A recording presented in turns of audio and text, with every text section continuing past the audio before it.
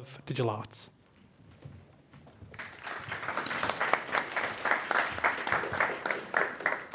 Hi, thanks. Is that working now? Yeah, great. Thanks very much, Satish. We're absolutely delighted to be able to welcome you here to the School of Digital Arts. And as Satish says, it's my pleasure and honour to be the head of SODA, as we call it. We are home to about 2,000 students, really studying a really wide variety of different disciplines. We're fortunate to be part of the Faculty of Arts and Humanities and Manchester Metropolitan University as a whole. And Manchester Metropolitan is a really large university, home to about 40,000 students studying across an incredibly wide range of different subjects, and all at different levels of study as well. So SODA is the newest school of the Manchester School of Art. The university celebrated its 200th anniversary last year, and Manchester School of Art is about 187 years old. So a hugely long and rich heritage delivering around arts, design, creative practice. So we represent the new school, opening in 2021. And really core to our mission is to develop academics and students and graduates who really do speak to that creative industry, and especially that diversity and inclusion in terms of working across those creative industries. And that's why we're really, really thrilled to be able to host this first Diverse Games Festival here over these next couple of days. Of course, we're also located in a really fantastic city, and that helps enormously. The ecosystem here in Manchester is incredibly vibrant, and we're very lucky to be able to plug right into that. And we do that through our courses, but also through the connections that our colleagues have, and our industry advisory group, who have advised us on our curriculum, what we do and how we do it from the very beginning, and they continue to do that. So this connection to industry is really important to us, and that's why it's fantastic to have such a wide range of you participating today. I know that you've come from academic institutions, students, staff, and also colleagues from those creative industries. So we're thrilled to have you here. Thank you very much for being part of this. And because of this really wonderful ecosystem we have here in Manchester, we feel that this is a fantastic place for us to locate this first festival. And I know that Satish has coordinated and arranged and curated a really fantastic program across these next 2 days, where we have a really wonderful range of diverse speakers. I do thank those speakers for coming and being part of this. We're really thrilled to have you. Really exploring really important, critical topics across games development and design, as well as animation and film. And this does build upon Pock in Play's popular series of networking events, where there's been a real fantastic range of talent sharing their experiences and helping our industry to grow and develop further. So I'd like to thank Pock in Play as our collaborator in this festival, and also Manchester Games Centre for sponsorship, and especially to Satish. And there's been a small team around Satish, but it has actually been mainly Satish, who's really done such a wonderful job to bring this festival from a bit of a dream to reality. So thank you, Satish. It's absolutely wonderful to have this festival launching today. And with that, I'm going to hand back over to Satish, who'll be able to talk a little bit more about the festival and lead us into the first of our speakers. Thank you, Satish.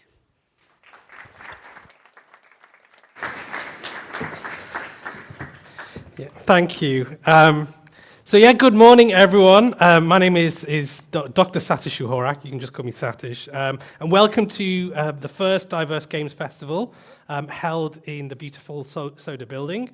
It is the first games festival that I know that is focused on celebrating diversity in games in person and online. So one of the points of this was to not only, represent the diversity in our industry, but also to try and be inclusive to as many people as possible. It's been a really rough year for the games industry, so we've tried to open up to people who maybe can't afford, and also open up to people online as well. So, please share this link online and let other people, learn from all the knowledge that's been shared today. As Jill said, this SODA have been really generous in the support of this festival.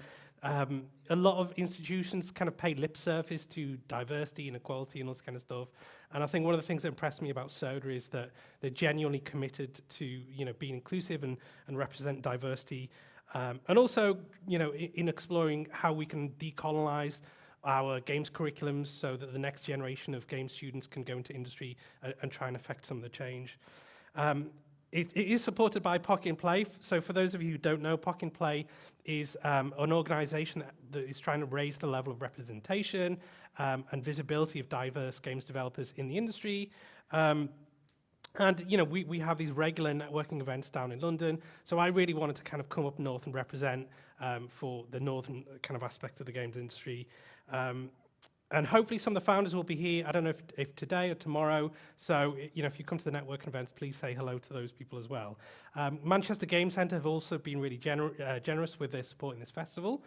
So this is kind of like a really large research organisation across Manchester, and they've been, really supportive of this festival. So I'd like to thank them. Other housekeeping, please keep your phones on silent, but if you want to take photos and post them online, that would be great. You can use hashtag DVRS 2025. But yes, we'll get started. So what I'd say is we are in a kind of shifting climate where there are some people who shall not be named are kind of making diversity and equity and inclusion a kind of bad word. So I thought it's more important than ever, particularly in this part of the world, that we want to make an effort to celebrate the reality of the diversity, not just in the country, but also in the games industry, and also people who could be more, better populating the games industry as well. Not just because of, our cultural differences and, talking about some of the issues that we always face, but also just to be able to be present and talk about our craft just as games developers. That would also be great too. So, without further ado, I would like to introduce our first speaker. He is currently the lead combat designer at Dambuster Studios. He's previously worked on a range of games, including Disneyland Adventures, Hitman 2, Halo Wars 2, and most recently served as lead designer at Surgeon Studios on the BAFTA award-winning, just from the other night, little round of applause, the BAFTA award-winning Tales of Kenzera Zhao. So here to take us through designing gameplay that aligned with, a lot of cultural influences of Bantu mythology and the personal, emotional story at the heart of Tales of Kenzera. Please welcome Zai Peters.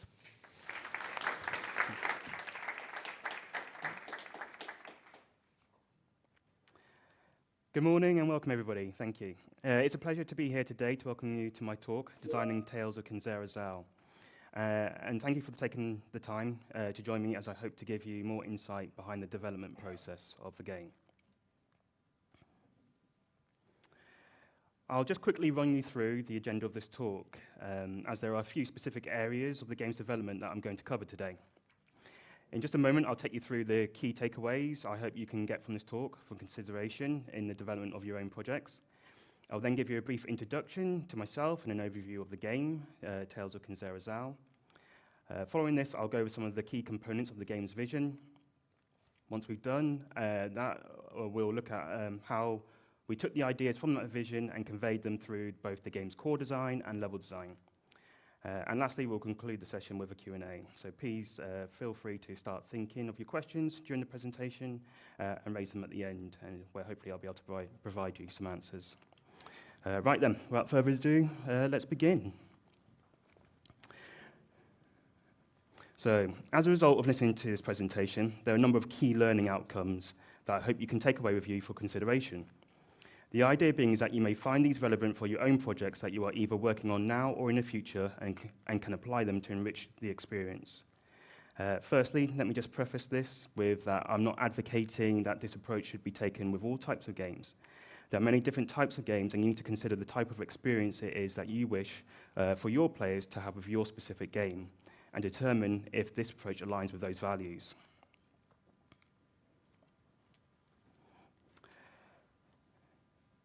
So I'm going to cover quite a few things, but these are the big picture learnings I want you to take away with you. I'll explain why we used an emotional theme as a core tenet of the development of Tales Kunzera Zao, and how that benefited the game. How we pursued trying to help convey the theme through the game's design. The value we got from leveraging inspiration from a little known about real-world culture. So, I'm going to take a moment to tell you a bit about myself and my background to give you a better understanding of the perspective that this talk is coming from.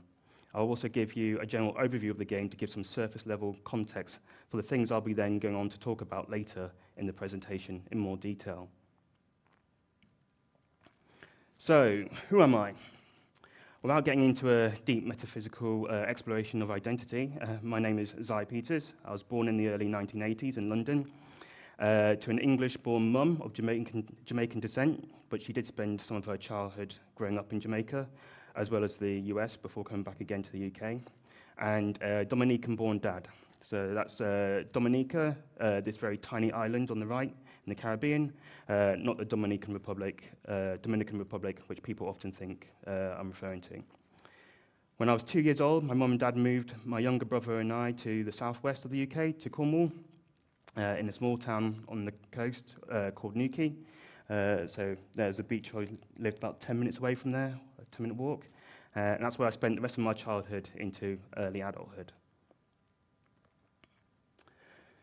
So I think I was around the age of 5 when I got my first introduction to video games. One day, and I'm not exactly sure what urged him to do so, but my dad came home with a Commodore 64 with a cassette tape deck, a joystick, a light gun, and a small box of games. I spent a lot of my time playing games like Bad Dudes vs. Dragon Ninja, Blaze Out, and Batman. They sure don't title games like they used to. And maybe nearly as long waiting for those cassettes to load, or at least that's what it felt like at the time. Anyway, I was hooked, and we ended up buying various consoles and different games over the years. In fact, I was so enamored with video games that I didn't just love playing them. I bought multiple monthly magazines covering video games to find out which were the best ones to play, when they were coming out, and who made them. And that led to then also doing the same on websites when video game coverage spread to the web. I wanted to know and learn how to make them and make a career doing so. Fortunately, with support from my parents, I went to university up in the northeast at Teesside and studied game design. Taking skills I'd learned from traditional courses during school and further education, and continuing to develop them with a focus on game development, as well as learning many new subjects and their related software. But what about now? So I've been working now in the games industry for 17 years. I made my start in the industry working in QA, which gave me lots of valuable insight into the development process before transitioning over to design. My design experience earlier on in my career has been more focused in the areas of level, mission, or quest design. So a mixture of blocking level layouts and designing and scripting mission or quest flow.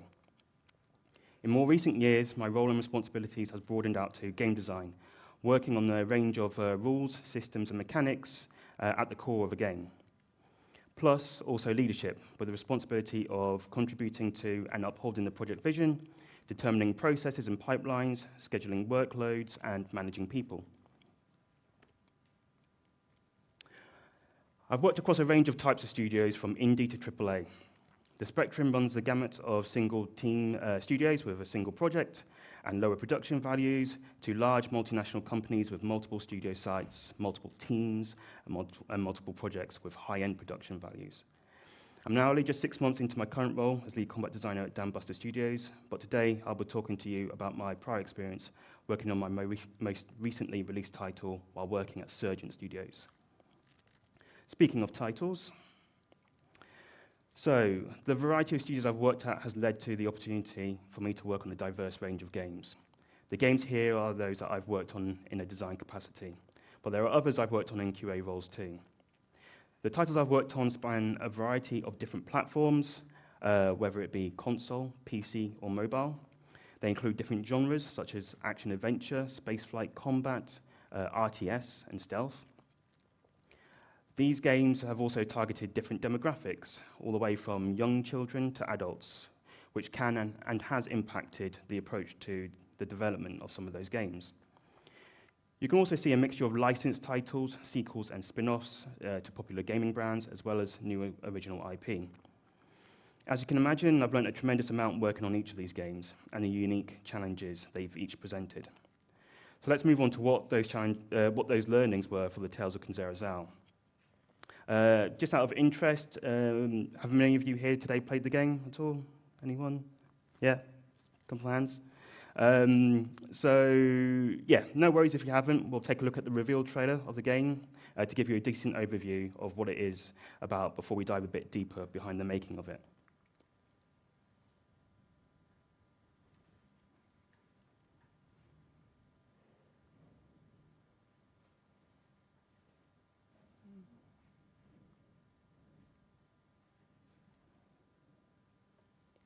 Play.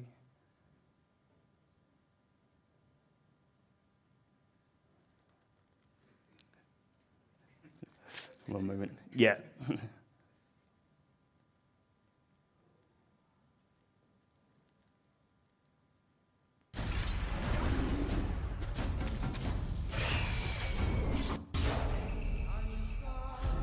Every story begins at the end of another. Each story carries with it the echoes of those that came before. My Baba, my father, your story was snatched away too soon.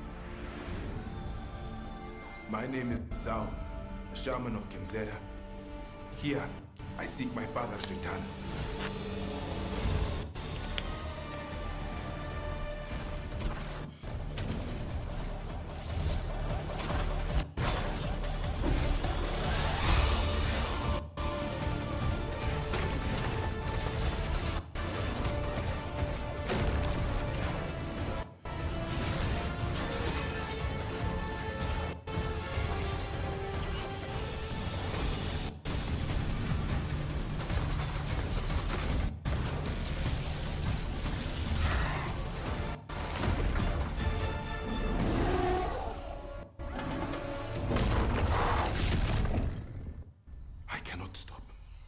I will not stop.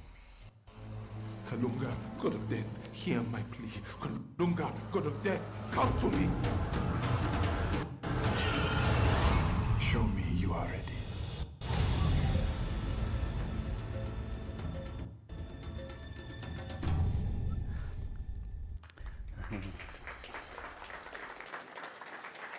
Mouse is crowdfunding, and this? So, as you can see from the trailer, the game is a side-scrolling action game, comprising of fast-paced traversal, exploring exotic lands, and combat against strange mythical creatures. However, there's also a strong sense of character and narrative underpinning it all. The game is about a grieving boy, Zuberi, reading a Bantu tale written by his late father. The game itself is primarily set within this Bantu tale that Zuberi is reading, of a young shaman named Zal, who bargains with the god of death to bring his father back to life.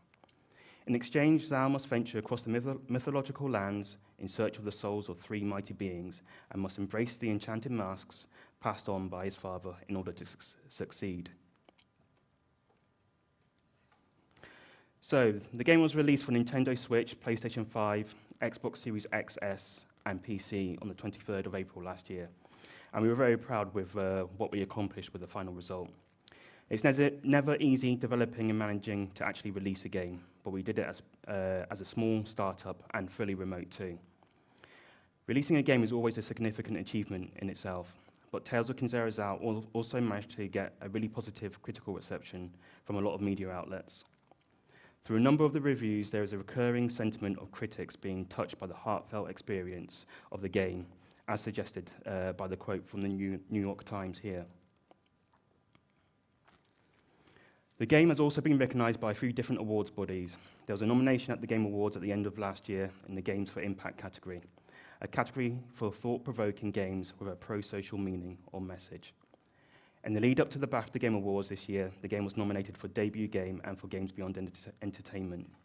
a category similar to the one for the Game Awards nomination, to honour games that deliver a transformational experience beyond pure entertainment, to recognise games with a focus on delivering emotional impact, thematic fit, and innovative use to deliver an impactful message.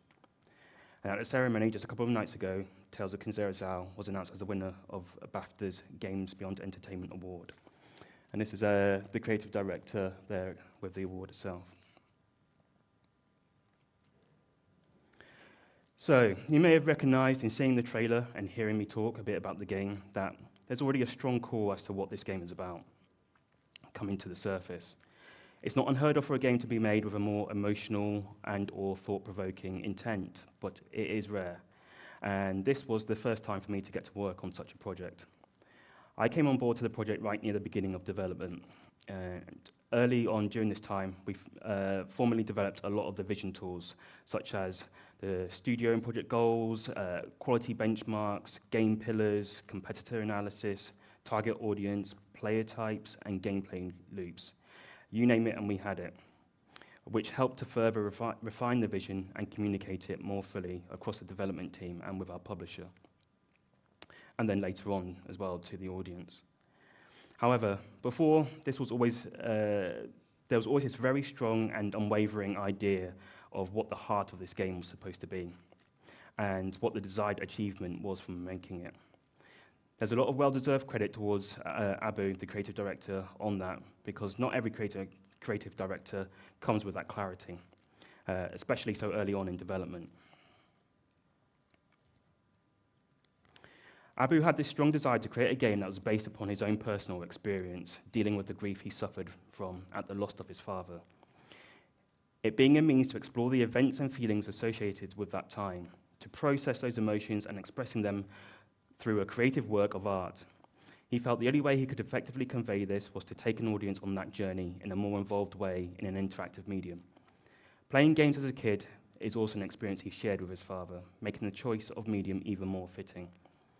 The hope was that this work of art could also help others suffering from grief help process theirs too. At the same time, it was an experience built to honour his father and celebrate his Kenyan heritage, building a world that would take inspiration from the myths and folklore tales of the Bantu region of African continent that were told to him as a child. Bantu is a name given to a group of people that speak a collection of languages from many different indigenous ethnic groups, ranging from Central to Southern Africa. The different Bantu cultures contain many rich myths and legends that are typically not widely known about outside the Bantu region. So, before we continue with the other areas of the vision, I just want to take a moment. Both of these aspects were a strong motivator for me in wanting to work on the project when Abu pitched it to me. Conceptually, it was very benevolent and inspiring just to work on a game, or even play for that matter, that could affect a play on a deeper emotional level and stay with them long after they had finished playing the game, and all for a good cause. I wasn't familiar with anything from the Bantu tales prior to starting on the project, but everything I was hearing was sounding wildly rich and imaginative.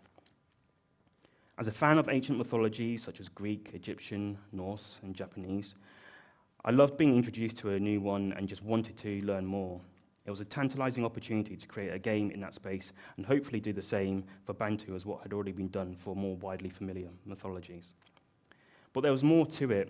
I knew instantly at the time it connected with me on a personal level, as I too had already lost my dad and could easily relate. What's more, and I don't think this became apparent to me till much later on, was that as someone of Afro-Caribbean ethnicity and a lineage that at least partly traces back to the African continent, I had a subconscious desire to learn more about that. So, Afrofuturism is a term you may or may not be familiar with. It's popularized by Mark Dreary in an essay he wrote in 1993 titled Black to the Future. At surface level, is a cultural aesthetic that combines science fiction, history, and fantasy, and is used to refer to media such as literature, music, and the visual and interactive arts that explores the intersection of fantasy or technology through the lens of African culture. In the modern day, it's been popularized by the Marvel movies of their Black Panther character, which was a really useful reference for people to understand the genre that would be associated with Zal. African futurism is a more recent related term coined in 2019 by the author Nnedi Okorafor, used to more specifically define media more directly rooted in African culture, history, mythology, and perspective, rather than the diaspora of the black experience in the Western world that she felt Afrofuturism leaned more towards. These were terms that could be used to describe Tales of Kinshasa, so it's important for us to understand exactly what they meant. Abu always had a clear idea of how the structure of the game and the narrative would have a framing device of a story within a story, beginning with the young boy of Zuberi, and through his eyes follows Zal through the journey of his fantasy world. This was also paired with this marriage of two fictional genres, sci-fi and fantasy. The present day with Zuberi, which we often refer to as the Afrofuture, was this technologically advanced African metropolis city, and the world of the Tale of Zal, which we refer to as the Legacy era, which was this fantasy world full of the supernatural.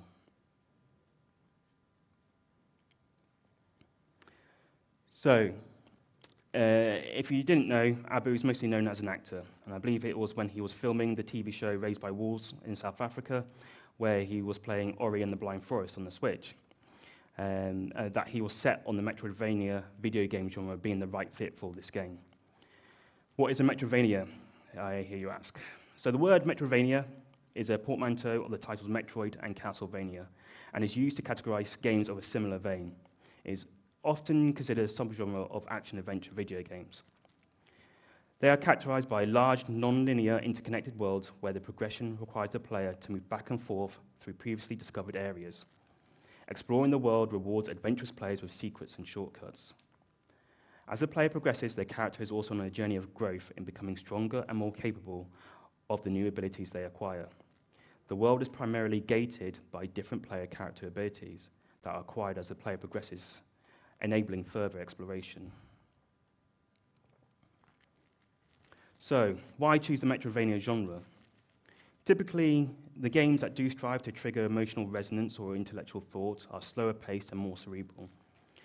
Whereas you've already seen that Tales of Kinshasa contains a lot of action that relies on players' coordination and reflexes. It may at first seem at odds, but there are tropes within the Metroidvania genre that serve the desired journey we wanted to take the player on. Being thrown into an unknown world alone that is like an environmental spatial puzzle that at first you are ill-equipped to solve, you're kind of restricted from escaping, along with being given enough freedom to be made uncertain as to how to get out. As you progress, the borders of this puzzle expand. This was being viewed as an analogy for the initial state of feeling during the infliction of grief. As someone becomes more accustomed to the feeling of grief, as they begin to process it, they become better equipped with the tools to deal with those impacts. This was being thought of as similar to the character growth through the acquisition of new abilities that unlock the relative gates and the levels of a Metroidvania. In addition, the nonlinear structure of the world helps to convey the nonlinear journey through grief. There are ups and downs, and there is progression and setbacks. So, during the development, we had a fair amount of discussions about what the player fantasy was for this game. What's the aspirational role that we were providing as wish fulfillment? We knew the role of shaman fulfilled the spiritual qualities we wanted, and in addition, the supernatural abilities. We knew Zao was going to be athletically traversing the environment, combating restless spirits, and solving puzzles, as is typical of the wider action-adventure genre. We wanted Zao to feel as though he belonged doing these actions. With Zao, we combined both the role of warrior and shaman to form a fitting hybrid for the experience we were creating, crossing the combat prowess with the mastery of supernatural power, all in the aim of healing people and restless spirits. This was important as to make sure our player fantasy was in harmony with the narrative instead of being at odds with it.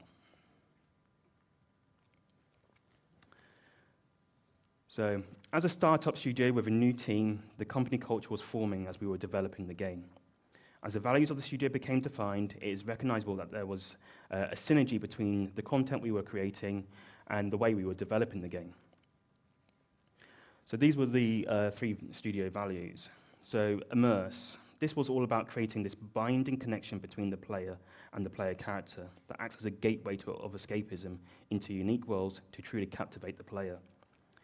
Illuminate, this is about opening the player's eyes and expanding their awareness through the exploration of unique perspectives in search of what makes us all human, rewarding them with emotionally rich human truths that shape our real world.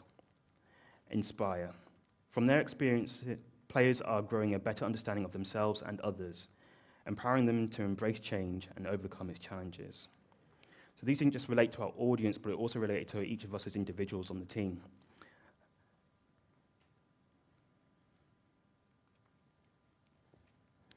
So, this is everything that kind of led up to creating this distinct identity for the game.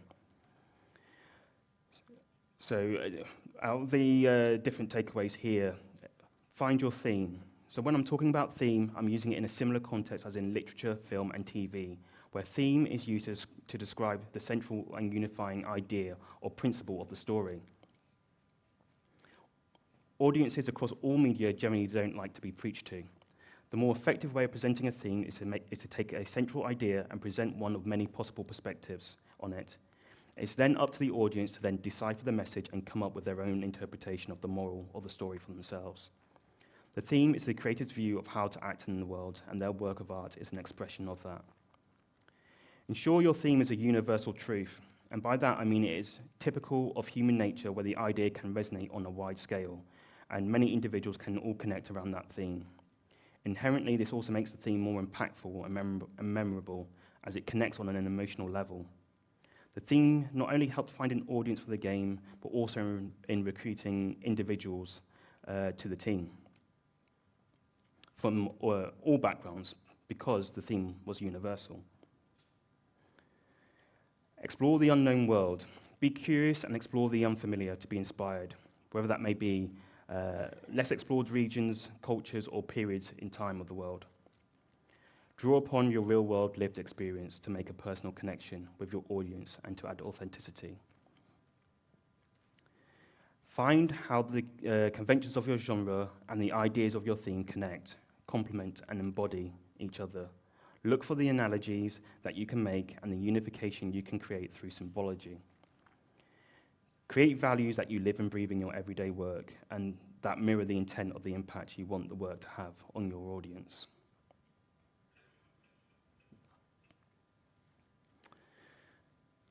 When I joined the team, my focus on this project was overseeing how we realized the concept of this heartfelt story of grief in combination with Bantu mythology in an action-adventure package as an engaging and compelling interactive experience.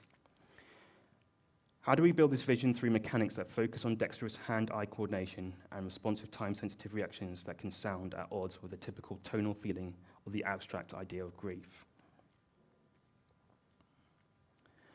At the core of our game design was the idea of these cosmically powered masks that the player character Zhao is equipped with, which he inherits from his recently deceased father.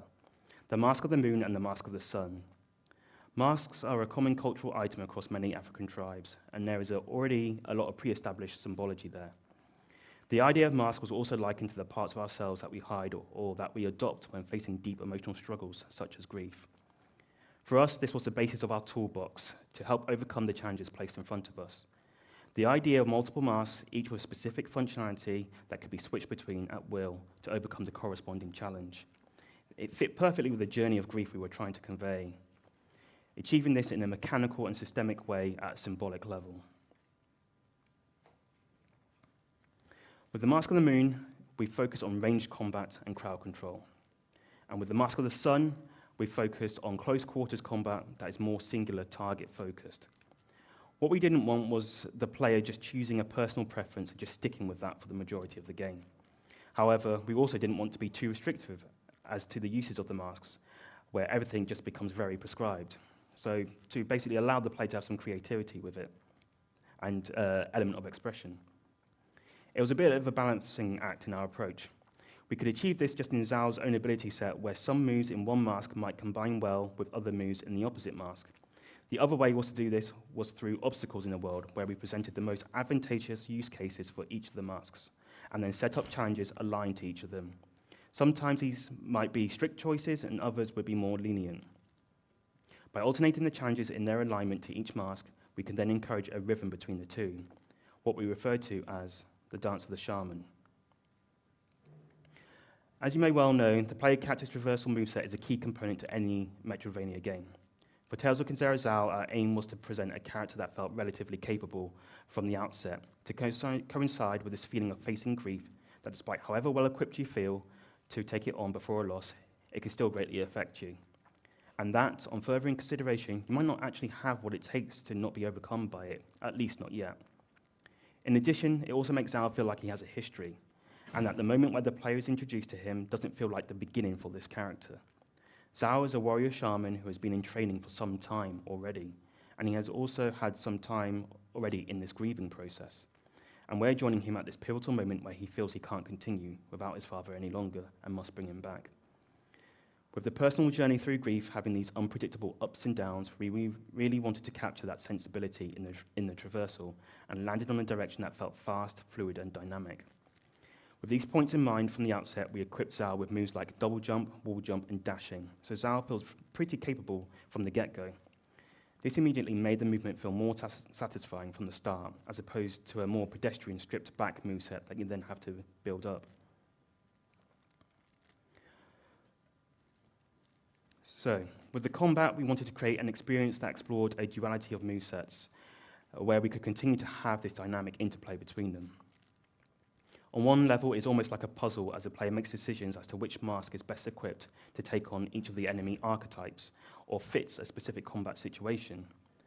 On another level, Zhao, with the mask switching and the kinetic movement serves as an analogy of the whirlwind of emotions he's experiencing.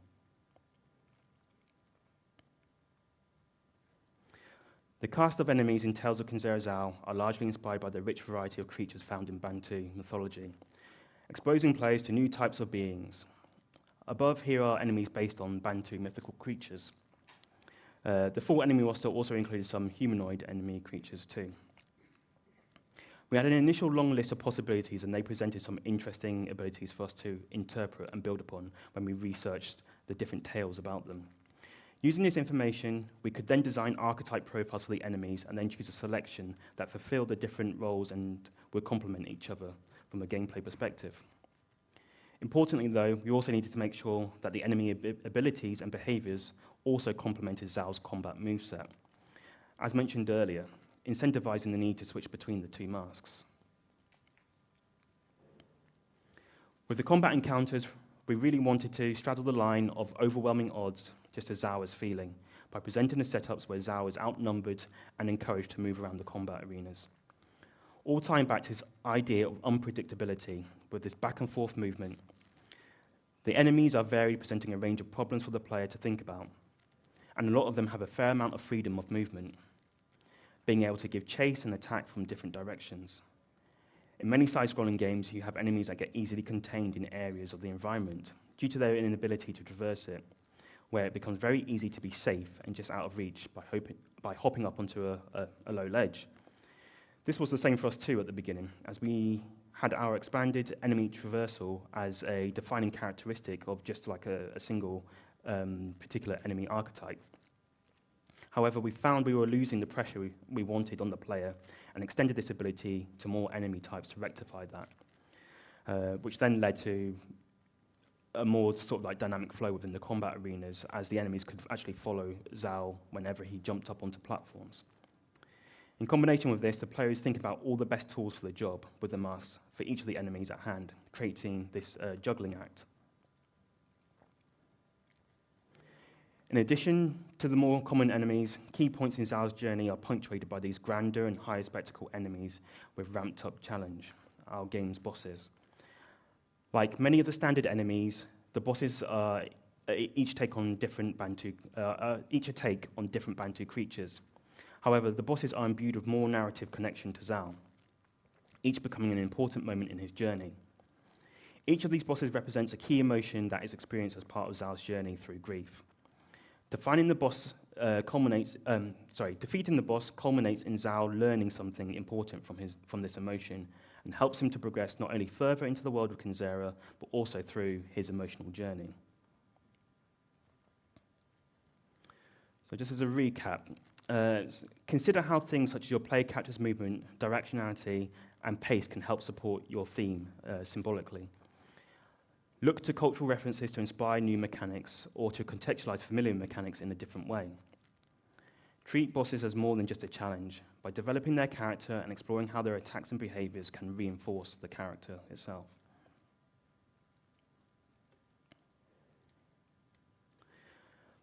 For Tales of Kinzera Zao, we wanted to present a journey through a world that was focused on Zao's story, to put the personal and emotional motivation at the forefront. So with that in mind, we tried to avoid content that would feel too detached from this core, or just felt like busy work, and tried to make everything more in service of it. With driving the story forward, we also tried to present a relatively strong forward momentum through the world. This is also something that we planned to be more inviting to players who are less familiar with the Metroidvania genre, as it's quite typical that sometimes people can get lost.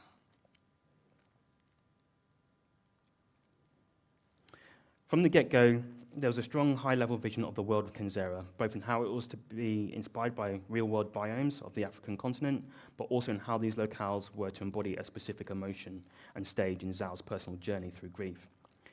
These two components were then at the core of how we created the levels of the world.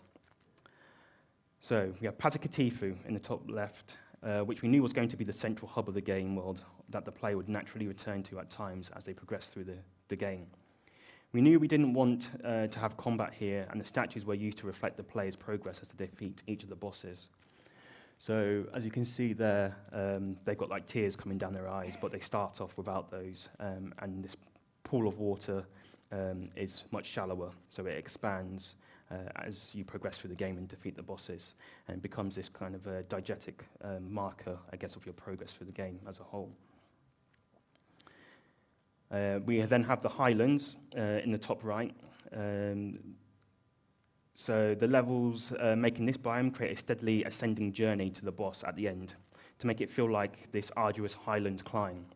Alongside that, there are a fair amount of drops and water rapids, gameplay obstacles to layer on the feeling of anxiety. We have the woodlands, so the earlier levels within this biome are quite claustrophobic to instill a sense of fear. And throughout the levels, they're quite sort of labyrinthine in comparison to the other levels to make the player feel a little bit lost. It features some unique gameplay obstacles like the poisonous swamps and also deadly forest traps to layer on top of the design of the layout to strengthen this desired feeling. And then we have the Deadlands.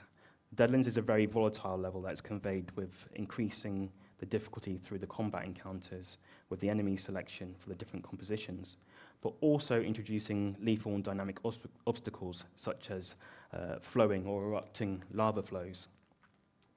So yeah, and just a shout out to the art team, by the way, on this, who were approaching the same goals but from a visual perspective. Although Zao is relatively capable, we put him into a world that he isn't fully equipped to explore, but he must search and find the additional skills required to bypass the barriers in order to fulfill his quest to bring his father back. At the foundation of the world structure is typical of the Metroidvania genre, are ability gates, barriers that require specific abilities to pass through. Finding an ability gate requires Zao to set on a detour to discover this corresponding ability from an ability shrine to be able to continue his journey. With how this ties to our core theme, it was important to create a mild sense of being lost and not knowing where to go, and also to be able to allow for some freedom of exploration, but for this to then lead to encountering these, at first, insurmountable obstacles, and the way to overcoming these coming specifically through Zao's personal growth.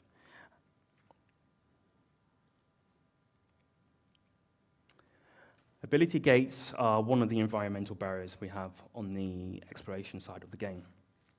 It was important for us to be able to change the intensity of gameplay and be able to set these contrasting peaks and troughs in pacing that also conveys Zao's emotional state. We've already spoken a fair amount about the combat, which provides high impact action. So let's take a quick look at the other side of the coin. Along with lower intensity moments of exploration, we have also achieved this by creating environmental puzzles that present more of a cognitive challenge and utilize Zao's fast reversal moveset and cosmic abilities to solve them. This really suited an aspect of representing his journey through grief really well for us. During moments of this roller coaster of emotions, we wanted to capture that momentary feeling of being still, being stuck at a point. Puzzles allowed us to have this slower paced and quite contained challenge to allow players to take a moment, investigate, and break down the problem before experimenting with potential solutions. So this is a snapshot of one of the levels from the 2D in-game map. So we use loops quite a lot as a layout element of our level design to guide players back to a previously seen location to create a sense of interconnectivity between spaces and reduce the feeling of linearity. This again calls back to our aim to strike a balance of presenting the player with just enough choice for that mild sense of feeling lost, driving the story forward, plus maintaining a sense of clarity on the layout for people less familiar to Metroidvanias. The red line on the top charts the critical path through this space, and as the player travels from the bottom left up towards the right, they hit a barrier that forces them upwards in the opposite direction. This redirection takes the player up over the top of the barrier where they are funneled back down to the opposite side of it.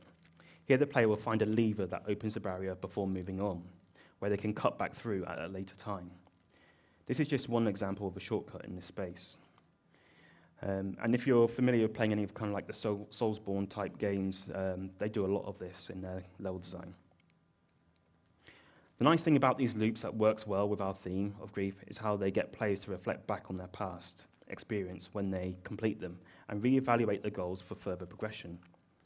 Although there is an in-game map to aid them, the player has an opportunity to build a better mental map of the layout of the level through this process. There's also a growing feeling of mastery of navigating through the levels, as sometimes these loops open up shortcuts that create more branching paths that the player can later take advantage of to quickly beeline from one location to another. This world knowledge works in tandem with the character growth.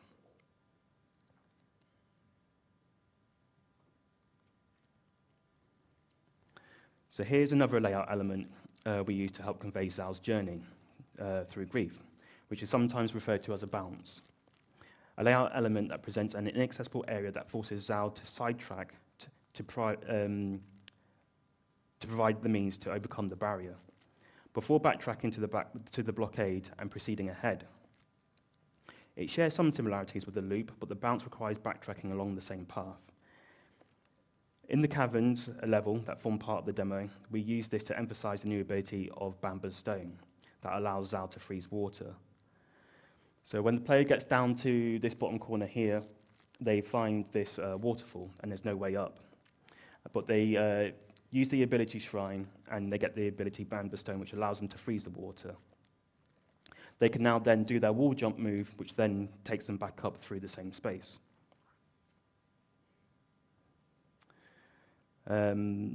So yeah, as Zhao is acquiring abilities, it shows him seeing challenges he previously had through a new lens, along with the ability to tackle them in new ways. This was also quite a good way as well to kind of reuse space, but also have the experience be a little bit different for the player.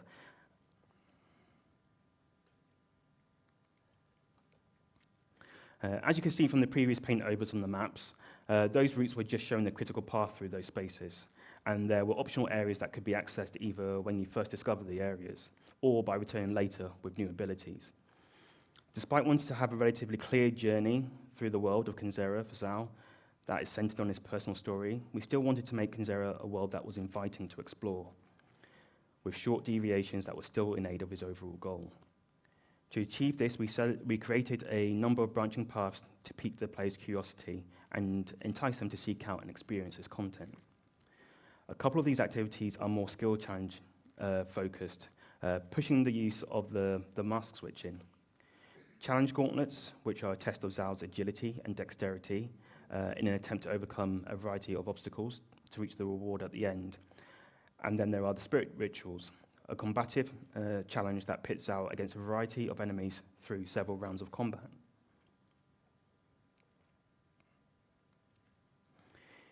In addition to these, we have the reflections, which are these baobab trees. They're a symbol of humility and resilience with hollow dwellings that Zhao can reside in for a contemplative moment of introspection. These provide additional insight into Zhao's state of mind. So you get kind of a bit of a story section every time you interact with one of these.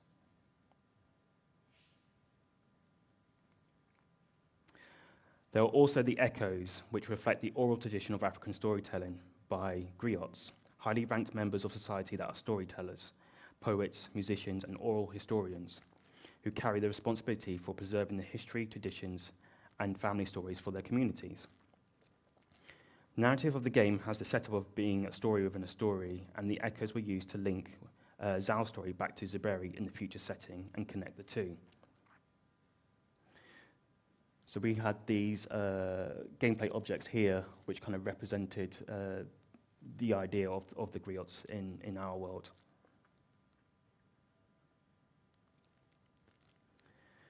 So just to kind of recap some of the things that we've been over. So it's important to break down the different feelings of your character's emotional journey and assign them to the areas of your game's world. Think about how the journey of the path through your level design can help to evoke the emotion of your theme. And create and use gameplay objects that embody the desired emotion and lay them in to strengthen the feeling you're trying to produce in the player.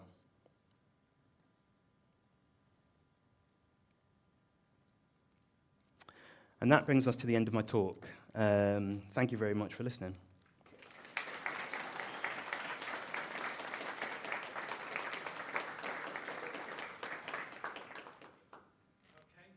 Thank you, Zai. So I think we've got a few minutes free for any questions. So if you guys got any burning questions, we've got a mic. Okay. So just want to introduce yourself and ask that. Hi, I'm Natalia, Hi. aspiring character artist. I was wondering if you can tell us how many people worked on the game and how long it took from the pre-production to the very end, and what were the challenges that you faced during the whole production pipeline? Yes, so the size of the team varied. So when I joined, it was less than 10 people, but we were probably sort of between 30 and 40 at our sort of like max. So that kind of ramped up as the needs of the production kind of built up as well. Sorry, what was the other part of your question? It was how long it took to create the whole game. Yes, so approximately 4 years. So that was about the development of the game started a little bit before I joined, and I was at Surgeon Studios for 4.5 years. So it was about 4 years of the time that was actually spent on Zhao. So approximately, yeah. And the last question, what was the biggest challenge? Yeah. There's always the countless challenges in game development. So the first thing was, I guess, kind of being a startup studio was like a huge thing for us. We, no sort of reputation or kind of like infrastructure for the studio or the team at the beginning. So it's kind of like very sort of scrappy sort of startup sensibility. So trying to establish that and also then build up the team as well, make yourselves known, and also attract people to kind of like the project to build up the team. It was also my first lead role, so that was a big challenge for myself personally. So that was the recruitment side, managing people, coordinating with the other departments on like a deeper level was a big challenge. And then, yeah, there's all the endless kind of game development challenges that every game comes with. But a big thing in terms of the actual game itself was the combat. It's something that took us a really long time to try and nail down. We were having problems with so first up with the masks, for example. We had a setup to begin where we did have more masks than the two that we had. So we had 3 at the beginning, but it was too complex in terms of trying to dynamically, instantly switch between each of the masks. But the bigger problem was for us was defining a specific gameplay characteristic for each of those. So when we had 3, there was kind of a bit too much crossover that we couldn't really define them correctly and have the player understand the specific use cases of each of the masks. So then we brought that down to 2, which simplified things much further, and also the control scheme. Continuing on with the combat was the problem with just kind of trying to make combat not repetitive, and also make it so that the player has to use different abilities and skills to take on different enemies, because you're always kind of faced with the problem of players using like the path of like least resistance and the most dominant strategy to get through. So making sure that there wasn't this one single dominant strategy to face all the enemies, to encourage players to switch between the masks, and kind of reduce, minimize, hopefully eliminate that idea of just the repetition through the combat. So yeah, that was like a huge aspect for us with the combat, and spent a lot of time with play testing and getting not so good feedback at times, and banging your head against the wall and iterating, but that's always typical of game development. And yeah, we got to a pretty good result at the end, which we're happy with. That's amazing. Thank you. No worries. Okay. Sorry, I'm just going to stand because I can't see you from the back. Hi, I'm Georgia Davis. I'm at Lewis Silkin. We help out interactive entertainment clients with legal and regulatory compliance. Thank you so much for that. It was really, really interesting, particularly like the biomes to situate the different feelings. I thought that was really cool.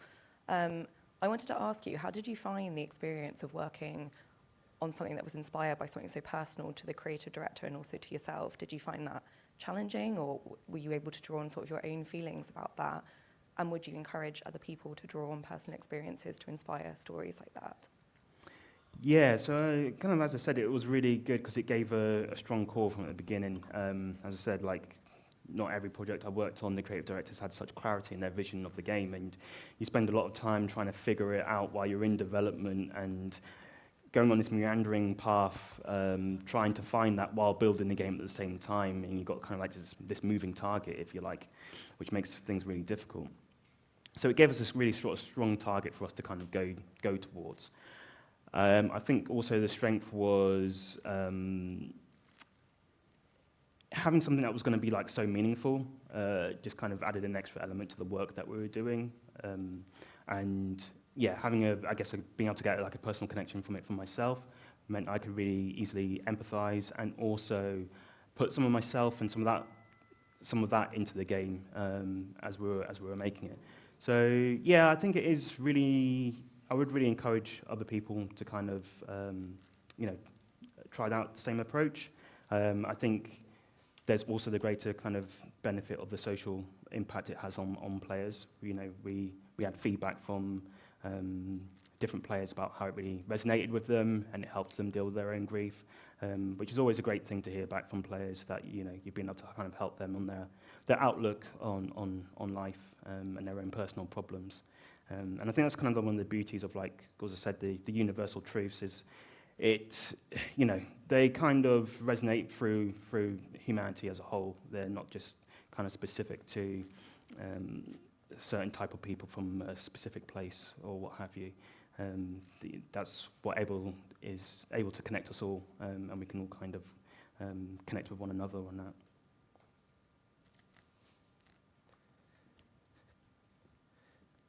Have we got it? Anyone else? Yeah, oh well.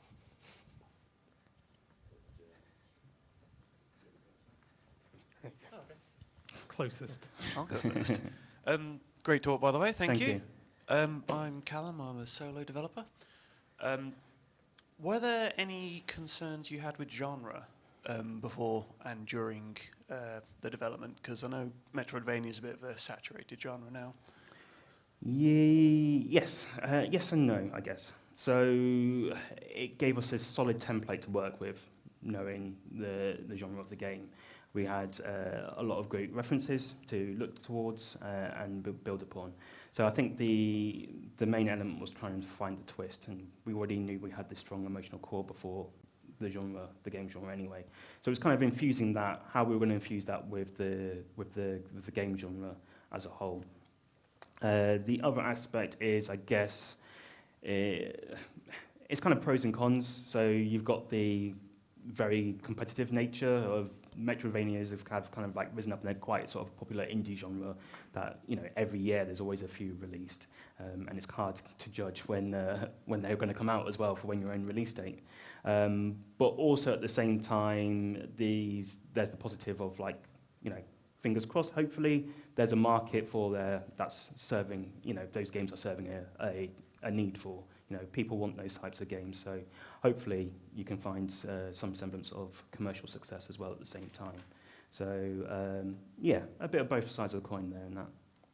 Well, it seems to have worked out. You've done very well for yourselves. Yeah, thank you. Brilliant. What was a question here at the front? Cheers. Yes, I'm Leon. I work here, but I'm like a technician for 3D, and just wondering, so if the Metroidvania genre wouldn't have worked, what would have been like your next choice? Or would you have done something like Metroid Prime, like a 3D Metroidvania?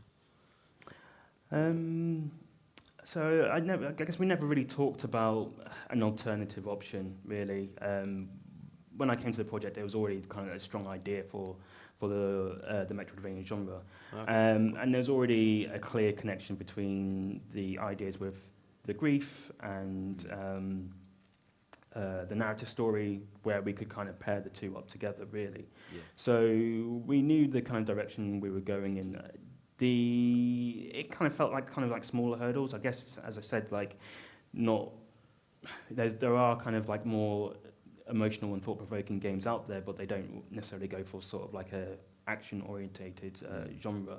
So that was kind of like the big hurdle, I think, for me personally, was like, how do we make these things that don't feel like odds, or we're kind of like saying one thing, but then you're like playing another. Yeah. So, you know, as we were kind of going through it, it's really kind of like pairing up, like, okay, how do we kind of make this still feel true to what we were trying to accomplish on that emotional and narrative side. And that's where we were kind of finding like the ties between, you know, the symbology and how that kind of related to Zal's emotional state, and also how we could relate things to the Bantu inspiration as well at the same time. But yeah, I mean, there's never one way to do things, so it's not to say, you know, there's not an equally good alternative route we could have gone down. But yeah, for this particular game, I think also the type of Metroidvania we're going for was also ideal for the scope and size of the team, and as a startup as well, so that kind of married well. Yeah, definitely, because it just adds more, an extra dimension. Yeah, for sure. Yeah. But no, yeah, cheers. No worries. Okay. Well, I want to ask a question. It sounds like the game has definitely struck a chord with a lot of people who have, you know, been struggling with their own kind of grief, and it is themed across this kind of, you know, Bantu community. Did you find did you get any kind of response from like a growing audience in kind of Africa, or people who kind of related to that community in particular? I think there were some aspects of that. But even like within our development team, we did have Abu reached out to actually some African developers who were also actually on the team. So we had a couple of concept artists, for example, are out in Africa, which were working on the team, doing a lot of the concept art for the game. And one of our audio designers later on in development, who worked a lot on the sound design for the bosses and stuff like that. He was also based in Africa as well. So there was some ties that we were trying to have out there. And I think there was Abu did speak a lot about how his family as well were so, you know, emotionally affected by one, I guess, hearing about how his grief, because a lot of this stuff he hadn't talked about with them like directly, and it gave them a better understanding through parts of the game, but also seeing elements of their culture represented in the video game and being popularized. Cool. Any other questions? Okay, one more. Hi, I'm Sasha. I was wondering how you guys went about defining what would be a good player experience. Good question. So I guess like looking on the Metroidvania genre, and we had each had like kind of different. There's some crossover, but different preferences in like what we liked about playing those games. So we did a lot of research, as in like finding our game pillars, which was the narrative, the combat, and the exploration, and kind of looking at like, okay, what made those work really well for us in other games, and what could we bring to Zao, and what new things we could potentially do in those areas. When we've taken that, it was also, as I said before, like doing a lot of play testing, and then making sure that we had these. So not just pacing for the emotional level, which I talked a little bit about, matching kind of like this emotional journey through grief, but also as like a player experience, like the action-adventure genre is very good at mixing things up so that you don't get too bored with like repetition of doing a single thing. So making sure that we kind of have this combat that kind of, one, gave the player an element of expression and a meaningful choice in terms of how they use their abilities, making sure that didn't outstay its welcome, coming back to some traversal as they explored through the land, then also kind of like coming back to a puzzle if we hadn't had like a cerebral moment for a while. So what we do is chart all this stuff out in a big Excel sheet and start to map, and you can kind of clearly see an overall perspective, abstract perspective of the game and how the experience is playing out. And there's just a lot of kind of on-hands testing as a player yourself, a developer, as well as play testing externally, and getting the feedback, because as a developer on the game and you're working on it for like, 2, 3, 4 more more years, you get really close to it that it's kind of hard to see the wood for the trees. So you have to kind of reach out to other people and be like, hey, like, how does it feel? What are you kind of getting from the experience or not getting from the experience? And see if that matches up with what you're trying to achieve, and then kind of iterating on that and seeing if you're getting closer to the mark as you go along. Okay. So if we don't have any more questions, well, I'll just want to say a big thank you to Zai Peters for an excellent talk. Thank you. Thank you very much.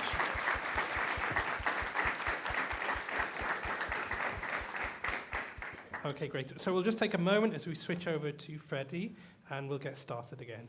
Thank you.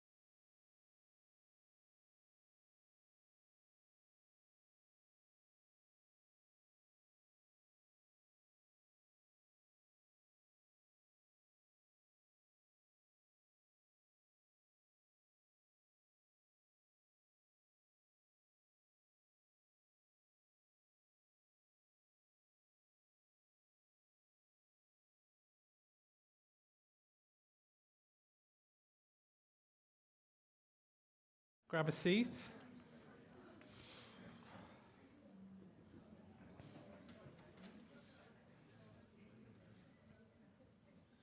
Okay, grand. So I've been doing events for a long time, and you know, I think it's always difficult to find really good speakers who are technically minded, you know, programmers, people like that, people who are more comfortable behind the keyboard and, you know, away from public speaking. So I'm really grateful that Freddie has kind of indulged me and let me invite him to come along and talk.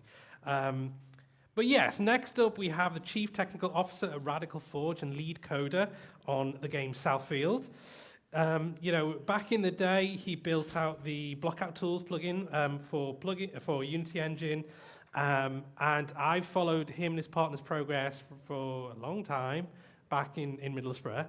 So I'm really proud to see how they've kind of grown as a team, right up to the point where they've kind of transferred, you know, some of the team and expanded into Manchester. So I was really proud to kind of invite them across for today. He's worked on a range of code dev projects, including their own adorable IP, Brightpaw, which I recommend you download. And he's really passionate about programming tools to accelerate workflows and really empower teams to be the best that they can be. So he's joined us today to talk about how to engineer a co-op, open-world, physics-based farming sim or not. Please welcome Freddie Babot. Thanks. So, quick bit about me. Freddie, I'm the CTO at Radforge. I've helped ship multiple titles in Unity across my career, from like, from likes of like, I can't name any titles I've just worked on. Sub-Level 0 to 10s to Salt Sea Chronicles more recently. I've been using Unity since Unity 4, back in 2013, but professionally since 2016. And I'm a generalist, but I love making tools to help other people. Also, I'm very much a coder, and I've tried to not make this a very dry talk, so apologies if that has come across that way. So a little bit about Radical Forge. I've just straight up stolen this from our codev deck. But it was set up by myself and Bruce back in 2017, and we work on a variety of titles, a variety of like indie through to AAA titles, such as Jurassic World Aftermath, all the way through to DLC for Zombie Army 4 and Sea of Thieves.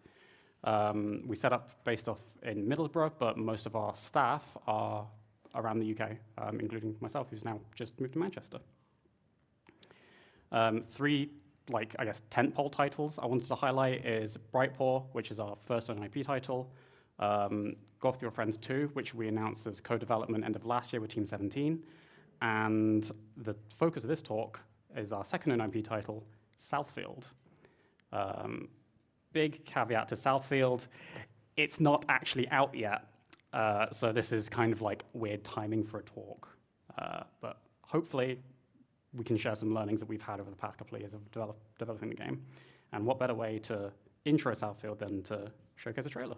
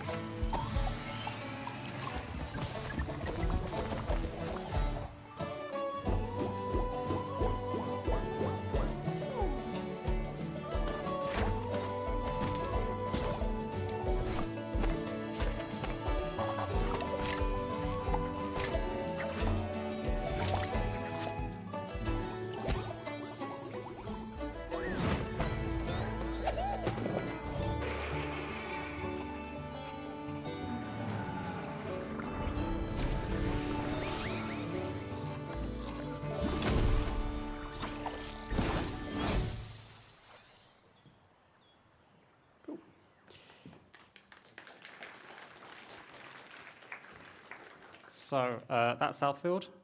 We started development back in 2022. And from what we started off with to what we are at now, we've gone through a lot of iteration and a lot of refactoring is probably the lightest way of putting it. We actually started in our pre-production phase. We built the entire game in Unity's new dots tech stack. So entity component system, burst jobs, a lot of, let's say, bleeding edge brand new tech, because we'd hoped that we can get a lot of performance out of scale, because we knew we were going to make a very large object count game. Suffice to say, that lasted as far as vertical slice when we found out that we had teething problems with joints, specifically for the player character. And for a physics-based game, having an issue with joints being a core part is a small problem. So we had about a month for our next milestone deadline. So we rewrote the entire game at that point into normal Unity netcode for game objects and normal game objects. Massive undertaking. Kudos to the engineering team that actually made that happen. And then we kind of like built it up more from there. It went through closed beta, and from closed beta we took on iterative feedback from the community to then release Next Fest a year later. And we're still iterating to this day, trying to fine-tune on what makes Southfield great, and that chaotic, family-friendly, physicsy fun goodness you can have with your friends.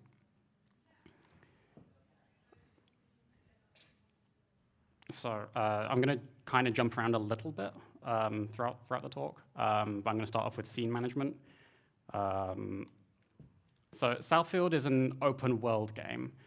It wasn't originally designed to be an open world. It wasn't originally an open world game. It kind of stumbled into it.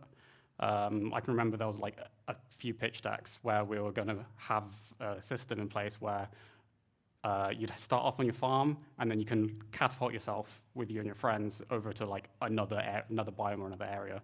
That never made it past the proof of concept paper phase, and we kind of just ended up with, here is a large map, go wild. In our Unity project, we have about 175 Unity scenes that we have to navigate around, which is a lot, which comprises of blockout scenes, scenes that we'd actually release to the public, what we call sub-scenes. I know Unity has a different meaning for sub-scenes. Our meaning is any scene that's additively loaded onto a core scene, and dev-only scenes such as playgrounds or art rooms. Managing the large quantity of scenes is a problem, especially if you're trying to switch between different contexts regularly. Like you might want to set up construction pieces in one area, and then you might need to move on to working out how a crop behaves. So you want to be able to swap context very simply.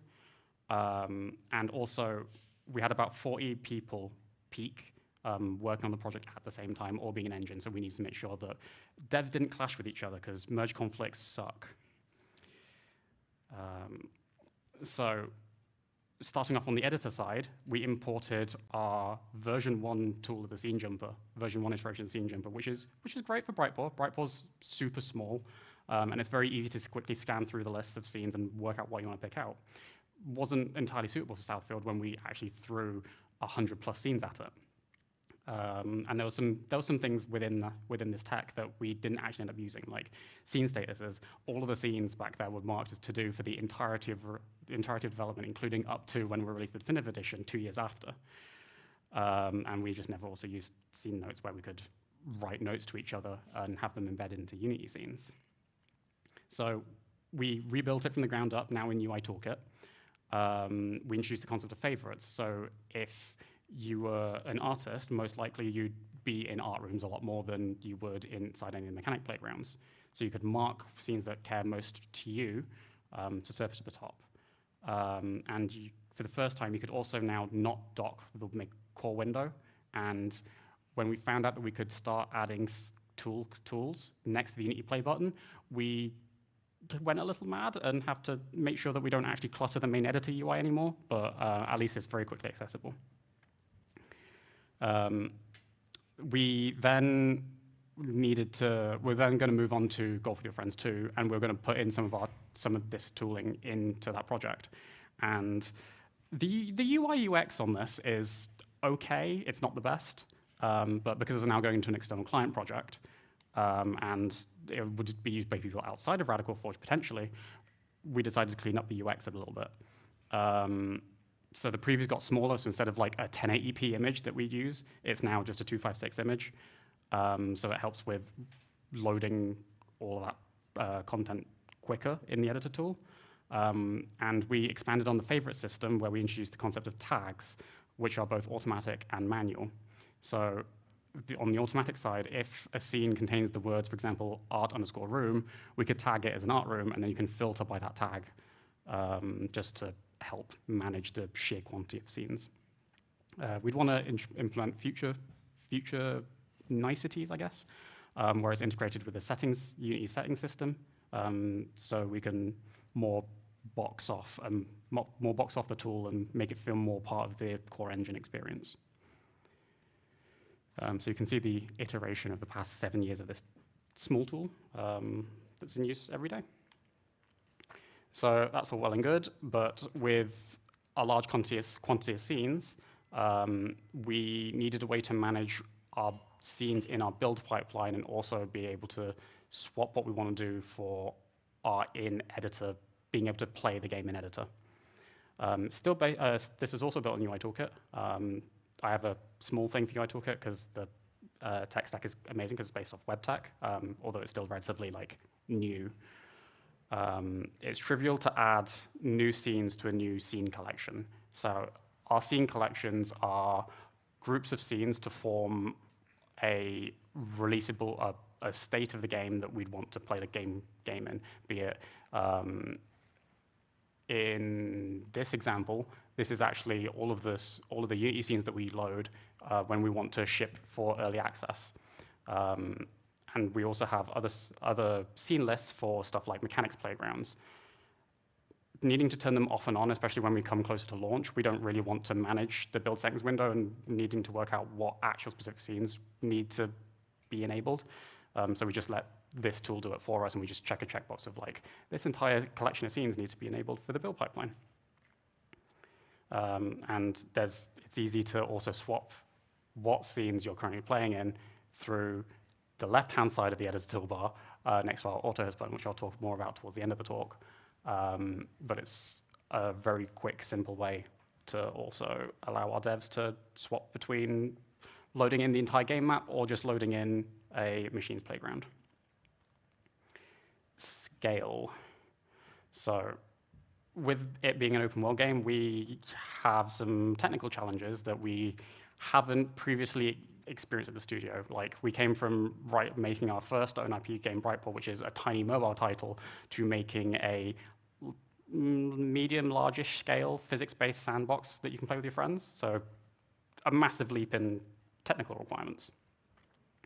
We were actually recently trying to upgrade the game from Unity 2023.1 to Unity 6.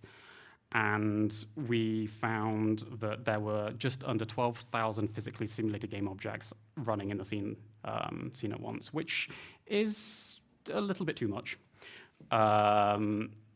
We noticed that because of this, in Unity 6, we saw massive performance degradation because of how Unity's changed how physics integration works inside their game. Unity were trying to standardize how their physics engine works. So they have 3 of them. They have NVIDIA Physics, Unity Physics for Dots, and Havoc, and they wanted to try and make them more hot swappable. And in doing that, they changed some APIs and how on triggers were called to the point where even though in Southfield we banned the use of using on trigger stay inside any of our code base, it was still being magically black box called by the engine. There are ways that we can mitigate Unity magically calling stuff like on trigger stay by just handling it ourselves. By when an object enters on trigger enter, we can cache it in our own list and iterate through it however we want to. But we had zero control over this. I've been told by Unity that we get a nice magical checkbox that turns this off. I wait until that's actually released.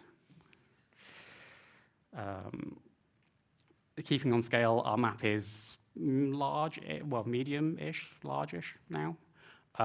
This is only like phase 1 of the map with 1 biome and like a central monolith hub.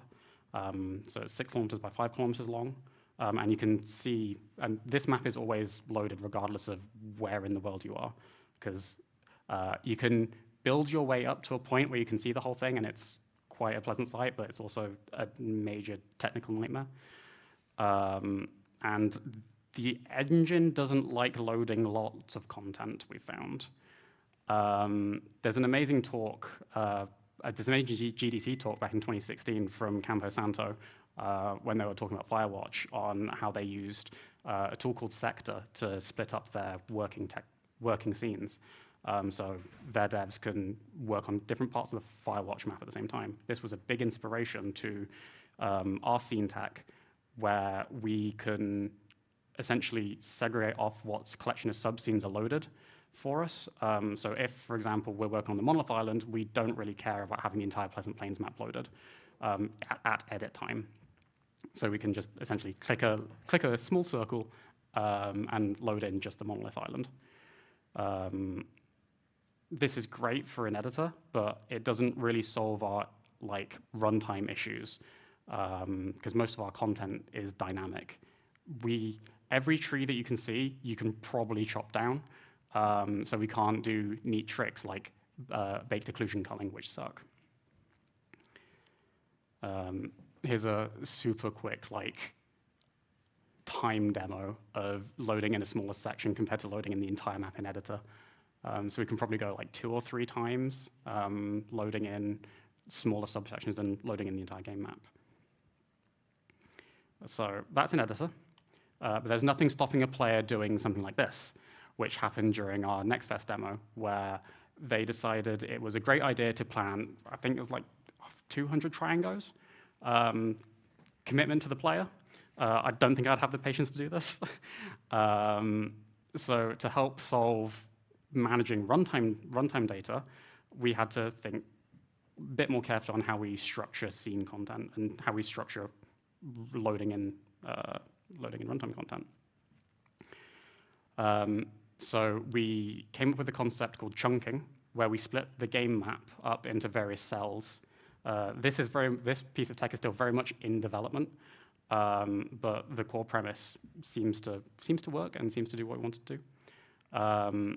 It's based off an octree map, so the next image will show you exactly the data structure.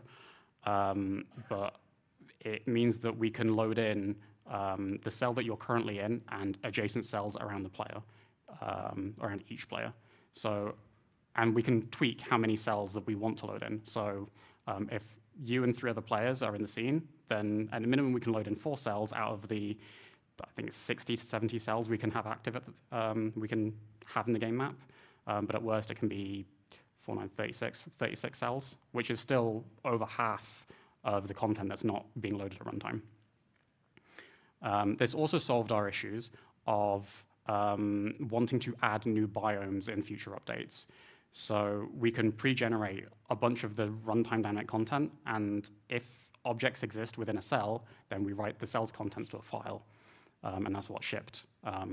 If we decide to add a new biome, for example, to cell 1944 or 2004 in the top right-hand corner of Pleasant Plains, then when we regenerate that default save file, because the player can't naturally get to that boundary because we put blockers there, it means that we don't collide with any content that the player has then built. So it's additive, so they get the new content without affecting their existing save data. So this is if we have the entire game map loaded without the chunking tech that enables or disables cells active. And utilizing an octree in this method means that we can take the bounding volume of anything that's a dynamically spawned object, which is highlighted by any pink bounding volume, map it into an octree, so then our save system can essentially make bounds into that octree to work out what subsection of object IDs it needs to then save out without actually passing more complex data structures.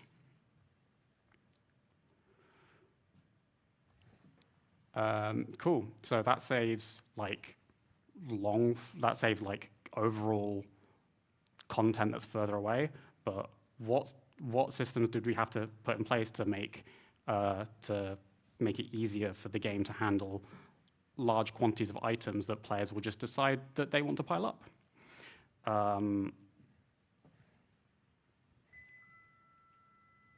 So to help combat this, certain items in our game can be stackable, and to assist with this, if an object is stackable, then there's no reason for an object to not automatically combine with each other. It's super small and super simple, but it means that if we have automation, that means that a player is making 50, 100 seed bags.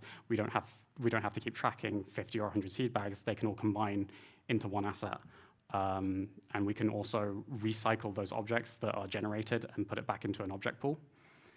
So the seed maker can create a seed bag, plop it on the floor, seed bag processes another one, creates another seed bag, plops it on the floor, but then because the two of the objects then collide with each other and they're below the object stack, that object can then be returned to the object pool and reused literally for the same loop. So we don't actually have to spend the cost of instantiation of the object, destroying it, and having many loose items in the physics world. We then had to also develop an interest management system for Unity. So we don't have tethering in the game. Whether that's a good or a bad thing, up for discussion. But there's nothing stopping a player, any of my friends that join me, going to all four corners of the map, and we'd have to load and manage all that content regardless. And that's also a lot of potential network bandwidth that we'd have to contend with. So in the top right, this is a client that's connected to the host that's on the left. The red outline is any of the positions any of the transforms that have been sent by the server. The green outlines is the game client predicting where the transform wants to go the next few frames. When the player runs away from this, I think it's currently like 36 units. When the player runs further than 36 units, the server stops sending transform positions over the network, and instead it falls back to a local simulation. So this way we cut down on network bandwidth. When the players then run closer and hit that 36 meter boundary, they then re-get the more up-to-date network data, and it interpolates back to where the server wants the object to be. I've managed to go 27 slides and not actually talk about Bud, our adorable little character. He's just a wobbly boy. So let's change that. So our requirements for Bud is Bud have to have emote support. He had to feel floppy and fun, so he had to be clumsy. And he had to be able to support a variety of states, from walking around to tumbling to curling up into a ball and rolling around the game map. But you also had to feel responsive. Now, our previous games that we've helped work on, such as Gang Beasts, they're a very ragdoll-based game, and the way they do locomotion is very. It wasn't really animation-driven, which for what we wanted for Southfield, we needed to think about other solves for it, because we wanted Bud to be able to wave to other players, to be able to play rock, paper, scissors with your friends, while still feeling physicsy at its core. So we came up with an active ragdoll system. So we have two skeletons always attached to the character, one that's animated and one that's a complete ragdoll.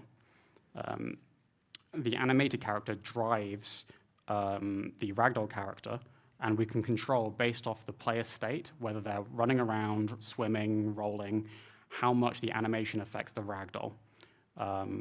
It will set configurable joint properties on target positions, target rotations, and we control the spring strength on how much it conforms. So we can get away with more heavy physics-based movement that still do animations, but still feel floppy and fun. So that's a brief segue into Bud. Google Sheets. So we're a farming game. we have a lot of data and a lot of content. Rad4 is primarily a Google Workspace-based studio, so we love our Google Docs, Google Sheets, and Google Slides. So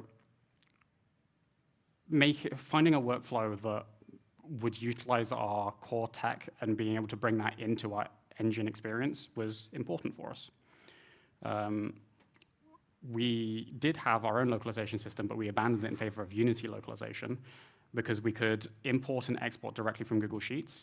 So we can have multiple designers and multiple people working on our localization sheet without worrying too much about merge conflicts, because regardless of what happens in engine, we can essentially always have the source of truth in Google Sheets, and it's also easy to export to localization companies. Taking on a similar approach, we built our own credit system. In Brightport, we had issues in keeping our credits up to date because it was a pain to keep the UI updated realistically, because we'd have to manually create new UI objects, expand scroll views, and it's just cumbersome. With this integration with Google Sheets, we can just keep a Google Sheets list updated, and fairly regularly we can keep it updated. Press a button in Engine, it auto-populates a scriptable object, and then the engine then rebuilds a content hierarchy based off that scriptable object data, so we don't really have to touch it. And then we expanded more on this tech in that we also use it for our data balancing. We have, last I checked, we had about 502 crops, and that includes crop variations. And this is just plants. This isn't also including items that you can pick up, such as resources like logs, stone, etc. So it's a lot of data to manage in Engine. And Unity doesn't have nice data table tools without you building it yourself. And I wasn't prepared to build essentially a spreadsheet inside Unity. It's not feasible. Why would we when we can just use something like Google Sheets? So we can go on package repositories such as NuGet to grab the Google Sheets API DLLs, pop them in the engine, and make sure they're editor only so they don't actually ship with the game, because we don't need players to actually care about Google Sheets. But it means we can do stuff like this, which is just a small snippet of our variables list of crops.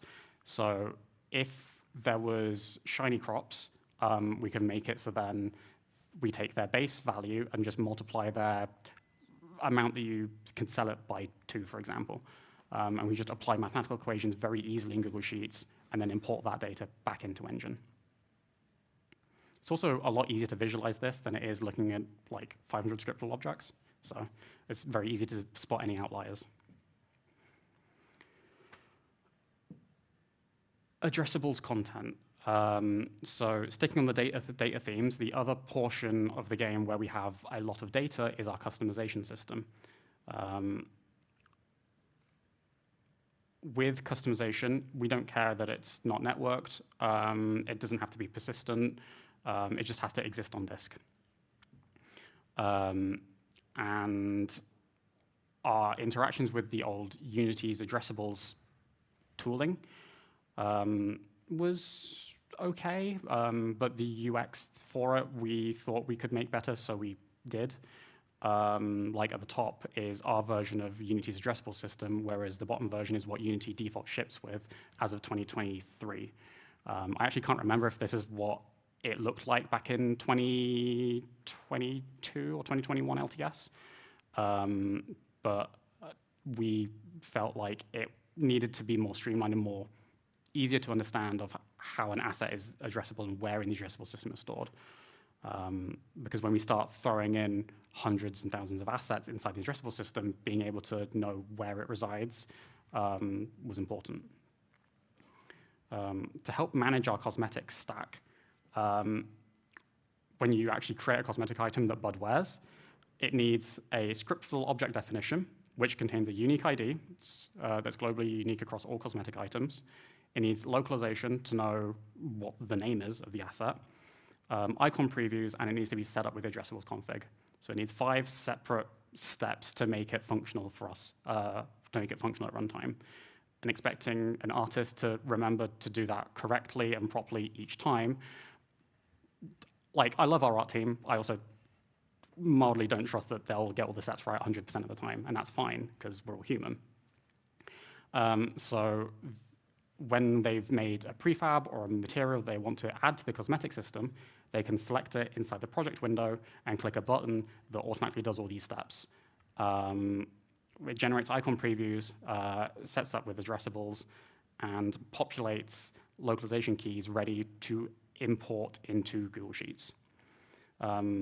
This way we can also minimize asset dependencies and like minimize what's loaded at runtime accidentally, because there's no point in loading like 4 or 5 times the amount of prefabs for a player when you're probably never going to click on that when you're in the customization menu.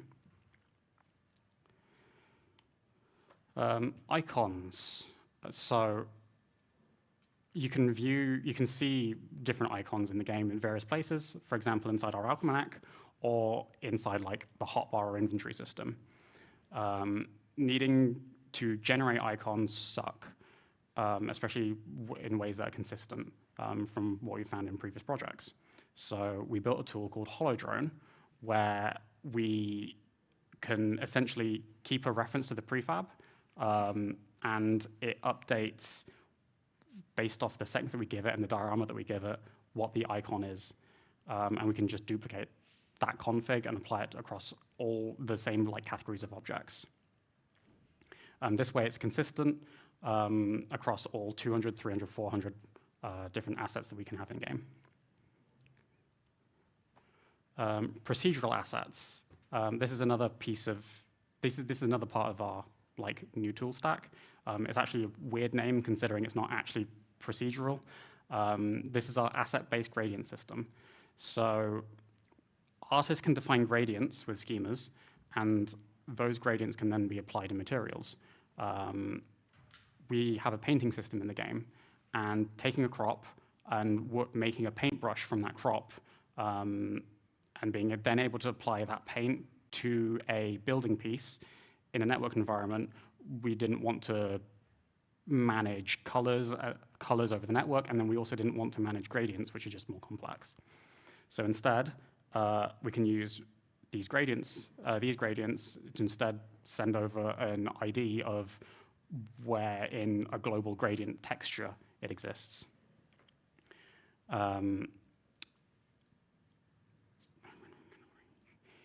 Each of our core categories, so crops, animals, and buildings, all have their own gradient atlas. And they all have like slight variations on what gradients exist within them, so we can make the gradients pleasing for that category. So we can have birch as a gradient, but birch for an animal, or birch for a crop, or birch for a construction piece will look ever so slightly different. But we can still use a lookup table, such as the one in the bottom left, and group gradients together. It does also mean that we can also have large-scale atlases. So we can have, in this example, 512 gradients. So we can have essentially 512 different colored crops, all in one texture. And because it's in one texture, it's more efficient for GPU usage, because as we don't need to keep cycling out textures in GPU memory, it makes the render loop happier. Keeping on atlasing, there's another tech that we developed called Packbook, which automatically atlases our runtime, or automatically atlases our texture data. It means that say we could view all 500 crops on screen. That's a lot of unique text. That's a lot of unique textures potentially that we'd have to chuck through Unity's render pipeline, which Unity's render pipeline is great, but it doesn't do great at scale if it's not configured correctly. We needed to also be integrated with our existing tools. So we currently use Shader Graph and Amplify Shader Editor. So you had to build a custom integration nodes to be able to support this new data type, because we couldn't just import the raw texture into our shader if it wanted to go through Packbook. So after we've marked an asset, essentially it's a Packbook texture, it would then generate an atlas similar to these two, where there's space for us to grow into, but it's also one texture instead for all crops, which is more efficient to render. So that's how we helped manage rendering at scale. That's one of the ways we've helped rendering at scale.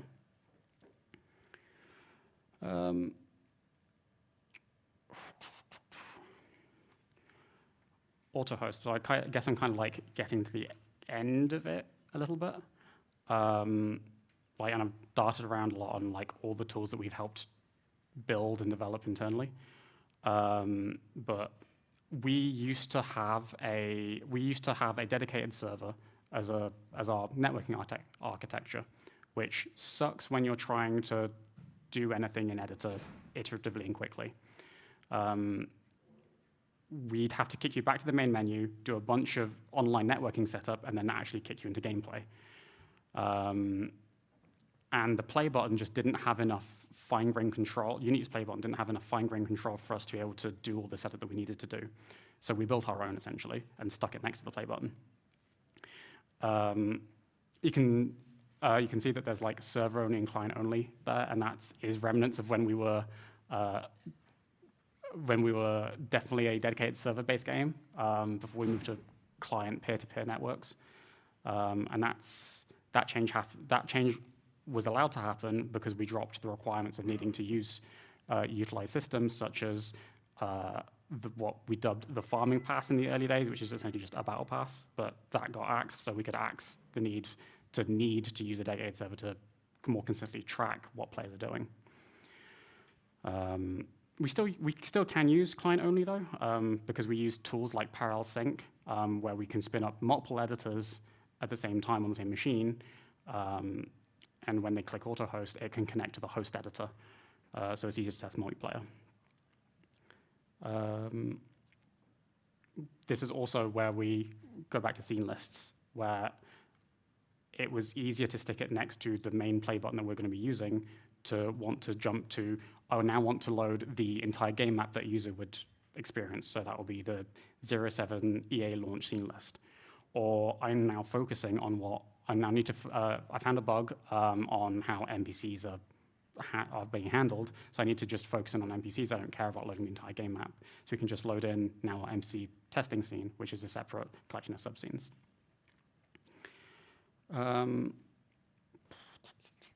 Some honorable mentions of some tech that I'm not going to touch on, but helped us a ton, is Unity's virtual texturing solution, which is great for needing to render many different biomes. This helped us render many different biomes in our stress tests effectively without needing to manage large texture stacks, because each of our terrain tiles could have either 16 or 32 textures, which I can't remember off the top of my head. We had to implement audio pooling systems for Fmod, so we can reuse and limit the amount of audio objects that exist in this game, because there's nothing stopping a player flopping down 50 conveyor belts within earshot. And realistically, you're not going to tell the difference between hearing 2 or 3 conveyor belt audio sources than hearing 50 of them. We utilize A-Star Pathfinding Project, so it's burst-driven AI pathfinding navigation, and some other useful tech, such as GPU occlusion culling in Unity 6, and Unity Relay for cross-platform multiplayer relay service. So we don't have to. So it's easier to connect to other players just by either an invite code, without having to deal with IP addresses, and other back-end infrastructure such as Loot Locker, which helps us with Twitch drops and also gifting cosmetics to players regardless of their accounts. Also, big shout out to like the engineering team that has built the multitude of wizards, like small wizards that exist within our game, such as the construction wizard that allows designers to just click like 9 squares and work out, this is the recipe that this wall needs to make, in a very like Minecraft crafting block style visual. Just makes it way easier to use than needing to drag 9 different references to various scriptable objects. That's a whistle-stop tour on Southfield's tech and how we kind of built and managed large scales for our first medium-scale internal title. So it's a big jump from our previous one, but it's been a fun adventure. And hopefully, when it releases, it will actually live up to expectations that various people in the industry have. Thanks.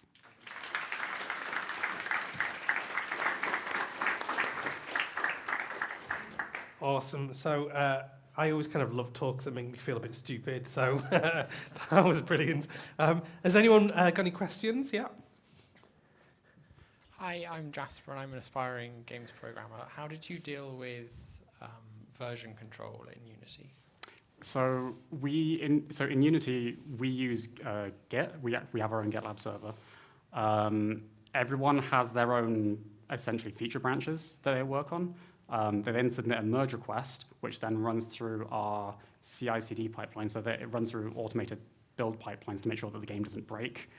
And then when they pass, and if it contains code, the code is reviewed.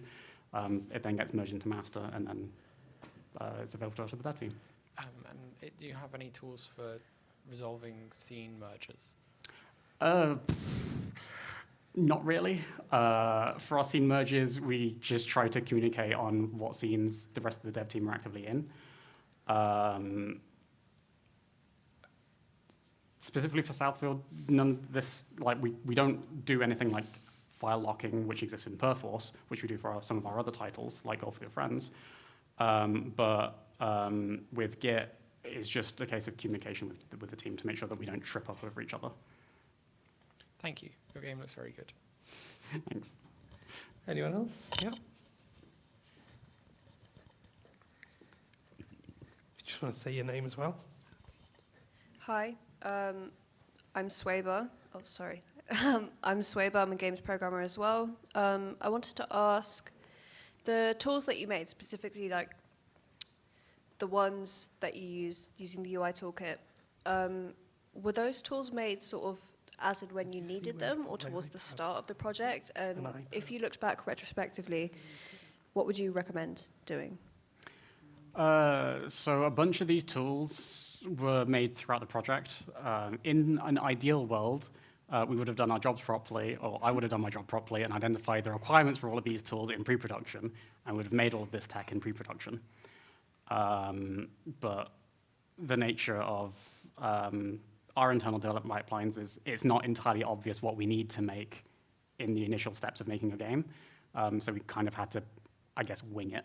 And when we noticed that there was an actual time sync issue in what our devs were facing, that was the catalyst at the point of like, maybe this requires a different way of approaching it. Maybe this does require a tool. Thank you. Can I ask one more question? Sorry. What made you choose the chunking system that you implemented with using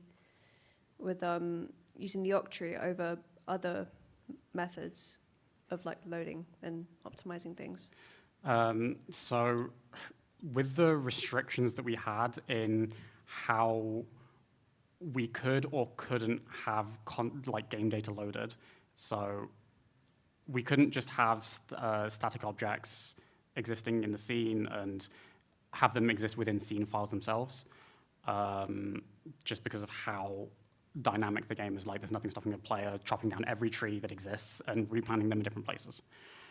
When we were evaluating different ways of solving this, one of the easiest solves to the sheer object count issue, because it is just an object count issue at the end of the day, because we're trying to throw too much at the render pipeline or trying to throw too much at the physics engine, is let's just remove objects.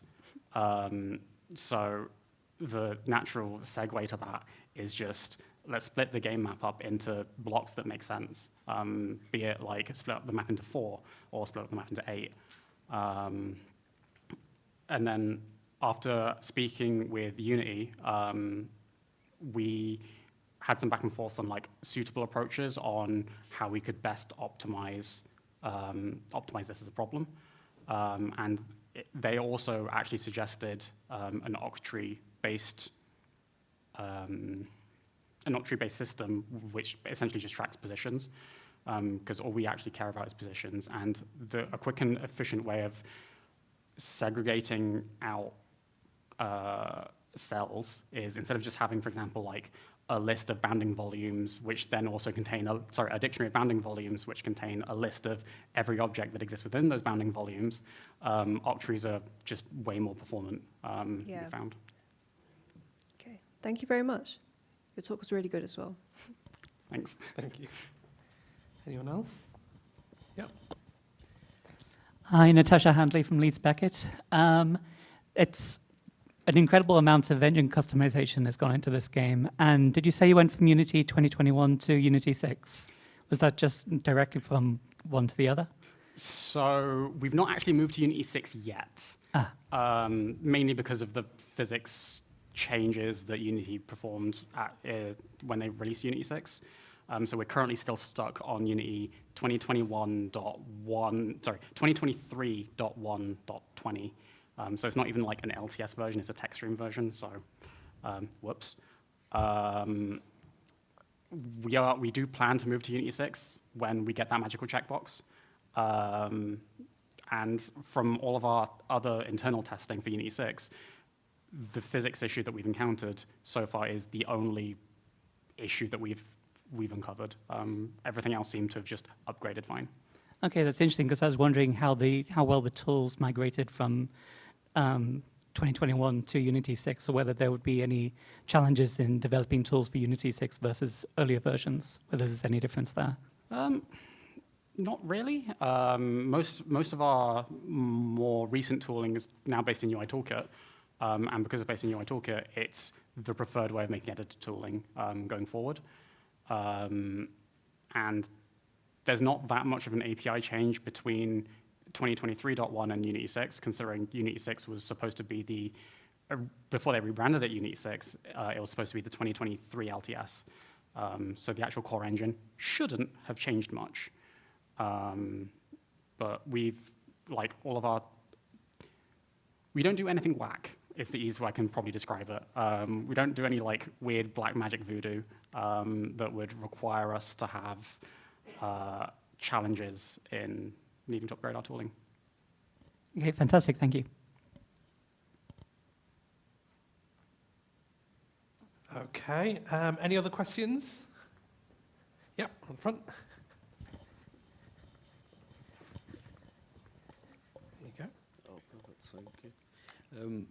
I'm more of kind of a 3D artist, so like LODs, is that all default, like just in Unity? Or did you implement a system for that?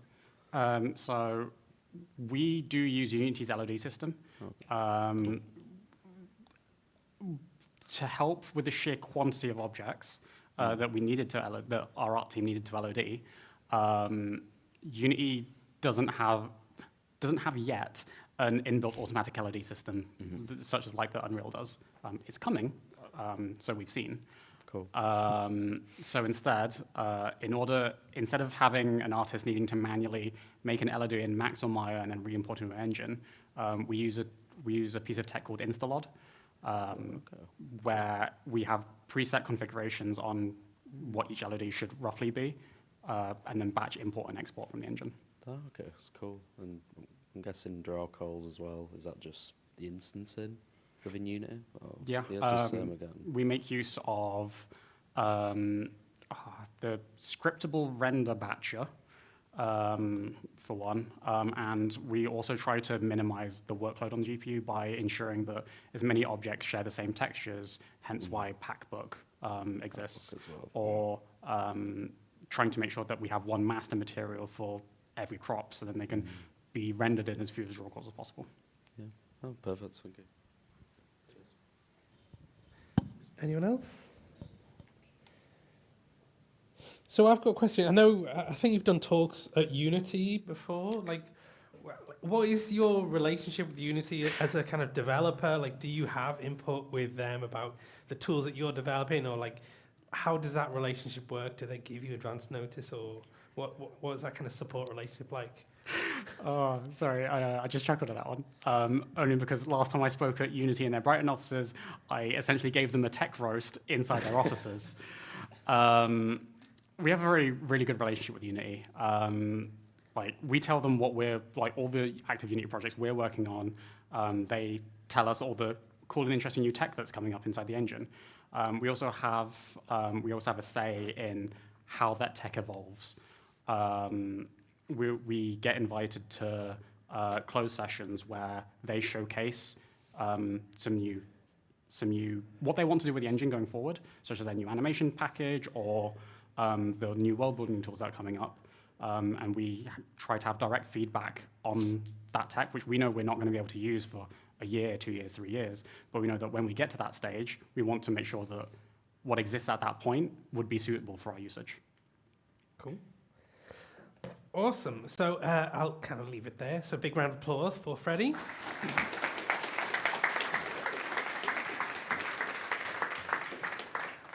Brilliant. So right now we're going to have a bit of time for lunch. So we've got about till 12 till 1:30. And, you know, Manchester's a great city for food, but if you could try and stay nearby. So we'll put up a slide of some nearby eateries. So there's a student union next door. We have the School of Art has a cafe. There's another cafe next to All Saints Park. And if you can be back, we've also got a launch of an exhibition downstairs in the Modal Gallery. So one of the kind of programs that I support POC in Playthrough was Black History Month and South Asian Heritage Month. And so over the last few years, we commissioned a series of Black and South Asian artists to reimagine different iconic video game characters. So if you would like to check that out either, you know, before you leave for lunch or when you come back, that would be really great. And yes, we'll look forward to welcoming you back at 1:30. All right? Thank you, folks.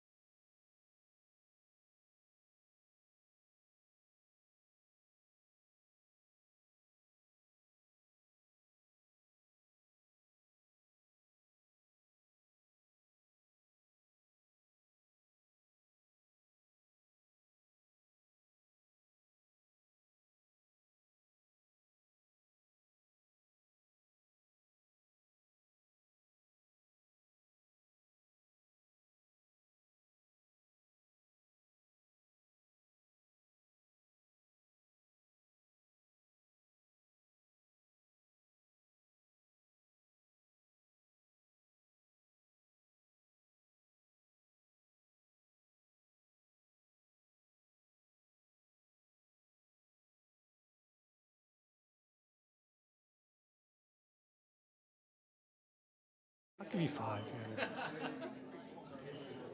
Yeah. Okay, folks. Yeah, we might as well get started again. So hopefully you all enjoyed lunch, and also the Reimagined As exhibition downstairs. We saw a lot of interested faces. So feel free to take photos and share. But next up, I want to introduce a good friend from up north, well, northeast at least. Our first speaker this afternoon is a seasoned artist, creative director, and entrepreneur with over 25 years of experience in concept art, art direction, and business leadership as well. As founder of Atom Hawk, he built the award-winning concept art studio, design studio, into an internationally recognized brand, working with studios such as Marvel Pictures, Warner Brothers, Microsoft, Sony on big blockbuster movies such as Guardians of the Galaxy. Excuse me, over 30 video games, including The Thing and The Thing Remastered. Big time difference. Mortal Kombat X. He's literally written the book on the art direction. We've got it in the MMU library if you want to check that out. He joins us here today to share lessons from his career, giving it a view into high-level concepts behind art directing and the role of the art director in developing and communicating a style. Please give a warm welcome to Cumran Ashtiani. Hello, folks. Hello. Hey. It's great to be here. Thanks for inviting me. So, Cumran Ashtiani, what a name, eh? You don't hear that often. And the reason why I have that name is because I was destined for a different world than the one I actually live in today. So, oh, hang on a minute. What's happened here? There you go. I actually started out my life in Iran, and I lived in Tehran for a good number of my early years. This dude here, on the bass guitar in the middle, is my dad. And you look at him, you think he doesn't look very Iranian. He's very Western looking, and that's because back then, Iran was a very different place. So pre-revolution, very sort of westernized, very easygoing, and we lived here. My mum's English, so my mum and dad met at university in Lancaster and ended up moving out to Iran. Unfortunately, when I was about 3 years old, this happened, and we had to leg it very quickly. And all the kind of liberal thinking kind of people in Iran pretty much found themselves having to exile. And we all came to places like the UK, America, Europe. And that led to me growing up in the UK, which was a good thing, because I think if I hadn't grown up here, I would have never been exposed to cool things like Star Wars, Indiana Jones, all the other crazy things that influenced my career and made me who I am today. But in every typical way that English kids do, they shorten people's names, and I ended up becoming Ron. So that's what everyone calls me. Okay, so I started out my career in 1998. I was an artist working in video games. Back then, there weren't defined roles. I was also doing animation. I was doing UI. I was doing pretty much everything I was like a one-man art team. And I worked on all these games, some of which you probably never heard of. Has anyone heard of any of these games? Hey, look at that. That's a result. Okay, so not as bad as I thought. Probably the biggest one of all of those was The Thing, top right, which was I think it sold over 1 million units, which back then was a ton. But now, compared to modern games, not so much. After about 12 years of working in dev, I found myself as head of art at Midway Games in Newcastle. Does anyone remember Midway Games? Smaller number. Okay, so Midway back then had 1,000 employees. It was the 4th biggest video game publisher in the world. They did like Mortal Kombat. They did all sorts of, sort of games all the way from like the 1950s, where they did pinball machines, all the way up to the 2009 when they closed. So I found myself here as head of art, and the financial crisis hit, and we were closed. And not just closed a bit, closed forever. Like the company went completely bankrupt. Stuffed us for 12 weeks' pay as well, which was disgraceful. And I did what all artists do in a crisis. I took my team to the pub, and fueled on many, many pints, we decided, screw this, let's leave game development altogether, because at the time it was the Wild West. Let's set up an art company and just do the art for games and do it really bloody well. So that was the dream. We were, fueled on a lot of alcohol, and day one in the studio looked like this. Didn't quite live up to what we'd told ourselves, but look how happy we are. We're blown away. Do you know what I mean? It's like that radiator, by the way, in the far wall, couldn't turn it off. It's the middle of August. boiling in there. Those bars on the windows, couldn't open them. So Colin, the guy furthest away, he's South African, so he didn't care. For him, it was normal temperature. And I took one for the team and also sat by the radiator. But it was all right. It was good. It was good times. And that company became Atom Hawk. So I think we thought we were going to have to start all the way at the bottom and work our way to the top again. But actually, within a couple of days, the phone started ringing, and we became very busy very quickly. So, in the first year of business, we pretty much worked on all of these different games, providing mostly concept work, design work, UI work. And I think maybe 2 years in, 2011, I got a random email from someone from an AOL account saying, "Hey Ron, my name's Charles Wood. I'm a production designer working for Marvel, and I'd like you guys to come and work on some new films with me in Shepperton." Now, I thought this is definitely a blag. Someone's like, having me on. But I was going to London anyway for a meeting, so I thought, I'll go to Shepperton, I'll meet them. And when I got there, it was all derelict Shepperton at the time. They'd stopped filming there, and Marvel had taken a lease, but not really, it hadn't been public knowledge yet. So I thought, this is so dodgy, like, broken furniture everywhere, litter where people have broken in. And he's just sort of telling me, yeah, we're going to be filming these films here. And I'm thinking, this could be nuts. But I said at the end of the meeting, bizarrely, could you just get someone from Marvel to send me an email, give me a call to confirm this is real? And he just laughed and went, yeah, of course I can, that's fine. And then the next day I got a call from a guy called Nigel Costello, who at the end of all the Marvel movies, you'll see executive producer Nigel Costello. He called me and said, "Hey Ron, I think Charles said you don't think this is real? Like it's real." And I was like, oh my God. So anyway, the studio grew massively in that time. We suddenly went from being a handful of people to, I think we were about 25 people when we were working on the Marvel stuff, which was a big growth pattern considering we were only 2 or 3 years old. And by the end of my 10 years at the company, we'd worked on over 30 different products, and these are just some of the sort of highlights of that. We worked on all the Mortal Kombat games from Mortal Kombat 9 all the way up to Mortal Kombat 1, the most recent one. And that success was noted. So I just got to year sort of 8, and then people started offering to buy the company, integrate us in, and Sumo made me an offer I couldn't refuse. And I even got to go and we did a stock market flotation. Top left, I got to go and ring the bell at the London Stock Exchange. And I was just standing there thinking, how on earth did I, as an artist, end up here at the London Stock Exchange doing a stock market flotation? It was the most surreal thing, but very cool.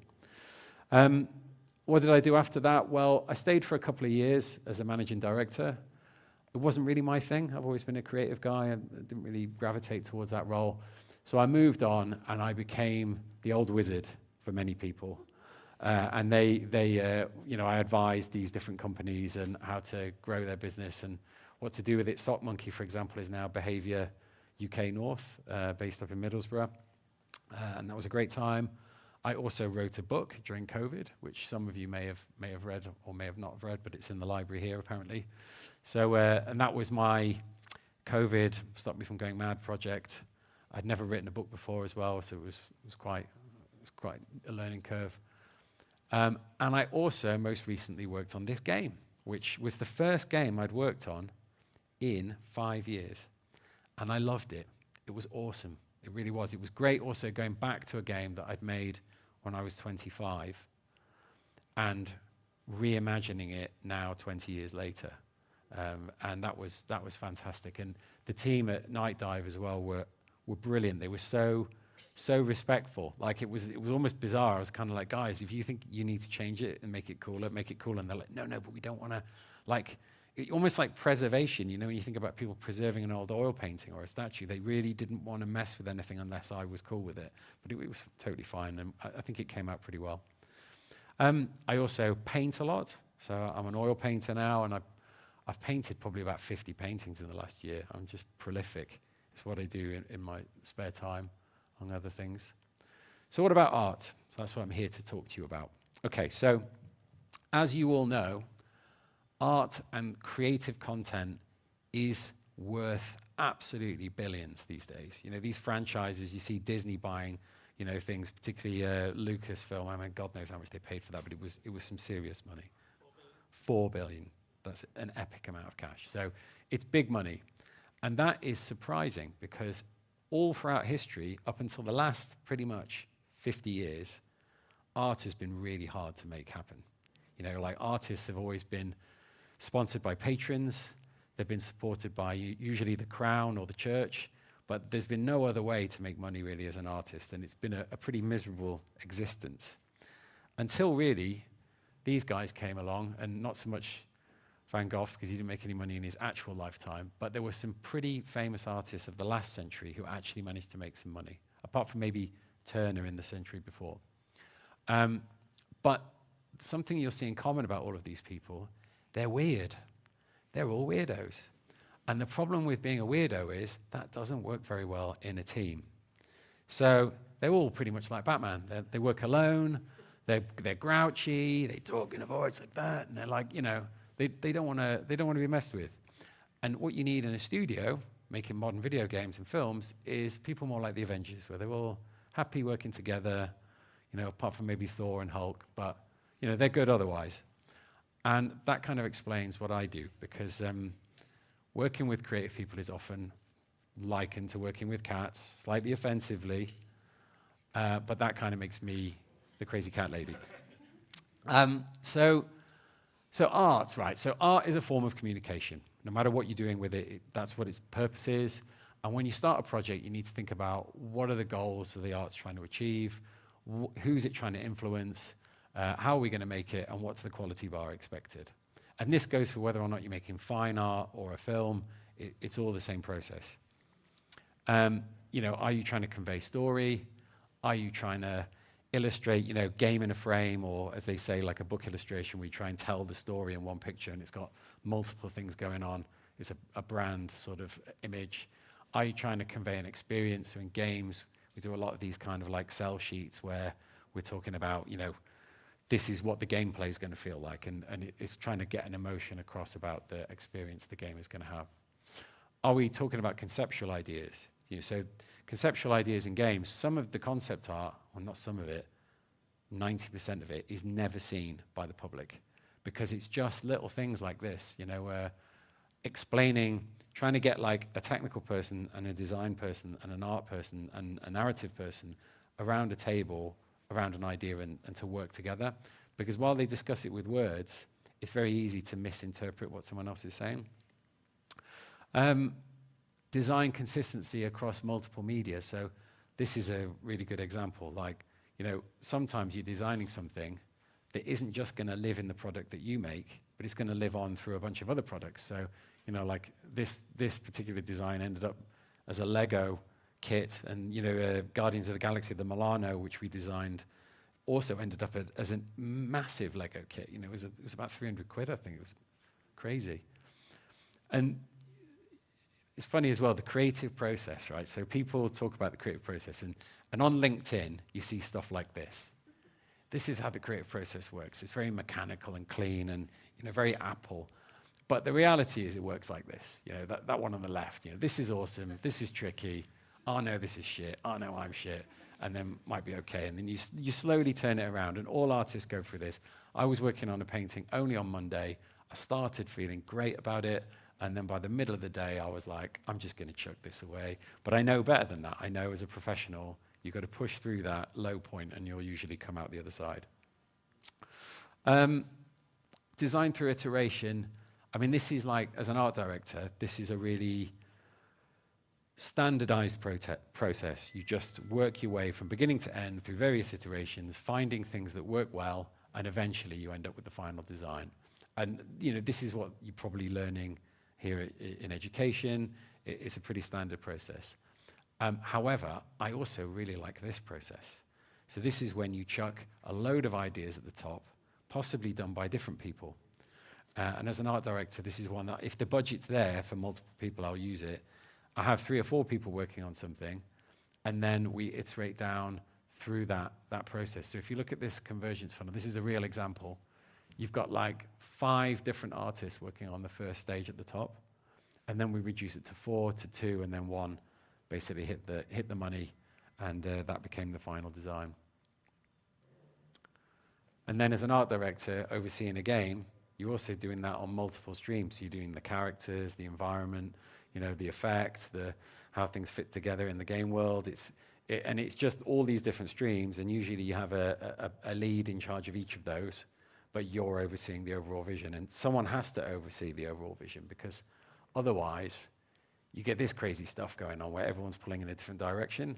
These individual people are all brilliant, but they're all being brilliant in their own way and not singing from the same hymn sheet. So having an art director there aligns everybody and makes sure that the overall vision is adhered to, and also makes sure that the executives upstairs who are making the money decisions are happy with the process. And there's quite a bit of sort of like diplomatic, politics going on, which the artists are protected from because they don't see that, because they're just working away. But the art director is usually having to go and sit in meetings and make sure everyone's on board. Okay, so the basics. I talk about this a lot: style, theme, genre. People get it wrong all the time. It's something that's like a sort of a mainstay. So let's see if I don't get it wrong. Genre. Oh, hang on a minute. I am going to get it wrong. No, it's all right. So yes. In Banksy's work, genre is is street art. That's what he's working in. And theme is those kind of dystopian, slightly sarcastic kind of critiques he makes on usually capitalist life. And style is the black and white stencil kind of look to it. And as long as you can kind of keep those straight in your head, you can always talk in a way that people are on the same page with. Understanding themes, I like to do sort of like is not kind of sheets, just to be sure that everyone, because everybody's language is different. And so if you caveat not only what something is, but also what it isn't, you double up on your kind of communication. And then why stylize at all? So I don't know. Do you know what? In the noughties, there was a massive push in games to make everything seem real, because we couldn't make it seem real. And so it seemed aspirational. And then just as we got to sort of the beginning of the teens, we started to be able to produce things that look real, and we didn't like it. It was actually like, it doesn't, why make real life? And I think the truth of it is, the reason why we stylize is to make a product stand out. We do it for gameplay reasons. We do some pretty outlandish things in video games that if the style is real, suddenly it breaks the disbelief. We do it for escapism. People live in cities. They don't always want to play games in cities. Screen size and power. Obviously, if you're working on a mobile phone, you're not going to do something incredibly detailed and real because you're not going to be able to see it on the screen. And making abstract concepts more believable. I mean, that ties into the gameplay thing. But I worked on a game featuring Vin Diesel. If anyone remembers him, nobody remembers him now. But at the time we did this game, he was like the man, right? And this game featured him jumping 50 feet or meters, 30 meters between each car. And it was a realistically styled game, and it looked ridiculous. It was just like, so we ended up having to make the game a bit more cartoony. When he jumps, we added some effects to make it look like more sort of superhero comic speed lines. And suddenly it was like, oh yeah, I can believe that now, strangely. It just takes you one step away from the reality of it and allows your mind to sort of, accept it. Stylization from a game design point of view, this top image is like a classic mainstay of art direction. Team Fortress 2, how each character has its own unique silhouette. And that's important for gameplay because you need to be able to know what character class they are when you're playing. Because it's a first-person shooter, you need to be able to recognize them instantly. And then just talking a bit about realism again, we still can't even do it in films. When you think about it, like most of the time, it's pretty rough. And I think that that it's not. Do you remember? The Princess Leia moment. That was pretty. She was fine until she spoke, and then when she spoke, it all went to bits. But in general, we haven't really mastered it, and I don't know why we keep chasing it, to be honest. I really like hyperrealism, where you take what is real about something and exaggerate it, and it actually looks realer than real, but it allows you to get away with a little bit more from a suspension of disbelief point of view with the player. And then combining stylization and realism. I mean, you can combine whatever you like, you know, and this is something that I think when you become, you know, professional artists, or you already are professional artists, you start playing with this. But as an art director, it's pretty much what you do for a living, is just trying to work out what level of stylization will go with what level of realism, what the balance of detail should be. And some of these are fantastic. I mean, look at, you know, this Guile character from Street Fighter 2, realistically rendered, but yeah, stylistically proportioned. It works so well.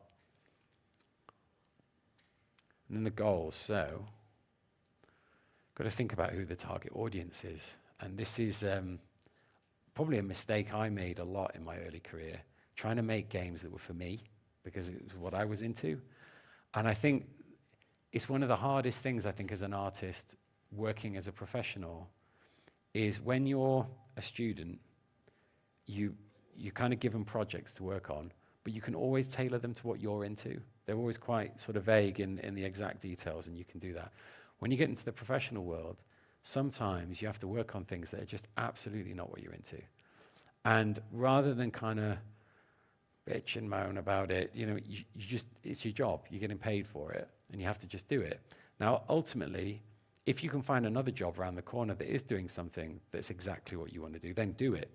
But ultimately, you do find yourself, you know, I've had a lot of young artists be like, oh, I'm selling out on my creative principles. You're like, come on, you know, and you're getting paid for it. It beats working in a bank or in a supermarket or whatever. We're getting to make art for a living, which is fantastic. So is it these guys? If it is, it's probably going to be cartoony. Is it the pro gamers? It's probably going to be very detailed. Is it for these guys? You know, there's quite a lot of old people gaming now, me included. Can't see the screen properly without my glasses on. Or is it these guys? The worst. Hardcore fans. Harry Potter fans. I say this because I worked on Harry Potter for 6 years, and they are, fussy, to be polite. And then thinking about the product position. So at the very beginning of a development, you really need to think about where your game fits in with other games and where it fits in the market.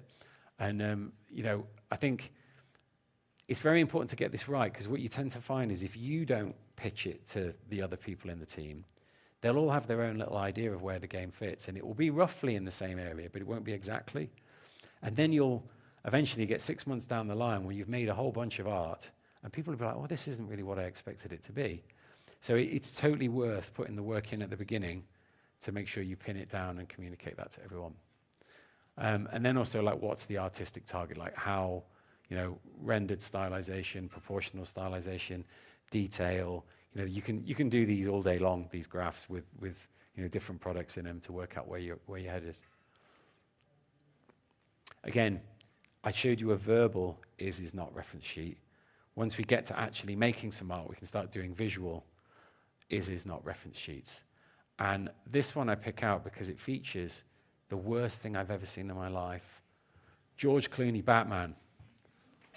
What on earth is going on? Why is he dressed like that? It makes no sense. And the thing with Batman is, and you see this with a lot of sequels, is they just keep adding bells and whistles every time another version comes out until you end up with madness. And then someone goes, oh no, we're going to have to reboot this now because we've gone too far. And it goes all the way back to just wearing like a black jumper. Do you know what I mean? And it's like, you see it time and time again. We're already there again with the most recent Batman. He's gone back to wearing like, you know, like Doc Marten boots and a black jumper. It's just cyclical. So what I was trying to communicate to the team is these designs on the right are classic designs, and it doesn't matter, you know, what era they're from, they work because they're just nice. You know, from a design point of view, you've got to look at it that way. Whereas the ones on the left are like sticking spoilers on cars. You know what I mean? It's kind of a weird thing. So exploring and communicating the style. So a lot of stylistic wayfinding is done by looking at history and looking at things that have a very distinct look and then blending them with other things. So you take steampunk and Victorians and you end up with the game from 10 years ago, The Order. That's a simple one. You look at the telling of a story where one will come and save us all, an oppressive regime, and the space race. Can anyone guess what it is? Star Wars. And the influences of this from those reference points is so clear, but it creates something completely new that at the time nobody really noticed it, but now obviously we see it a mile off because loads of people have copied it. The importance of reference from a visual point of view. So, I tend to start quite broad, where I look at just like colors, tonal values, trying to find things that have the right kind of vibe for what I'm going to do.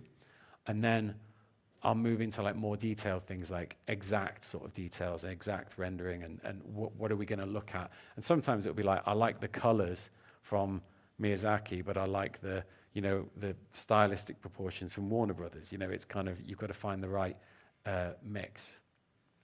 And you can blend this reference, and I'll show you how that was done. So, for example, human anatomy, sort of, I would say, messy machinery, and Gothic architecture. That's really the work of H.R. Geiger. That's what he did. He blended these things together and created his own style. Also with a bit of a weird sexual thing going on as well, which I'll not cover here. But yeah, great artist. And depending on the amount you blend these things gives you a different result.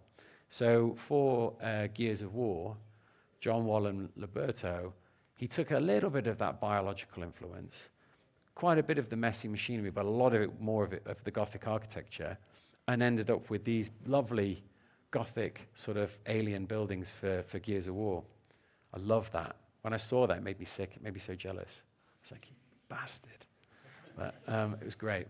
And then I had a little go at some of these myself, just as a sort of practice exercise. So this was taking 1920s trains at the end of the steam era, beginning of the diesel era, and mixing them with 1950s aircraft to create weird sort of space dropships and things like that, with a very kind of diesel punk kind of theme to them. This is like a day's worth of work just cobbled together. I was also doing things like this, where it was like taking the bird, the sort of anatomy of a bird, but also how birds are represented in metal forms. So if you think about in America, that's the Chrysler building. They had the eagles, but represented in metal. How would you apply that to a spacecraft again? And then this one, looking at 1950s cars really, and how you could sort of create like in Star Wars Phantom Menace, where the Princess Amidala has that fantastic ship, but it's obviously referencing 1950s cars. It's a similar kind of vibe to that. Like looking at trains and a snake and a hot rod drag car, and how that would come together into a spacecraft. And usually you find the more sort of separated your reference points are, the more interesting the output is, because you get very interesting, like the snake. When I thought, shall I stick a snake in there? I thought, no, this is going to be crazy. But actually, the mouth of the snake creates this shape at the front, and the bulge in the middle where the cobra has its gills creates the bulge in the middle. Works all right, I thought. I was quite happy with that. I do tons of rangefinders, like just reference, put on sheets, and trying to work out how they fit in relation to each other, and then how what I'm going to do is going to fit in relation to these other things that were already out there. And then when I get to the actual level of stylization, you've got some concept artists usually by that point, or I'm doing the concept, and I'll do the same things in slightly different style. So like taking the form, you know, and abstracting it and abstracting it and abstracting it till we get to a point where it's just a series of shapes. And that gives you a sort of, it gives you the knowledge to then say, okay, where is the important point on this range of style that the viewer, I think, will engage with the best in the simplest terms. And also there's cost. So if you're looking at it and saying, I've got 100 grand to make a cartoon, you're going to go far right, because that's going to be the easiest thing to draw over and over again in different positions. But if you've got a ton of money, you can go with a lot more detail.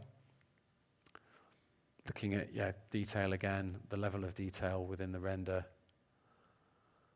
Proportions within a realistic style. Again, this was for a game, never came out, but you know, we started with the realistic version.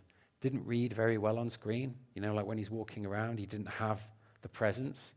So we started to bulk him up and bulk him up and bulk him up until actually when he was moving, that animation read better because his body was more sort of exaggerated. And then just looking a little bit at direction for games in film, because I've done both. A lot more games than I have film, but I had about 4 years working with Marvel. So in games, we have to cater to different hardware.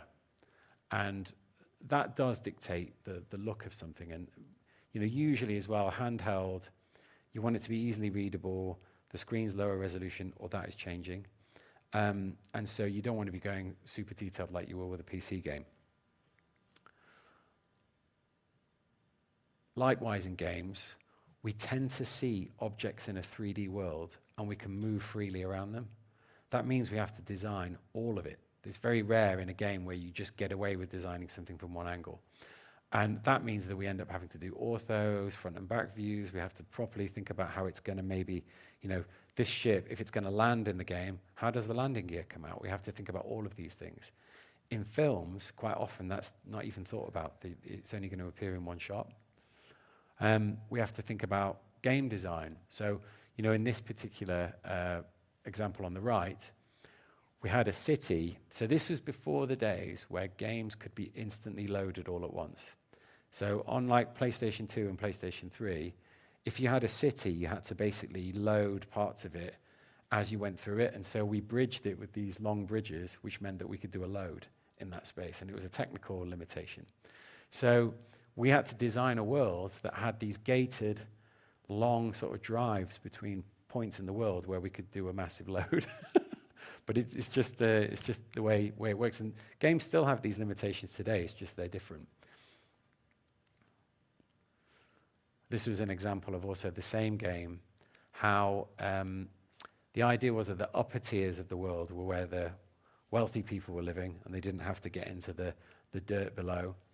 And the sort of red area below in the far left image is basically where the gameplay happens. So you see this world above, and it's hinted to for the narrative, but you never actually go there because that would be crazy to have to build a world that large. And then once we've kind of done some design work, I think the game designers, they have to, you know, design is king, right? Game design is king. The game has to play right above all other things, and art is really just a wrapper for a great game design. And a game design is really just a series of systems interacting with each other in a way that's pleasing and tactile. So what I like to do is let the game designers kind of do what they need to do from a level design point of view. So this image on the left, they needed a shootout to happen in this game, and they needed objects for cover. And usually in games, it's crates in a warehouse, particularly 10, 15 years ago. And that's just the mainstay of it. Well, in this case, we're like, what if it's in a church? What if the cover points are the pews? And they can actually be moved around a bit with a bit of physics as well, so you could kind of push the pew along a little bit and use it as a cover point. So we let design play with a bunch of grey box props, and then once they'd sort of finished and we're happy with the layout, we then took the screenshot from Unreal and painted over the top of it to show the environment team what it's going to look like. In games, we also have to guide the viewer. So if you think about it, you're in a first-person game or a third-person game, and you're able to look everywhere, right?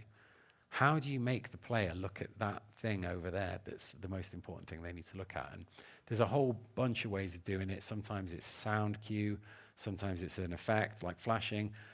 What I also really like is having a moving object guide the player's eye to it. So, for example, you'll have like we worked on Killzone Mercenary, and we had a crashed spaceship fly down on fire, flies past you so you can't miss it because it's on fire, and it crashes right where you're supposed to go. You kind of know straight away. It's about as obvious as you can get. But one of the simple ways is just to guide the player through the world to the beautiful thing they're supposed to experience. So we'd go through a canyon, it's hemmed in, and then eventually we pop out the other end. We see the beautiful vista at the other side. In film, things are very different. So in film, firstly, a lot of the time, we want to be using real-world locations, because building a set for a massive farmhouse like that with all the land around it would be ridiculous. And think about how many shots you have in a film. So if we can just find a farm that looks like the farm we want to film in, we'll just do that, because that's the best way to do it. But then there's suddenly some little green screen things that have to happen afterwards and affect stuff. So this is actually Hawkeye's home in Avengers Age of Ultron. And that barn, the script says he has a barn which basically has things in it that's key to the story, but we couldn't find a farm with that barn. So the way it's done in the film is the barn is actually added in VFX afterwards, but the farmhouse is real because that's where we needed the actors to be able to walk around with each other. So as an art director with this, you're sort of like looking at photos of locations saying, this could fit the bill, and we can add this here, that's okay. So you're looking for the space within the place to be able to add the barn in. A lot of film concept is designed to camera. So in a game, like I was saying, you're in a full 3D world, you can walk all the way around it. In film, you just see a glimpse of it. If you think about the cantina in Star Wars, you see some weird bubble-headed dudes playing on that weird instruments they've got. You see a guy at the bar, you don't see any of the rest of that room. You don't need to know. And it was the same with Guardians of the Galaxy. When they go into the boot of Exeter, it's called this bar, that you really just see an establishing shot, and the rest of it's just conversational. We also do, in film, a lot of these kind of moody smoke and mirrors shots. So these are not even designed, the film won't actually even look like this, because the people who are building the set will figure that out. They just want to know what the colors are going to be, what the lighting should be, what's going to be in shadow, what's going to be in light, and then they'll riff from this. So we would generate, I don't know, maybe 10 of these or something, and they would take from them and do what they like with it afterwards. The other thing in film is iteration. Tons of it. So this is the Milano spacecraft from Guardians of the Galaxy, their Millennium Falcon. And we did 162 of these. And Roberto Castro, who was the artist who did them all, it nearly broke him, to be honest. He was just doing this for 8 months. And then, bizarrely, at the end of it all, they picked one that was probably about number 10. So it was kind of like, but the whole thing is you're having to do all these variations to just prove that the one that is right, because you've explored all other options. And that was the final one that James Gunn picked out. And then after you've done the cool concept shot, because it's going to be built not only by the 3D people to make it work in the VFX scenes, but also quite a lot of this ship was a physical set. We have to build it as like a schematic. So we would do it to that level in concept. Then it's handed over to a draftsman team, who would actually then draw it almost like an architectural design and annotate what would be made of MDF, what would be made of aluminium, what would be plaster. And I actually saw this ship, they built the main sort of hold bit with the cockpit as a physical set, and I got to go and see it, and it was amazing. They've got the seats were trimmed. I think they were trimmed by a guy who trims seats for Bentley, and that's the detail they went to. It was like everything was like, is that real leather? Oh my God, it's real leather. Like this must have cost an absolute fortune, but it showed, and they used it for 2-3 films afterwards. So they got good value out of it in the end, I think. This was one of the pods that I saw. This was at Comic-Con. This was actually used in the film. And you can see the detail that it's built to, and this isn't even a major part of the film. This is just like a background thing. But they shipped it there. It's only when you get really close to it, you realize it's made of MDF, and it's all screwed together and then sprayed, and then they use various molds to sort of, and they use a lot of 3D printing as well.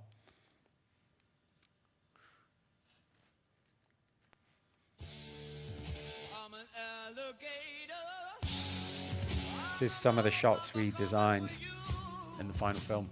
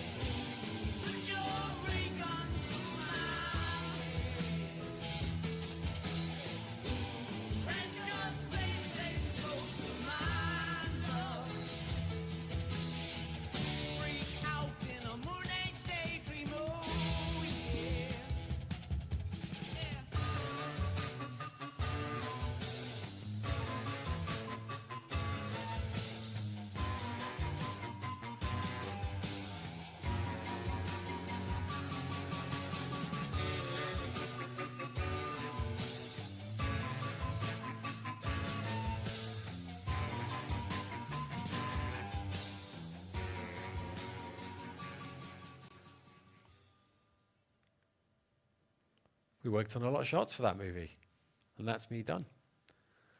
Thank you.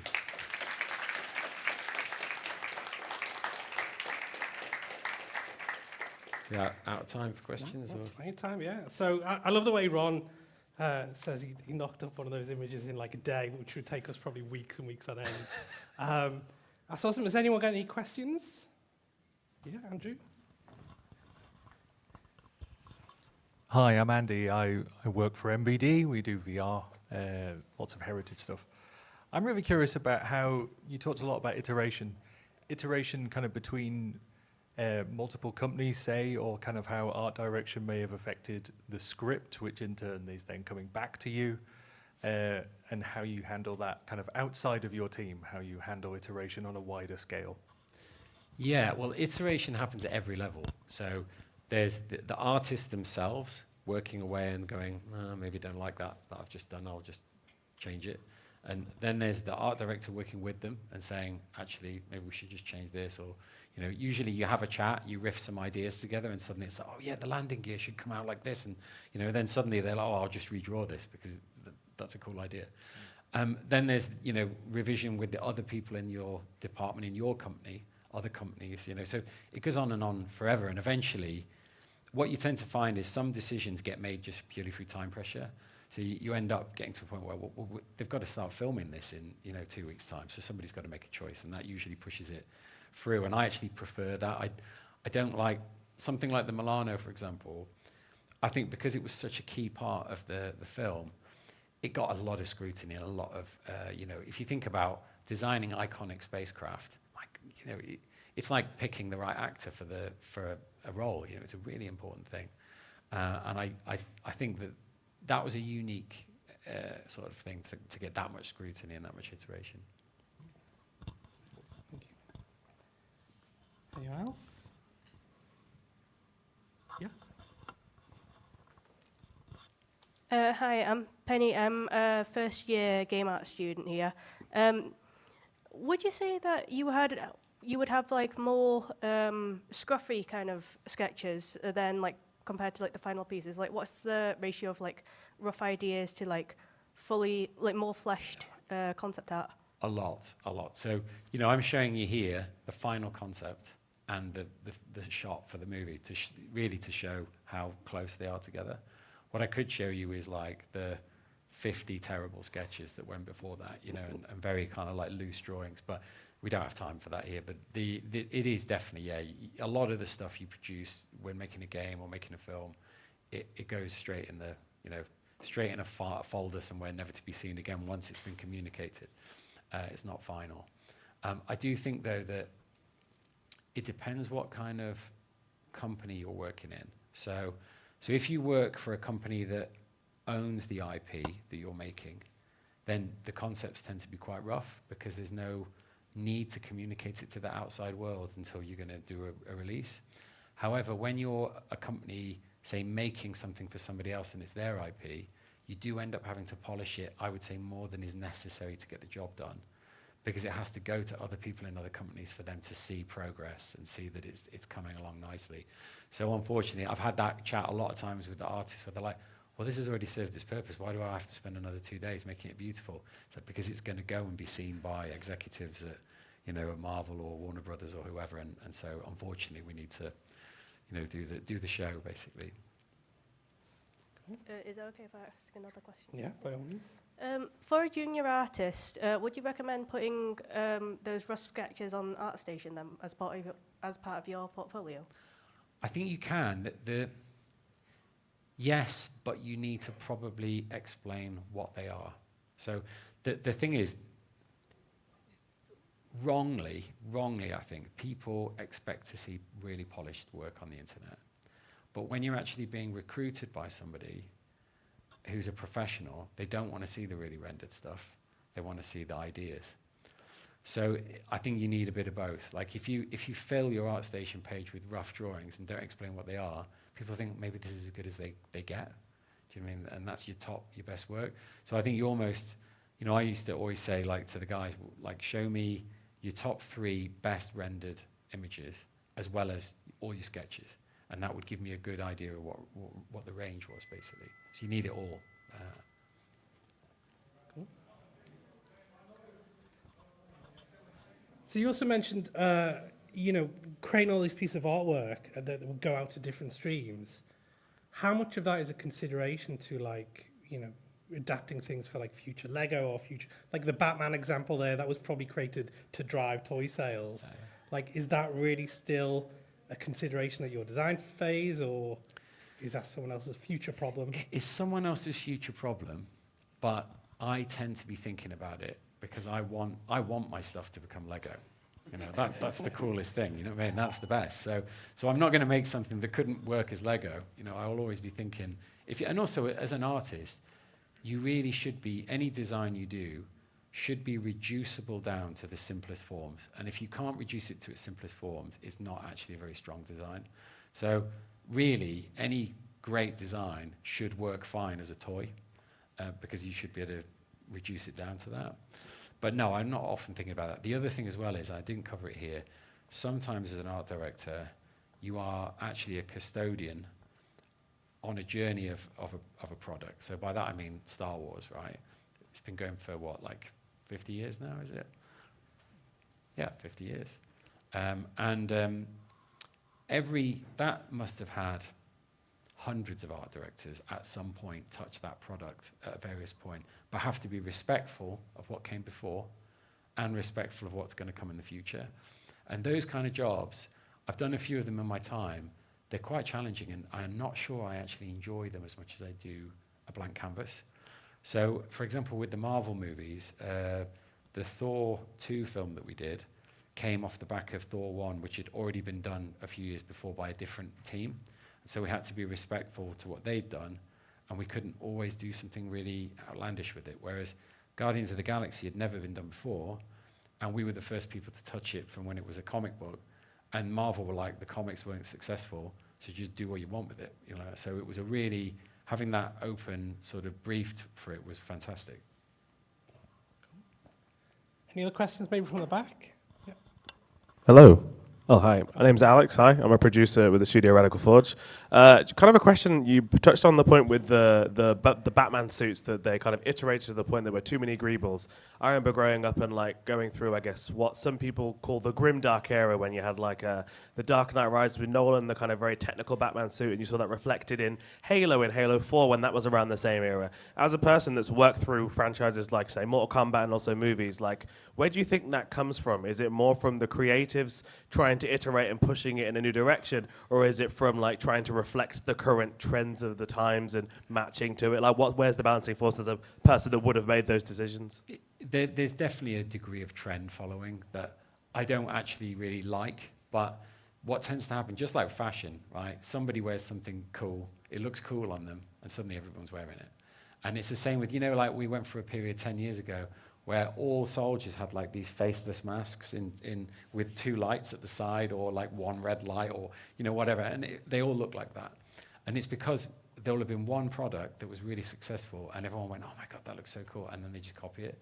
And it's a shame that it happens, but I think it's a natural part of human response to something that's cool, to imitate it, you know. Anyone else in the middle? Hi, I'm Aless. I'm a second-year game dev student, and I was going to ask for advice in regards to creative endeavors, going back to working in jobs that you may not enjoy. No, not just necessarily like advice like, you know, do it for the money, because I understand that would be a main motivator, but generally about how to get into the process of working on things you may not enjoy or may not value or may not like. I think that you have to find what you enjoy in everything that you do, right? Like, all right, there's things, scrubbing toilets. Yeah, you're not going to find the enjoyment in that, although you might really like a freshly cleaned bowl at the end. You know, some people do. But, you know, take pride in that. But generally, if you're working as an artist, there's always going to be something you like doing. You know, I worked, my first game I actually did like doing. But the second game I did a football game called UEFA Challenge. And I was like 21 at the time, not into football at all. And I ended up working on this game for 2 years. What I did enjoy was, I enjoyed the actual act of modeling the art. That was fine, regardless of what it was. I enjoyed trying to capture the likeness of a location in a 3D model. And I enjoyed actually also doing quite a lot of the user interface design work, and how, because I'd not really worked in graphic design, so that was quite interesting. But did I enjoy making those games? Not really, but every day I found something that was pleasing in it, and it was better than, like I say, working in a bank. When you get sort of later on in your career and more sort of, you can, you know, call the shots a little bit more, that's when you can really start picking the products that you want to work on. But I think in the early days, it's good actually to also do some things that you don't necessarily like doing, because it always teaches you something. And it teaches you also later in life what you don't like doing. So it's a good thing. Thank you. Cheers. Anyone else? Question over here. Hi, I'm Mai, and I'm a 3D environment artist in my final year of university. But I'm also really interested in like concept art and like that kind of development phase, because I really like painting and drawing as well.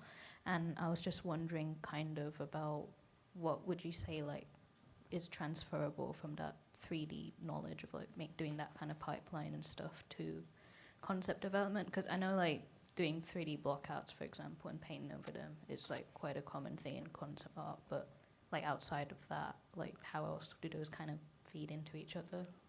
A lot does. So I also started out as a 3D modeler. And I didn't draw anything. It's bizarre because now I paint with oils and I'm really in there with, but that's not where I started out. And I think it depends also on like what kind of mind you have. Like a lot of people who are artists who go into 3D tend to be creative, but also quite technical. And that's also how I am with my approach now to oil painting, for example. I'm not like one of these artists who's just splashing stuff on everyone. I'm quite considered in how I do it. So I think that that's fine. You know, you just, if you have a slightly more technical mind, it just means that when you translate that into concept, you're going to have a more technical outlook on that. Now, what I have found though, and this is sort of stereotyping, but it tends to be the case, 3D modelers who go into concept often end up being better at things like hard surface, vehicle design, or like environment concept, or like physical things, whereas the more sort of creative artists who maybe go straight into concept straight away tend to be the look and mood kind of people who come up with it. And like I say, it's not a hard and fast rule, but they just tend to gravitate that way. Right. And it also works as well if you're a 3D modeler, because then you can block out the shapes you want. For say you're going to do a ruined cityscape, you block all the buildings out in 3D, you get your camera right, and then you can pretty much paint it from there. So it's, yeah, it works. Yeah, that's good. Thank you. Okay, time for one more question maybe. Hi, I'm Sasha, a second-year game art student. I was wondering, how do you go about constructing your art bibles or art guides for your teams?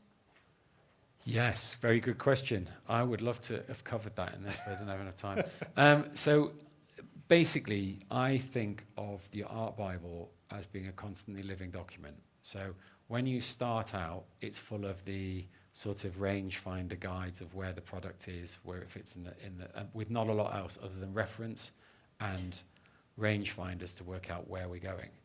And then as you start to design things, those designs go into the art Bible along with the references, but also the things that don't work go in there. So those sheets I created where it is not reference sheet. You know, say you've got 10 failed concepts and 20 successful concepts, the failed ones go on the failed side and with an explanation of why they failed. Because the good thing about that is then as new artists join the team, because teams tend to grow, right? It starts off with a handful of people, maybe even one person, and particularly with a big AAA video game, it suddenly grows to 50, 100 people, you know, and each person who comes in is going, well, why did you do it that way? And then they try and cover ground that sometimes we've already covered. So by having those is and is not sort of sheets in there, you're able to say, oh, you already tried that, and I see why it failed, because you're explaining it here, so it's important. But yeah, it's a living document, and I mean, mine normally start off as like 10 pages. I've got one for a game that is like 150 pages long, because that game got really complicated. And then you get to a point where you're in production, and then it kind of goes on the shelf, to be honest, because in production, everyone's then making the content, and occasionally you're referring back to things, but you're not using it as much. Okay, thank you. Okay, well, I think that's about it. So big round of applause for Conrad Spiani.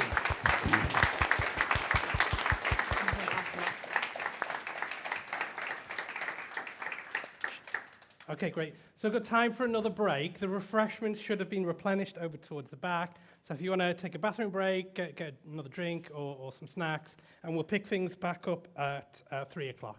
Okay? Thank you.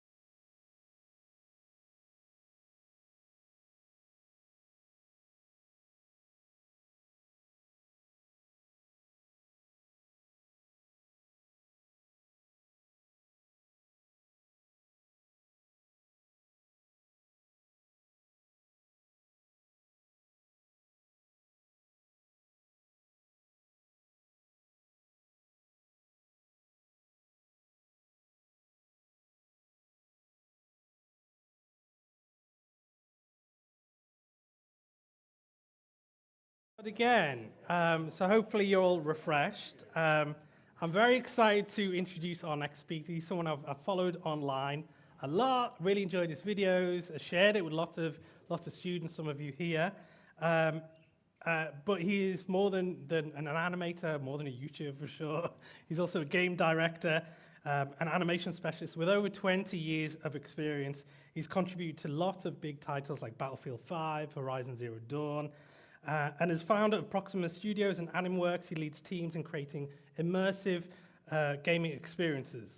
He's a consultant on animation direction, pipeline optimizations, mocap, execution, and he also mentors aspiring animators through his awesome YouTube channel. Please like and subscribe. So here to explore why animators make for great game directors, please welcome Harvey Newman.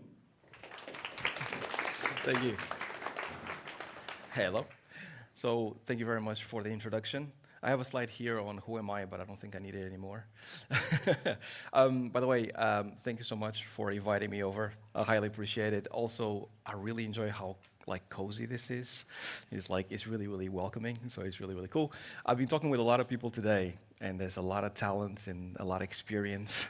Yeah, really cool. Looking forward to actually sharing this with you guys. So, this title is a bit grandiose, but it's something that I feel like is not talked about enough in the games industry. And before we get started, I wanted to ask, out of everybody here, are you guys familiar, hands up, with what animation does in games?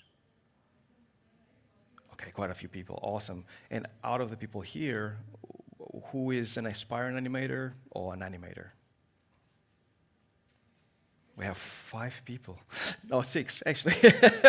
It's good. It's really good. Okay, cool. So in that case, I think I'll be at home, and because a lot of this stuff is going to talk about some of the what animation does and how do you actually get here to why animators make for great game directors. So about myself, I've been working in games for 20 plus years. And I have worked in mostly AAA titles for all that time, which is great. And I have been working quite a few known titles. So some of the most notable ones are going to be Battlefield, Star Wars Battlefront, Crysis, Horizon, and a few others, which is, I'm super thankful to actually be working on those things.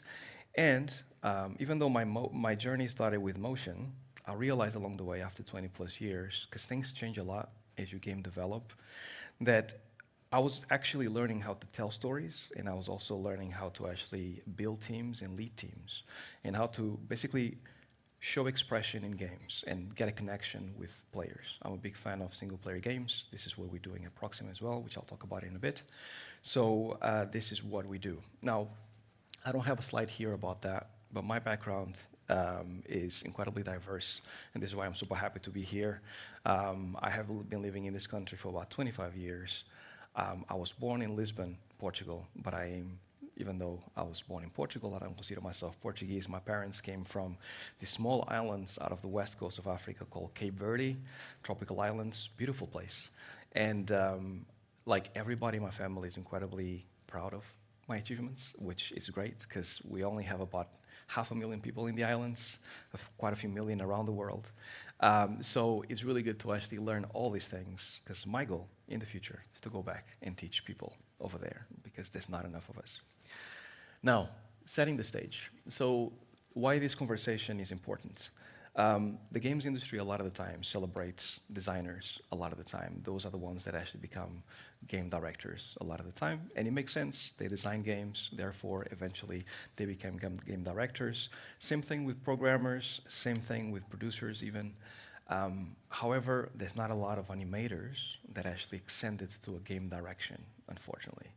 And based on my 20 years, I think it's a lot to do with studios actually kind of sheltering the animation department normally under art, and also the fact that animation is a lot of times seen as basically a place that basically just outputs things, right? Just creates animations for a game, which then becomes you become boxed in. And is a frustration that a lot of developers have, including myself.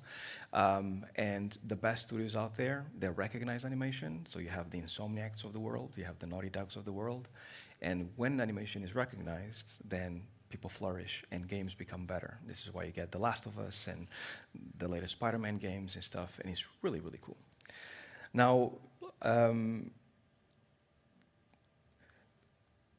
to show that animation is not just a craft, animation basically deals with a lot of things. Shapes how the player connects with the characters, with worlds. Who here has played Last of Us? Right, okay, so you probably connected a lot with characters, and this is a lot to do with the animation department having such a big influence in making sure that the animation systems, the animations, the storyline is basically almost invisible to the controller, so you feel connected with that player, and it's incredibly important. And this is why animation is to have, in my perspective, a bigger role, I think, in games overall, and this is why this talk is here. Now, a little bit more about myself. I started a studio about 2 or 3 years ago called Proxima Studio, and we have been developing a game called Warship Jolly Roger. And through the journey, and I'll talk a little bit more about my thoughts about game direction, animation direction and stuff, I had a lot of theory about animators becoming game directors, and then eventually kind of bringing all that experience back and how would that translate into game. But I didn't have a lot of practice, hence why Proxima. Now that we founded a studio, now that I'm game directing a studio, I realized that a lot of that theory was actually very practical. And a lot of the things that I'm mentioned here can happen to you too, if you actually are an aspiring animator, or if you have a studio that have aspiring animators. There's much more to us than just animation. So, I'm going to show you a teaser trailer that we worked incredibly hard about a couple of years ago, and hopefully you like it.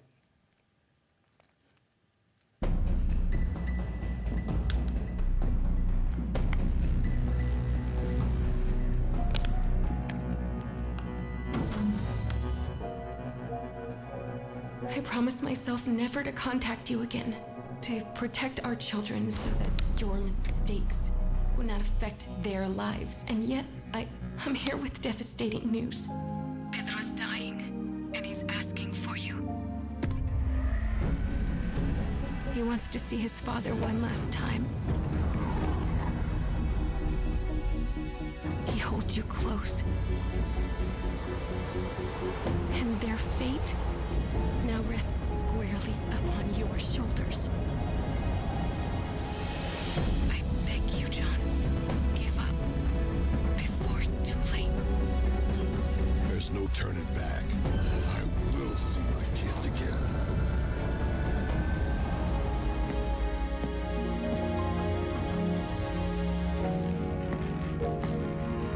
All right, we need to move. Kowalski, Elisa, Trace, are we all set for Voss? The sails have been installed and have more power in them than I expected. Ariel's a real shithole that, well, it keeps on giving after all. Hey, the coordinates for Planet Voss are dialed in. We're ready to go. Yeah, we're good to go. Can't believe we're really going. Nexton's reign ends with us. We're bringing my children home. Brace yourselves. Engaging max thrust protocols. Next stop, Planet Voss.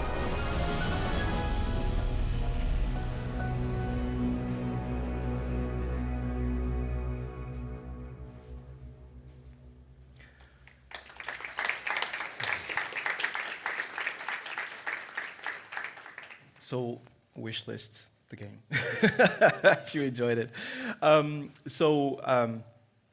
Lots of work went into that, and basically the game direction, we're still working very hard behind the scenes on this, but the animation is definitely coming through in everything that we do. And in previous talks that you guys had here, you heard a lot about emotion, right? You heard a lot about like connecting with characters and how important that is.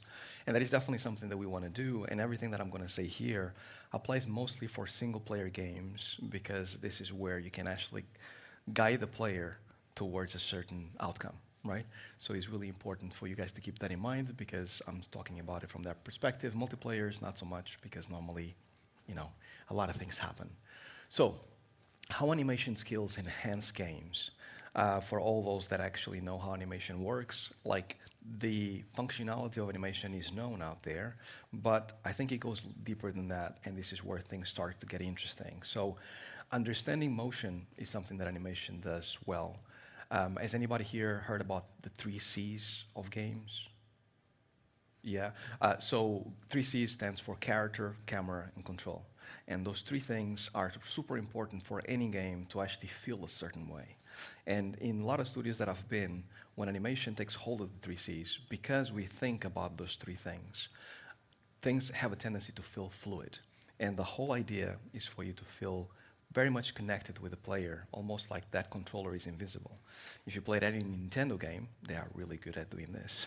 You don't think about the buttons that you press, you just are Mario, or you just are Yoshi, because it feels so good. And the reason why is because they spend so much time thinking about these 3 things. They actually do such a good job that they normally start thinking about these 3 C's before they even do level design. They actually work on those 3 things, and then when they have it spot on and have a specific mechanic, they go into level design and they start building upon that game, which is great and is exactly what we're doing at Proxima. Now, emotional expression is something that happens and helps you a ton. And only recently this has been something that has come to fruition, because you've played games in the 90s, the characters used to be cardboard, there was no facial expression because it was expensive. Nowadays is different. Nowadays you can actually have facial expression. Once again, going back to The Last of Us, for example, there's lots of facial expression which helps with the player connecting much more, and this is once again animation. Pacing skills is another thing that we don't talk about enough, because animation is motion and motion is pacing. And I think that animation knows a lot about how to pace things. And this doesn't matter if it's one shot, if it's a film. Pacing is important for the players to have basically highs, lows, and in-betweens, because if everything is high or everything is low, then nothing is, and this is really important. And then storytelling, and storytelling most importantly through animation. I will mention here people that will actually have games with pretty much no dialogue that still hit home. And we all know about Journey, the game, most likely, right? In that game, there was not a lot of dialogue. It was very much movement, and there was a story underlying, right? And I think a lot of games nowadays actually rely a lot on basically speech and visuals in order to tell a story. And that part about speech actually becomes so important that people dismiss the visuals. However, those 2 things are interconnected, and actually thinking about animation as a storytelling vehicle helps you a ton. And then collaboration. Collaboration is important here mainly because animation sits more or less in the middle of the pipeline. So we normally have the designers and the narrative people kind of like at the beginning of the pipeline, and then we have animation more or less in between. We work with programmers before, we work with art a lot of the times. And then after, we normally have riggers, and then we have like level designers or implementers, technical animators. So because of this, we normally have to deal with a lot of different departments around us, which makes us very collaborative. And the more years you go through this collaborative process, the better you become at a bunch of different things, and you also start anticipating what other people want. What does the other department want ultimately to make their life easier? And if you know that, then you know that they are going to be happy with you because you're starting to deliver what they want even before they ask.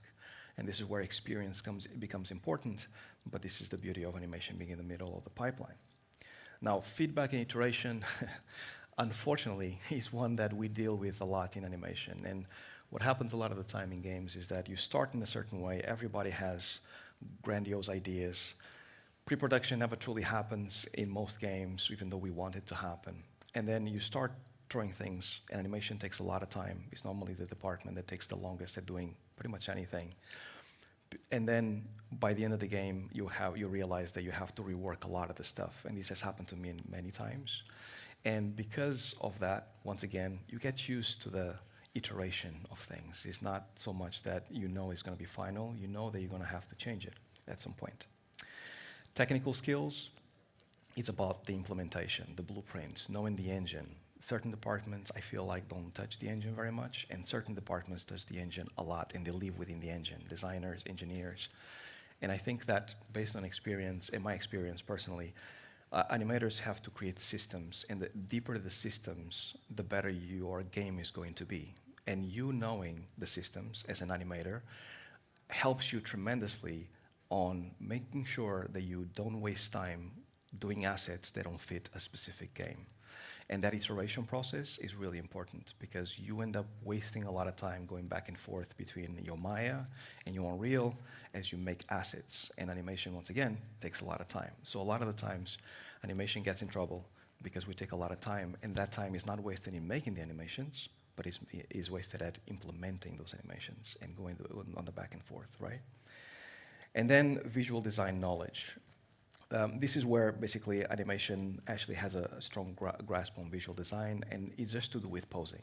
Animation at its base is poses, going from pose to pose to pose. And if you study animation and the 12 principles, this is what you get. So visual design is really important, even more important if you start illustrating, and everybody in animation. So hopefully not be pros at illustrating, but be pretty good at it. And lastly, player experience and adaptability in the creative process. So this is the connection with the community, with the player, anticipating what the player wants. This goes for designers, it goes for others, but for us in animation, because we also always have the controller in our hands, and we are always trying to get a little bit more out of the experience, the connection, the blends, and all these other things, that player experience is something really important. My background is also in QA. I actually started in 2000 as a QA person, like just testing a bunch of games for Sega and Microsoft and stuff. And it kind of like served me well in trying to understand what the player ultimately wants. And this is really, really good. And if you are or want to be an animator, you knowing not only about the engine and actually getting that player feedback helps you a ton. Okay, cool. Let's move on to, now that we worked on the role of the animator, let's work about the animation director. As you build your ladder, as you go from animator to lead animator to animation director, your role starts changing, and as your role changes, you start leading teams, you start directing characters, you start unifying performances. And this is a little bit of what Ron just mentioned before on the art direction. This is basically what ends up happening to you from the animation perspective, where you start thinking about what makes sense together. So it's no longer about just the one asset and then it's in game and it's good to go. That's normally what the role of the lead animator, as they are looking to actually build assets, almost like a chain. The animation director is trying to see if things fit together and they make sense in a dynamic way. But we are also thinking about systems. So the designers will come to us and they will say, we want to create a system of riding a horse through snow in the middle of, I don't know, somewhere. It's up to the animation director to say, it's possible, it's not possible, it's going to take this long, or it's technically impossible because we don't have enough people, not enough engineers or enough technical animators. So this is where you start understanding even further how the departments are interconnected and what's possible technically and artistically in your department, right? So things are starting to kind of like coming together when it comes to animation direction. Now, when you are an animation director, a lot of the things start to pop into your head about, wait, I think I can do this game direction thing. And the reason why you start thinking about those things is because you are thinking about visual storytelling that we mentioned before, and timing and pacing, which we also mentioned before when you hit those poses. And then character presence in acting is one of the things that you start appreciating the most. As Chuck Jones said, an animator is an actor with a pencil. And games is funny because you spend so much time thinking about the technical, thinking about how it feels, that you never really truly appreciate how a character acts or how a player kind of perceives the acting of the character. But when you start thinking at this level, as animation director, as game director, you start thinking about the overall picture. And this is when it becomes really beautiful, and hopefully all of you can actually experience it, because this is when the art of animation truly becomes its own, which is amazing. And then emotional storytelling connected with character in presence, they are one of the same, and subtle expressions, emotional pacing, knowing when to deliver a quiet moment, knowing when the ups and the highs, when to deliver those. This is once again something that you can only get when you have experience, when the years go past. And then lastly but not least, it's anticipation and payoff. So one of the principles of animation is anticipation. And what happens here is that what we know, doesn't matter if it's one shot on your show reel or if it's a full movie, you know that setting up the audience for something and then having a payoff is incredibly important. And this one principle becomes more and more important in games. And the bigger the anticipation, the better the payoff. So if you are an animator, if you're thinking about being a game director, any game that hits you hard as you're playing it, that you're kind of going like, oh my God, it's amazing, think about the anticipation time that you had to go through and think about what started that anticipation time. Most likely you'll be able to pinpoint it, and then when you get to that payoff and how you felt, it's going to hit you like a brick, and you're going to realize that it was incredibly well done. Okay, so now that we talked about what makes animation interesting in animation direction, I want to talk a little bit about my personal experience, because even though I was a lead before Battlefront, Star Wars Battlefront, it was in this project that I got to a bunch of different conclusions.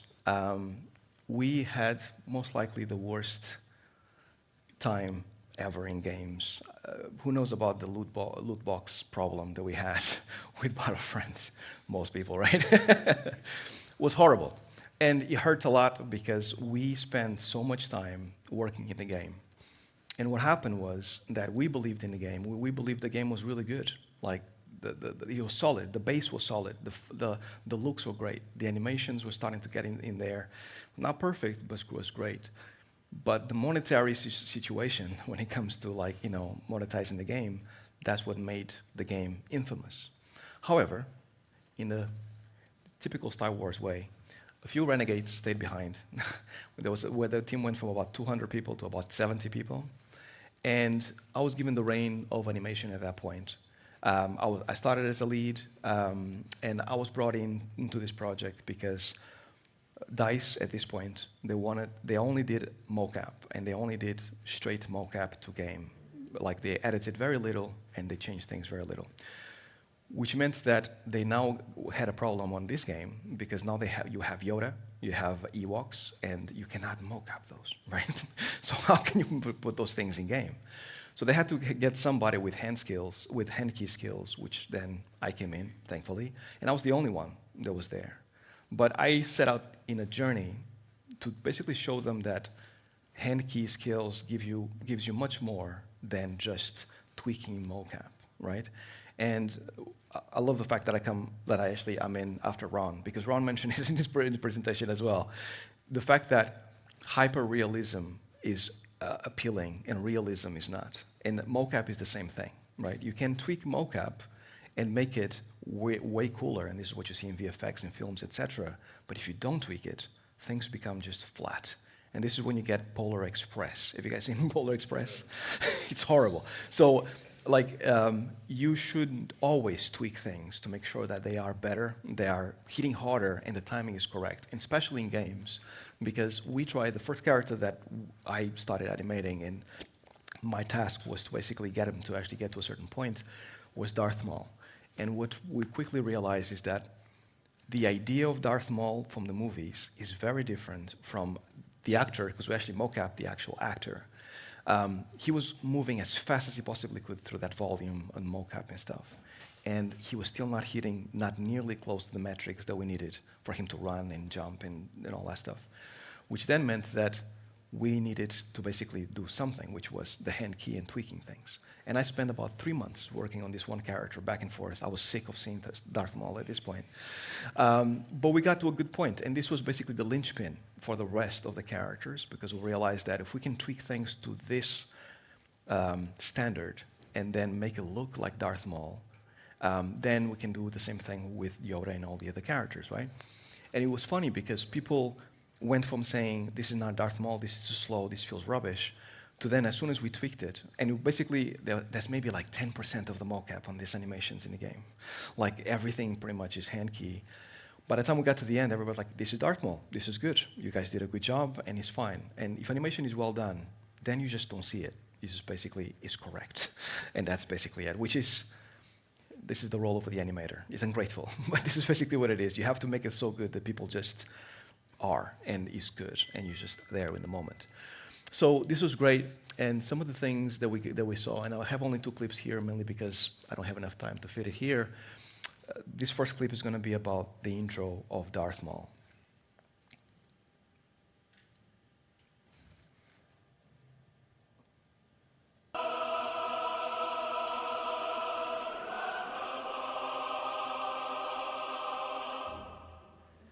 So this is how we wanted it to be when you get into game. However, after putting that in game, we realized that it took slightly too long. But what we learned from it is that isn't that cool to see that as a player that chooses Darth Maul, right? Like, you know, all of a sudden you hype to get into the game. So we added something that was not exactly that. It was like a very short intro, but at least the intro, the idea is there. We push the idea, we learn it from it, and then we go ahead and implement it in game. So that's some of the things that goes through, and you know, it takes years to get to the point.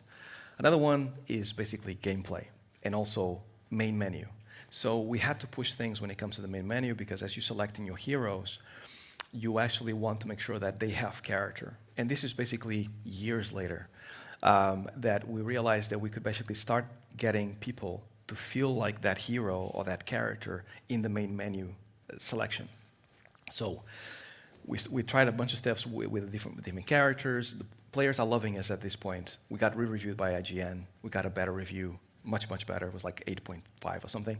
We are over the moon. So we have just having fun at this point. So at this point, the hero character is no longer just like Darth Vader and Luke and stuff. All of a sudden, we're adding the Ewok as a hero. You can play him, right? So a lot of people are starting to think, how can an Ewok take on Darth Maul?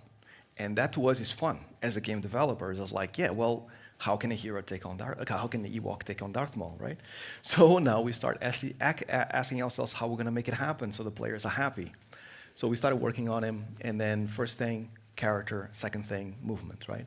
So what you'll see here in this clip, if I can play it. Oh, it's not going to play.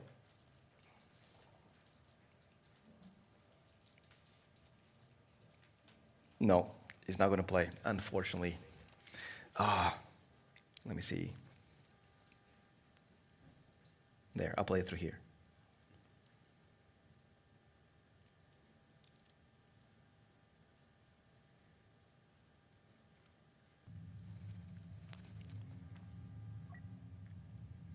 So here, we are kind of asking ourselves, what does the Ewok do when he's standing still, idling?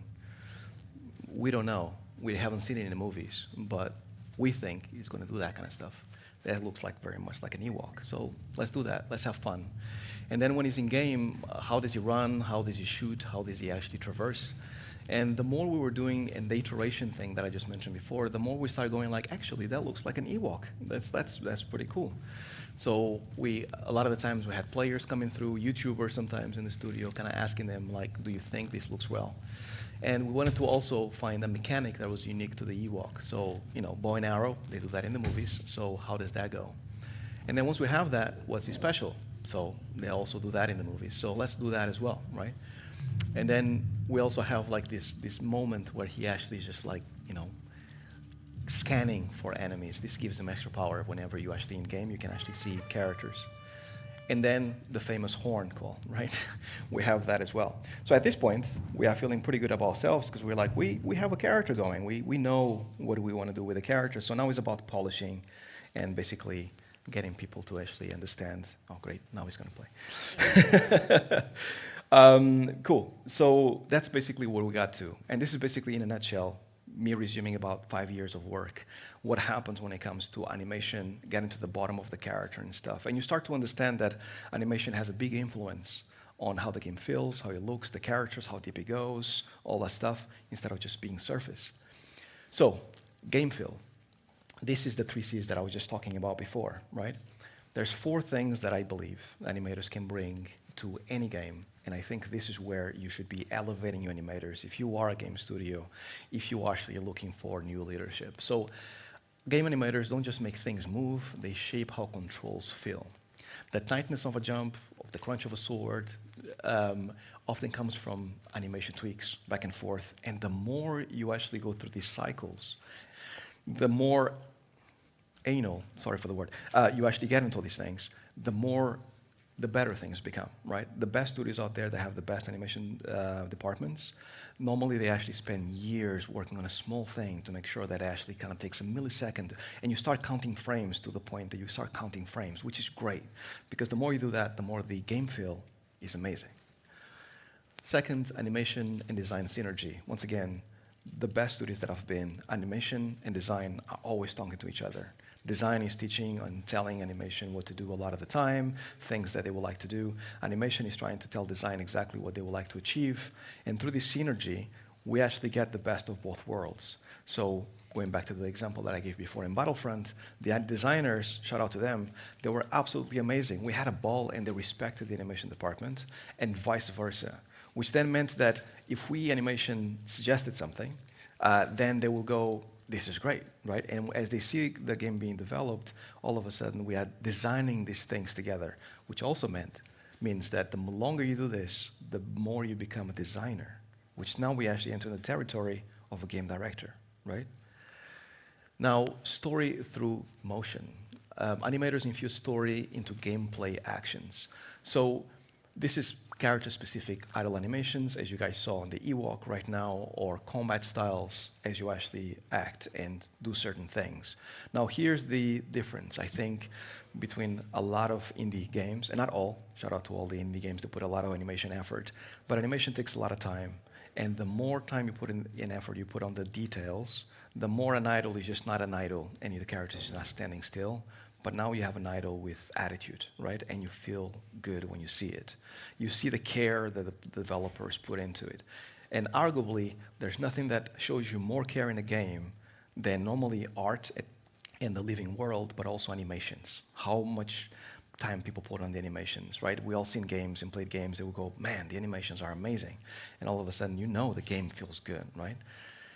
And player empathy. I'm gonna repeat this a few times because perfecting game feel, any games that you think out there, I don't know, Portal, any game that you think out there, basically creates a bond between player and character. And animators are really aware of this one thing, that if you do your job well, and that control feels amazing, and every time you actually do something, you feel connected with it.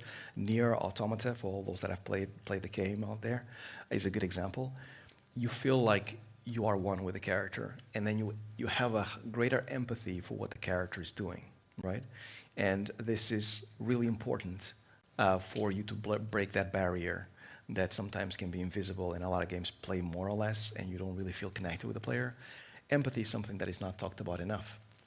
Now, we can look at our sister industry that has much more experience than us, because in games we are a young industry. We can look to film to understand the impact of animators and the impact that they had and how you can become a game director. So how many people know of directors that came on film that actually were animators before? Right. So many, right? So like there's quite a few like that actually have done it. And when they do it, they are thinking about some of these things that I was talking about here. Some of the things that we don't mention a lot in games. So one of the first ones that I have to actually give kudos to, and I think the toughest thing for when I saw this, actually I'll tell you that story later. I think the toughest thing for a director to do is to know what he wants. It's not how to get what you want, it's knowing what you want. So many people make movies, they don't know what they want. They say, well, I think I want this. I think I want the person to scream now, or I think I want you to act like you're happy, no, scared. You know, I've heard this before. I've heard this, and once you know what you want, getting it is not that hard. It just takes time if you really want to stick to. If you have a very clear cut, that's why I'm so in love with the Disney animators. Why I think animation is the father of cinema, live action cinema, because they have to have in their mind a clear picture of how a chipmunk rolls over in the snow.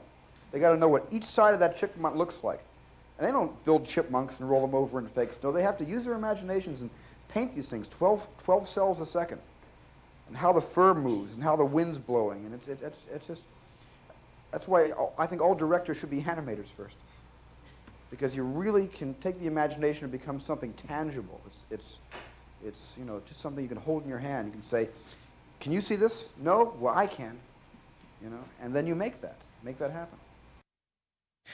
Okay, so when I saw this, I was already an animator, and I was like, yes, Steve, yes. I feel like I picked the right industry.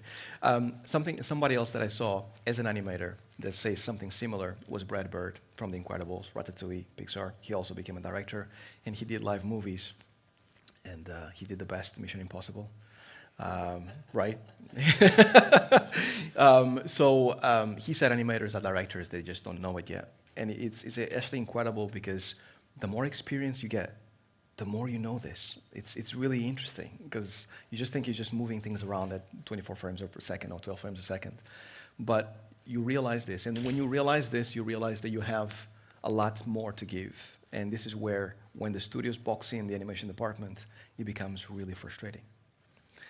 Okay, so some of the examples of the animations, the animators that became film directors: Brad Bird, as mentioned before. Tim Burton started as an in-betweener in Disney.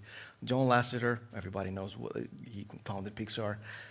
Miyazaki, because we all love him, and he's amazing, and nothing he does is wrong. And George Lucas as well. George Lucas started in animation. He has a massive amount of respect, just like Steven Spielberg, for animation, and that takes some places. Now, anybody know of any animator that's turned a game director in games? That's a more difficult one. One person.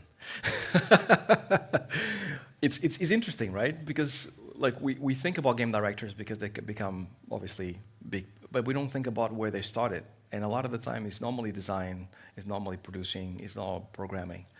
Now, I think the first one, the unsung hero here, is Fumito Ueda.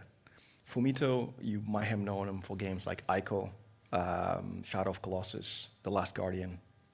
Amazing games, right? His whole motto is really interesting, and the more you look into him, the more interesting he gets. So he started as an animator.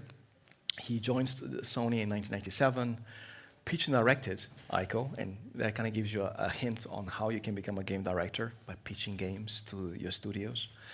And then, obviously, went over to actually do Shadow of Colossus and Last Guardian.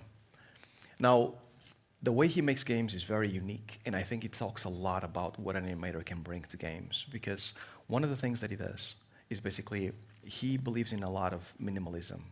Has anybody played here any of his games? Okay, so you probably remember that there's not a lot of dialogue in those games as you go through them, right? It's mostly like a desolate world, there's not a lot of dialogue, you're doing a lot of stuff. And he focuses on animation for the most part.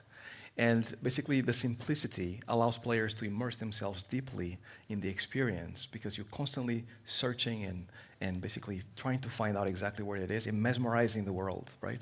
Mesmerized by the look of the world. So he believes that creating experiences that evoke strong feelings through subtle storytelling is super important. And he has influenced a huge amount of people, including myself. And one of his most notable quotes is, "Minimal words, maximum feeling."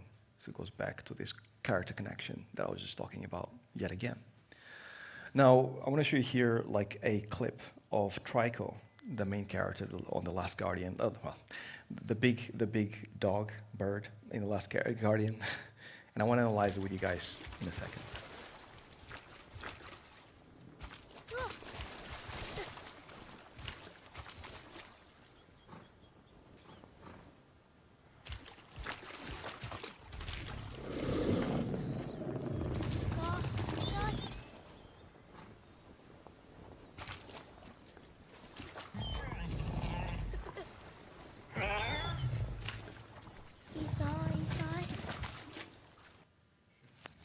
Cool, right? Lots of depth, lots of character, and connection with a creature that you're not even sure what it is, right? And what you saw there is a bunch of different things that, once again, are very much the mind of an animator. So, hesitation in movement, subtle pauses, like uncertainty on its actions, are things that we're used to, but we don't really notice it. When a dog looks at you and lifts the eyebrows a little bit, right? When it recognizes you. Like the little moments, not just the barking and the jumping. Those things are things that you can tell that it comes from the mind of an animator. Expressions of affection, it's another thing. Like, we all played games with dogs as companions. but we also played games that just do the same 3 things or the same 5 things because it's so difficult to actually do a companion in games. Building AI in games is hard. So making it minimal makes sense. Well, he chose the hard way, and those expressions builds connections, and therefore the more expressions, the more you're curious to know what is going to happen next. How much deeper can we go in terms of this relationship? Very human. Surprise reactions, going back to the eyebrows. So like what's going to happen next? Same thing. Character design, very important here. He didn't choose a big lion or a big zebra or any other animal. He made the animal unique. You don't know exactly what it is, which means that you're actually constantly staring at this creature and wondering, why does he have a tail? Why does he have wings? What can he do with the wings? You're constantly wondering what's going to happen next, which is good because it basically means that you are interested in this thing for longer. And then emotional connectivity. This is the main thing that you get out of this. And then animation and storytelling. This is what I was mentioning before, right? More people should be thinking about how can we tell stories to just animation. No words, no nothing, just movement. And then empathy, going back to the same thing in game design. Designing creatures with empathy definitely influences that player interaction in this case, but it also helps when it comes to other people, other humans, NPCs, aliens. It can be for a bunch of different things. Another superhero of games, Cory Barlog. We all know him because of God of War. He also started as an animator.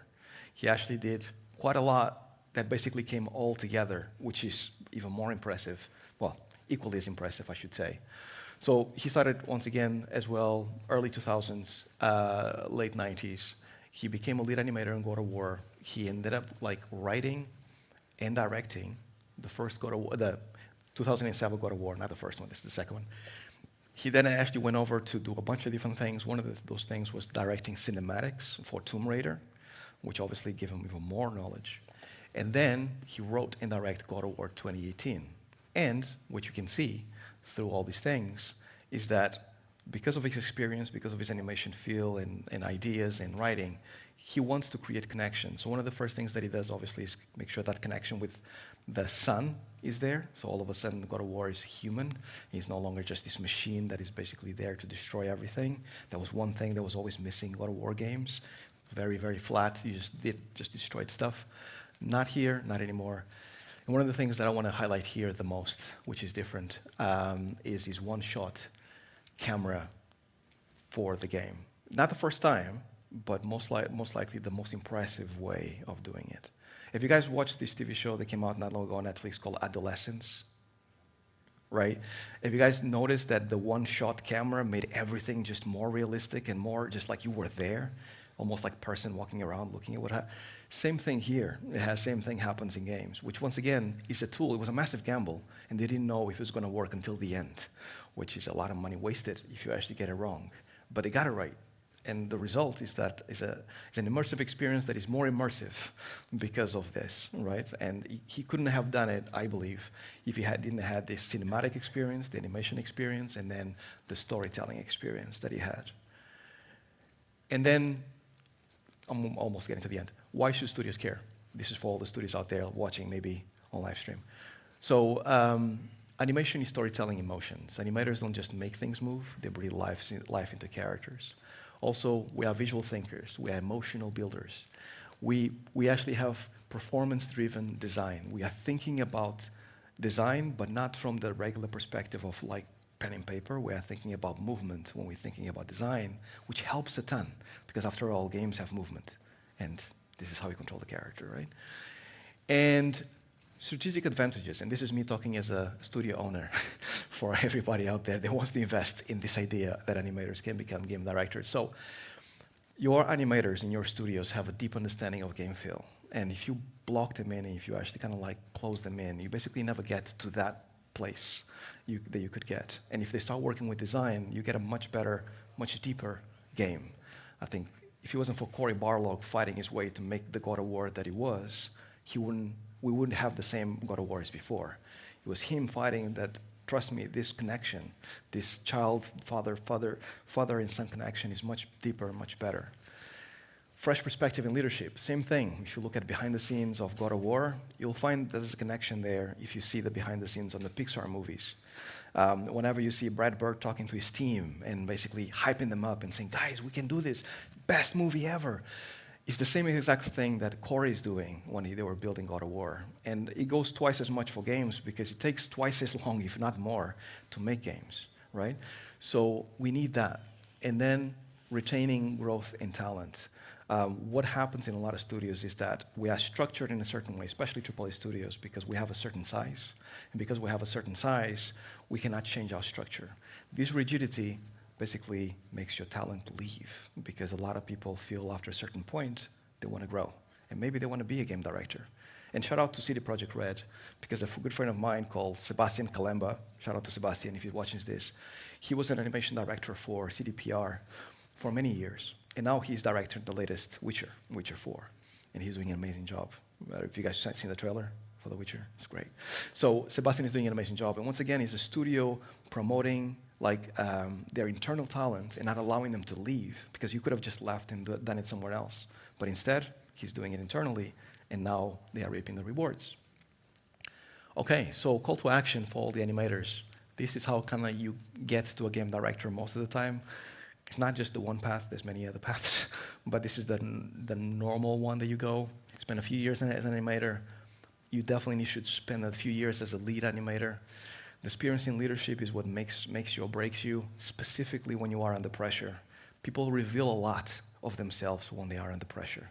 And games, the crunch in games, and crunch is not good, but when you're about to release a game, especially when you release a game of the scope of Battlefront, when you have Star Wars fans and gamers coming together for your scalp if you get it wrong, that experience as a lead really means a lot, because if you get it wrong, you're going to have to answer to a lot of people. Animation director is another one that you should spend quite a few years doing it, because once again, managing multiple departments and stuff helps you a ton. And lastly, when you get to game director, this is when it becomes even more interesting, because now you're doing what you were doing as animation director with the adjacent departments, but just with all the departments as you actually are building your game. Call to animators. If you ever guided a performance or shaped a scene, animation has already trained you to tell stories, build empathy, so you're closer than you think. Start small, think big. This is something that I wish I knew before, but own a moment in your current projects if you can. So if you actually start working somewhere, even if you are just a junior, try to actually have something that you can own. Ask your leads, ask your directors. And the more you do that, the more you get used to basically sharing your ideas, and basically people start listening to your ideas instead of just sitting there and doing what you're told. Because it's not really good. Animation is games is very collaborative. You need to speak out. And then grow your perspectives. Learn how systems work, learn how design work, read design books. Learn about the other aspects of games, because it makes you a better animator, and it will ultimately lead you to hopefully one day game direct. And then lastly, and this is an important one, your vision matters. A lot of people in games feel like they are just boxed in, and really what they say really doesn't matter. And nothing could be further from the truth. And we need people that speak out. To me, at least, every time I felt boxed in, especially the longer it went, the more I felt like I needed to basically be able to express myself fully. And with no disrespect to anybody, but if you feel like you tried a bunch of stuff and nothing is working, perhaps that position, that studio is not for you, and you need to try something else. But your vision matters no matter what they say. Just make sure you are kind and good as you share your vision. But this matters a lot.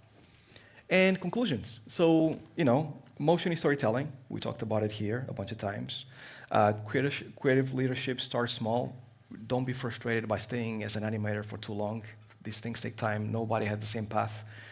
Everybody has different paths, but only the ones that actually have those shortest paths are normally the ones that get the shine. Look how this guy directed his game for the first time. Those stories are great, but it's not the majority. The majority is the people that grind for a long time and then eventually get there. And then the industry needs your voice, and this goes for anybody that is an aspiring, and it doesn't matter if you're an animator or not. You need to speak out, you need to do your thing, and I hope you're getting inspired by this to hopefully share your voice. And I'm looking forward to seeing a lot of game directors in the future here. And start now, don't wait. Even if you actually are just studying, don't wait until getting into the games industry to actually start directing or doing the things that you love. Do like game jams or get together with people. You'll be surprised about how much things you can do, especially with Steam nowadays. And I know quite a lot of people that actually started with a game jam, ended up publishing their own games on Steam and making it really big. So don't wait for people to give you the opportunities. Just take your own opportunities. Because what happens in reality, even if you have experience, even if you work in AAA, you'll realize that you need to take your opportunities. Nobody's going to give it to you. And finished. Any questions?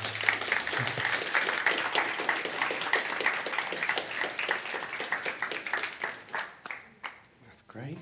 So, so basically what you're saying is animators are better than everyone else. No, not that. Not at all. Okay, great. No, they were all great points. Hopefully we can, consider different paths, and I think animators have a lot to contribute in terms of leadership and vision. So we've got a bit of time. Does anyone got any burning questions yet? Just over there in the middle. Oh, sorry. Yes, there you go. Hi, thank you for the talk. It was very inspiring. I am an aspiring game artist, so wanting to specialize in characters. However, my question is if you could talk a little bit more about your journey from QA into animation. Was it hard to go through that into animation, and how did you find the QA, and how long did you stay in like the junior position and then moved into the senior and lead? As an animator? Yes. Right. So it was so hard. It was so hard. So what happens with QA, unfortunately, and it's still true nowadays, a little less than before, but QA is seen a little bit like less than the rest of the departments. So even though it's a great way for you to get in, all right, because you get to know what each department does and you feel like you're contributing, there's a couple of like traps for QA. One is incredibly comfortable, but you also lose your job incredibly fast, because normally if a studio is reducing headcount, the first department is normally QA, which you shouldn't really be comfortable in QA, even though it's slightly controversial. But yeah, that's normally the truth of what happens in QA.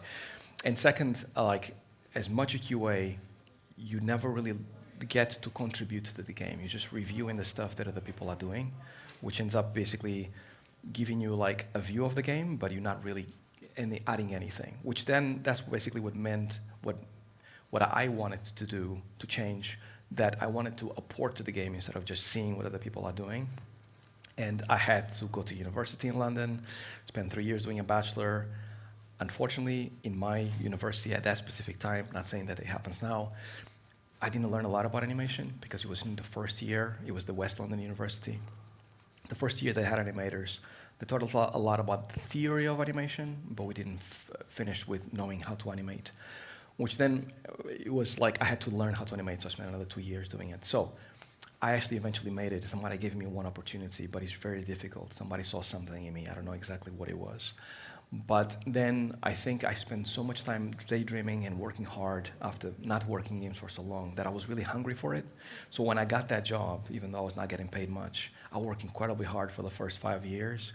And it was easy for me to go from junior to senior to intermediate level. It took me about 6 months because I was so hungry. And then after that, to be a senior took a little longer. And that was not to do with my skills per se, even though I thought so. It's most to do with money. And that's another thing that you have to do to understand that a lot of the times happens in the industry. Like studios are strapped for cash, and sometimes they don't want to give you a pay rise and stuff. But eventually I got it. And when I got it, was the right time. And you'll find that everything kind of happens for a reason. I'm a big believer of that. So when I got my senior position, was in Lionhead. And it was a hand key game that I always wanted to do. Right? And to me, I'm ready for this. So I just went and did it, and I was so hungry to prove them that I was ready to be a senior. So it takes a while, but just know that, it was meant to be, no matter what it takes. That's brilliant, thank you. Yeah. Anyone else? Yeah. Hi, I'm Holly, I'm an animator. My question is, how would you go about creating an animation portfolio for applying to game studios? Yeah, that's a great question. So what I always say is this: after reviewing many portfolios, most students and most people that want to get into animation, they normally do the same things. Like they tell you, do a jump, do a run, do a walk, do an idle, all those things, right?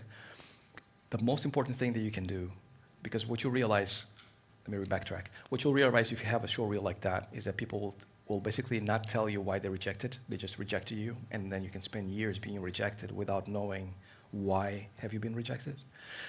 Infuse your personality within your show reel. And this is basically when you start thinking about, if you do a walk cycle, how can you do a walk cycle that is personal to you, right? Maybe you basically, I don't know, you like to ice skate, or you like to, I don't know, do like parkour, right? Can you do a walk cycle that actually like looks like that, or can be within that, right? Maybe he walk cycles to a parkour move. Same thing with anything personal to you when it comes to your wants. You like to dance, maybe you actually want to do a dance move. And the reason why I'm saying this is because I'm a big believer, whenever I hire people or interview them, my first question is very much picking 1 or 2 shots of the show reel and say, why did you do this thing, right? And if the answer is like, I just thought it was cool, that's it. To me, is not enough, and the reason why is because when I hire people, I don't hire them for their skills, I hire them for their imagination. Because I want to be able to tell you, what was your name again? Holly. Holly. I want to be able to say, Holly, look, we need a combat jump on this specific character. We already know how the character moves and stuff. Can you come up with something? Right? And I expect you to go off and just like YouTube and reference and maybe shoot reference of yourself and come up with a jump. And then I want to come back to your computer, you show me the blocking, and I'm like, this is cool, Holly. Go ahead and do the thing, right? And this is how I not only relieve myself from having to tell every single person in micromanaging, but also I get people to basically apport to the game. And then you can be super proud that you've made that jump. And this is why you need to start showcasing pieces of yourself within your show reel. So I can ask you and you can say, you know what, I do this thing for a living, this is my passion, and I can relate to your passion because I'm passionate, right? So now I'm like, Holly's one of us, so come over. Great, thank you so much. No worries. Okay, great. So I think we'll leave it there. So big round of applause for Harvey Newman.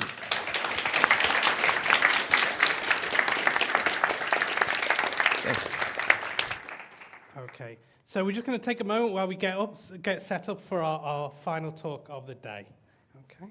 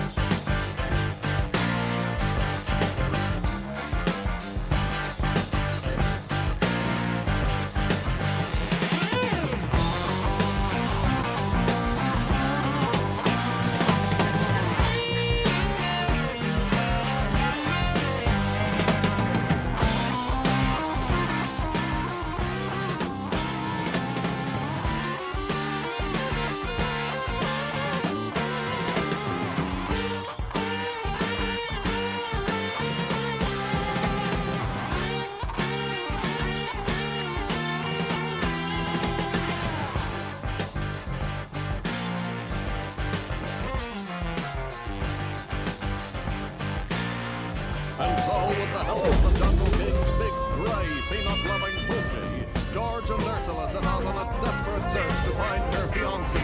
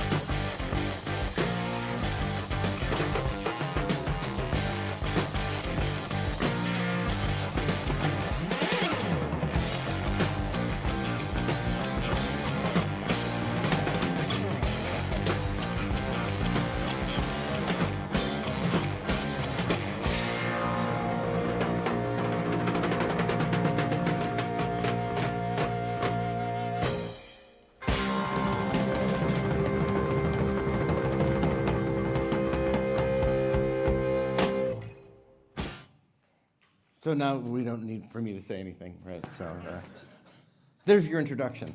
Well, I was going to try and list all of the games and films that Stuart's worked on. I think you've done a much better job than I can. And even that is probably still a small subsample of all the amazing stuff that Stuart's worked on.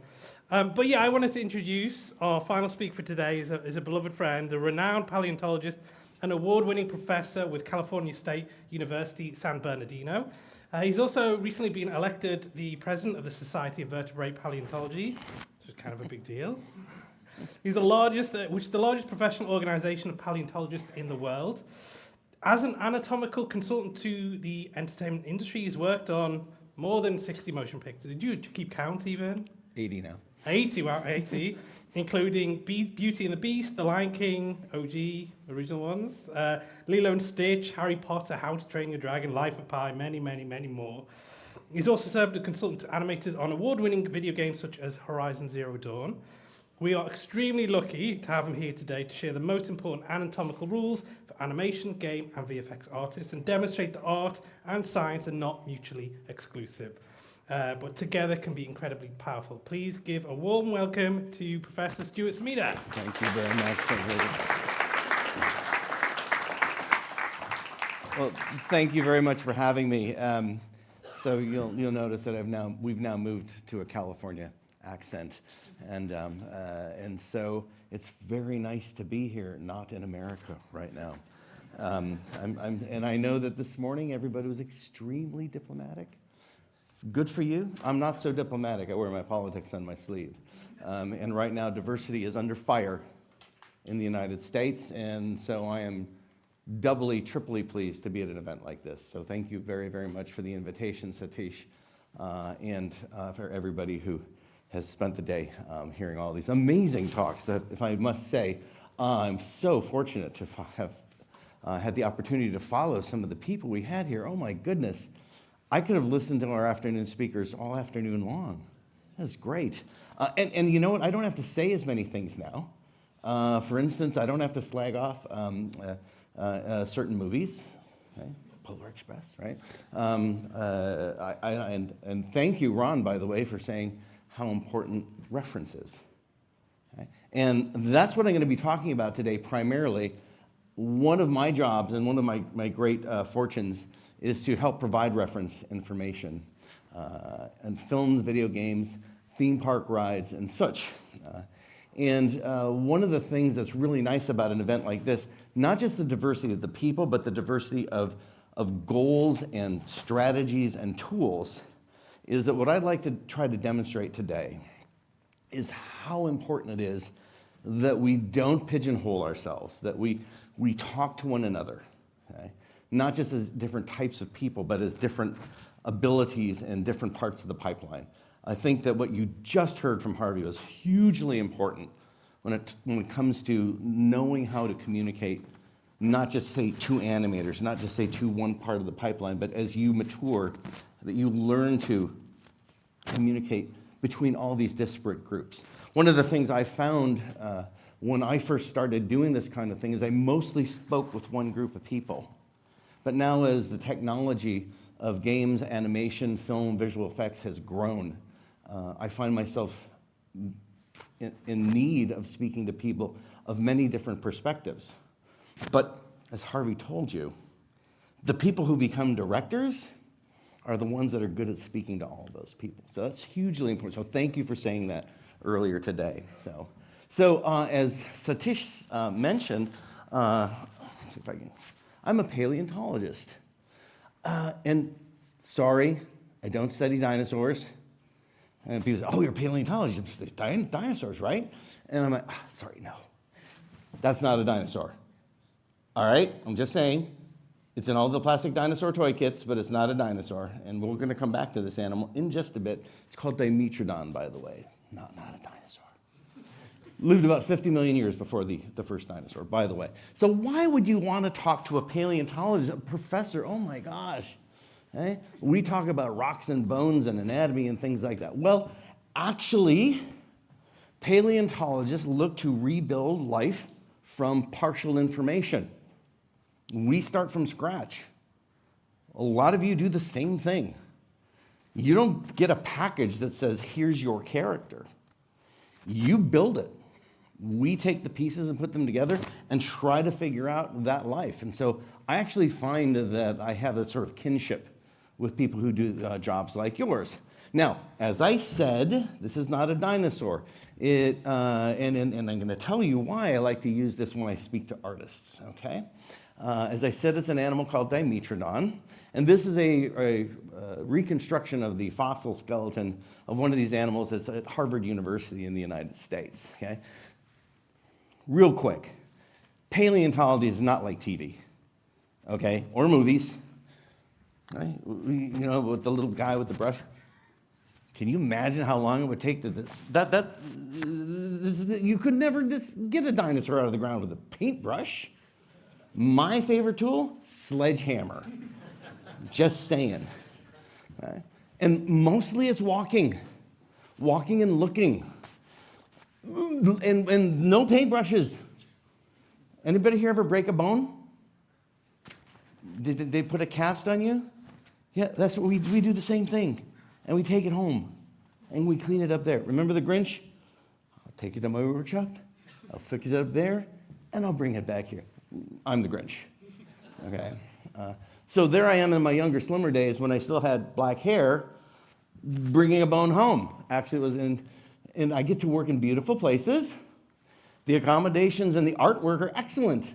Those rocks are 300 million years old. The artwork's about 2,000 years old. What a beautiful place. The accommodations are excellent. I go through it quickly only because then you'll notice that one, my hair's gone gray, and two, I've gained a lot of weight. Okay. But here's the thing about paleontology. We find bones in rocks. When we describe the rocks, we talk about color, texture, and depending on the time of day, the lighting on this looks different from morning to midday to afternoon.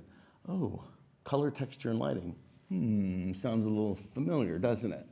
By the way, we actually found a bunch of fossils in this spot. It's just not just a pretty picture. And this is one of my favorite localities. It's in the southeastern part of the state of Utah in the United States. And one of my students named this locality, he calls it Grandma Watching TV Rock. What a great name. Now, this is pre-flat screen, okay. But still, I think Grandma has a sort of a big bum. I think she has a bun on her head. I think maybe her hands are folded across her lap. And I told my student, I said, my contribution to your interpretation of the shape, because it's all about shape, is I think there's a cat sleeping on top of the warm television set. You can see its ears, right? Because we have color, we have texture, we have lighting, and shape. These are things that are of interest to me as a scientist, whether I'm looking at a rock or a bone, and to artists as well. Now, there are some of the spines of that animal I showed you at the very, very beginning. Some of them are nice and pretty and clean. Some are a little bent, tortured. They look a little bit like Mr. Burns' fingernails, okay? And most people will tell you, well, it's a fossil. It's been in the ground for hundreds of millions of years, so it's bound to have been sort of distorted and tortured and bent up. And sometimes that does happen. But I can also tell you that we've sliced these things up and looked at them microscopically, and they are not distorted.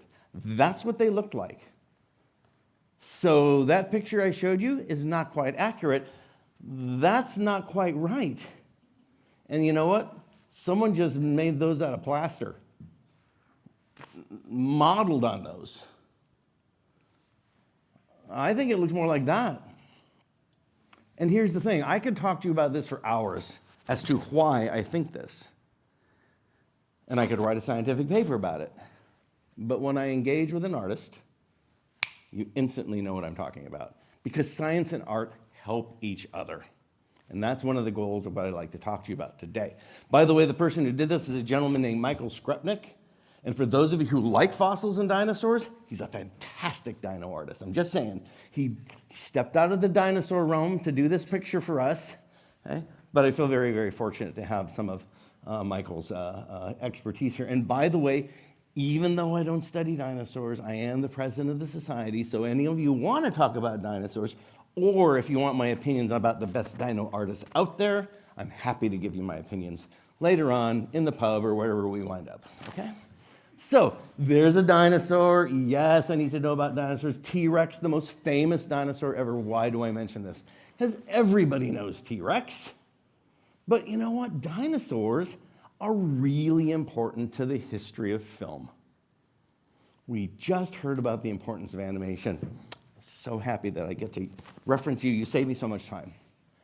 Who remembers the first piece of character animation ever? Gertie the dinosaur. Barely a quarter of a century later, we have the remarkable achievement that we saw in the film Fantasia, including the sequence called The Rite of Spring, which was mostly fossil animals. 50 years later, Jurassic Park. Okay. And of course, we see dinosaurs in video games as well. I'll talk about Horizon in a little bit. And by the way, people say to me, so you're a paleontologist, right? So you hated Jurassic Park, right? I'm like, no. We've been waiting to see those animals on screen all our lives. It's the people I hate. They're all idiots, okay? But here's the thing. The Jurassic films are not paleontology films. They're monster movies. They just happen to have dinosaurs in them. And that's fine. I'm not the science police. I know we're not making documentaries. But if dinosaurs walked around, how should they move? That's the question. And how do they contribute to the story? Sometimes incorrectly, but yeah, that's quibbling. Okay? And I didn't work on Jurassic Park. I worked on one of the Jurassic World films, but not Park. But I have colleagues who did. Some funny stories, more stories for the pub. Okay? So, once again, audience plant, Chuck Jones, who said an animator is an actor with a pencil. This is the kind of picture you would see in my class in comparative anatomy. You know who drew it?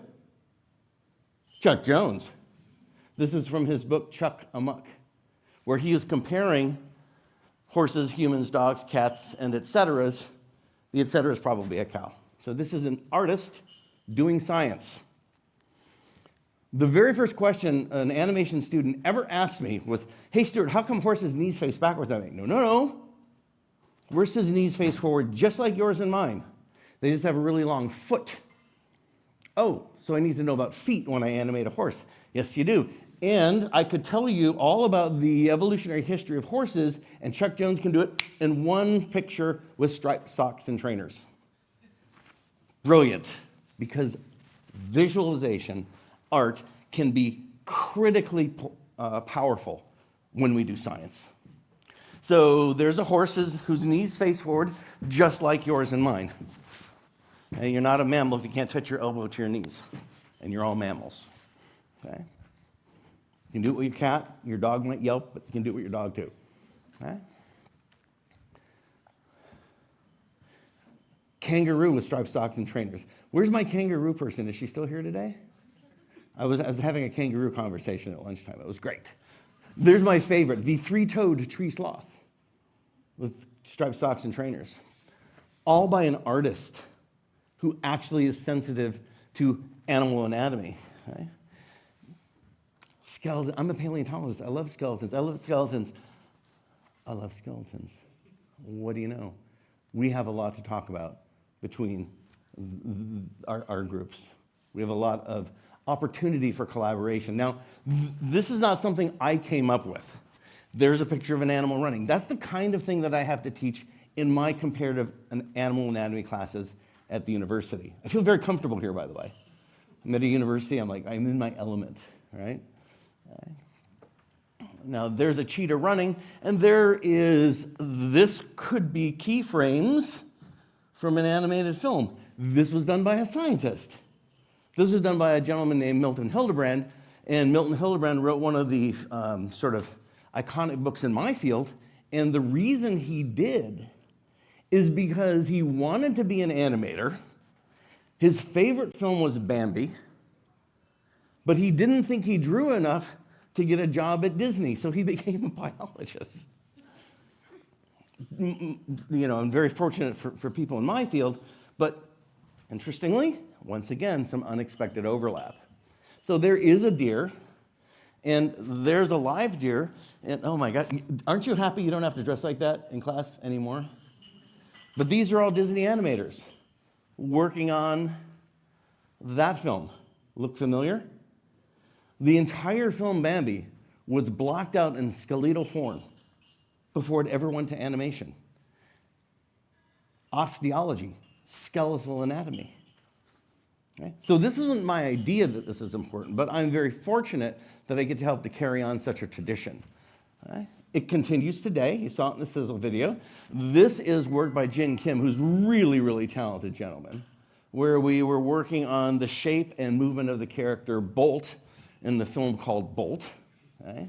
It was originally called American Dog, and we're like, this is not going to market in Europe. Okay? And this is work by a gentleman named Mauricio Anton. Mauricio's in Spain. This is his reconstruction of a dire wolf. Sorry, Game of Thrones, his is better.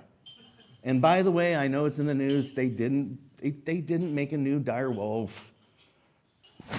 They put a few genes in, but they're the same genes that wolves already have. Please, give me a break. But good TV, right? We can talk about that in the pub as well. So now, when I talk to people about animals, I think of skeletons and the muscles that attach to them. And this is from, oh my goodness, in your field, over 25 years ago. Anybody remember the movie Cats and Dogs? Yeah, this is the dog from Cats and Dogs, done by Rhythm and Hughes.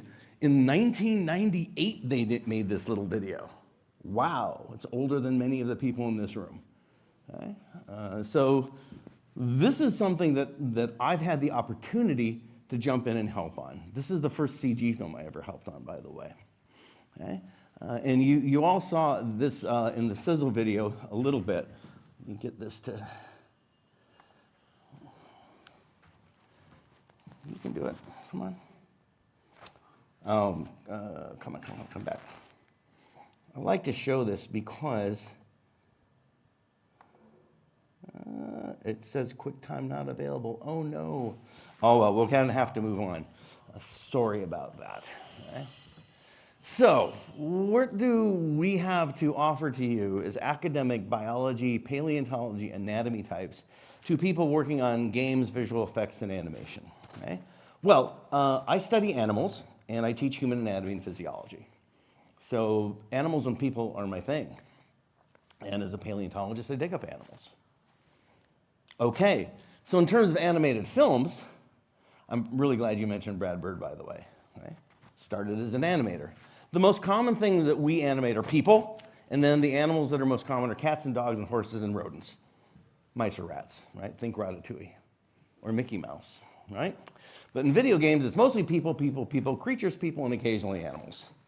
The creatures, however, are critically important, especially in some of our fantasy games. But when we talk about creatures toward the end of what we have to say today, most of the creatures that we study are built out of parts we already know. And that's really, really useful. Okay. So, I know we got a little bit of a late start, and I know I'm speaking a little bit quickly, but I'd like to, as quickly as I can, tell you about the things that have been most useful to me when I go to a video game or animation studio. What do the artists get out of me when it's really the best value for money? I can't teach them everything, but I can make their life and their research faster and easier. And the first one is one of my favorites. It's called You Are What You Eat. And now this is with apologies to any vegetarians in the audience. This is not meant to offend any vegetarians, okay? Being a vegetarian as a human being is a personal choice. Animals don't have a choice. They evolved to do one thing or another. I mean, we evolved to be omnivores. I'll eat anything, okay? Has anybody here been to California? I can make an entire lecture out of an In-N-Out burger, okay? Okay? But here's the thing, and I'm gonna drag you all the way back to your school days. Plants and animals are different. Well, yeah. Their cells are different. You remember plant cells? There was something different about them. Plants have something around their cells. Who remembers? Cell walls. Yeah, they're called cell walls. They're made of something called cellulose. It's the same thing that wood and paper are made of. It's nutritionally useless. Now, that doesn't mean plants are nutritionally useless. The stuff inside those cell walls are really, really useful. But if you want to eat plants for a living, you got to get through that stuff, and most of the volume you eat is useless. So you have to eat a lot of plants if you're, say, a horse or a cow or a brontosaurus. Okay? Okay? If you eat plants for a living, you've got a big barrel-shaped body because you have to accommodate an enormous volume of food, and your backbone is stiff as a girder to hold all that up. I'm sorry to tell the vegetarians in the audience who think that meat is difficult to digest, it's not. I didn't say it's good for you, but meat is really easy to digest because there's no cellulose there. So if you eat meat exclusively for a living, like this carnivore, this wolf, okay, you don't have to deal with that volume of food. So your body is differently shaped. And because your body is more lightly built, it allows you to have a more flexible backbone. Now we're talking biology that's of interest to artists because we're talking shape and flexibility and then ultimately movement. Okay? So there's a reason you can ride a horse, because it's a plant eater. You could never ride one of those. It's too bendy, and it would bite you. Okay?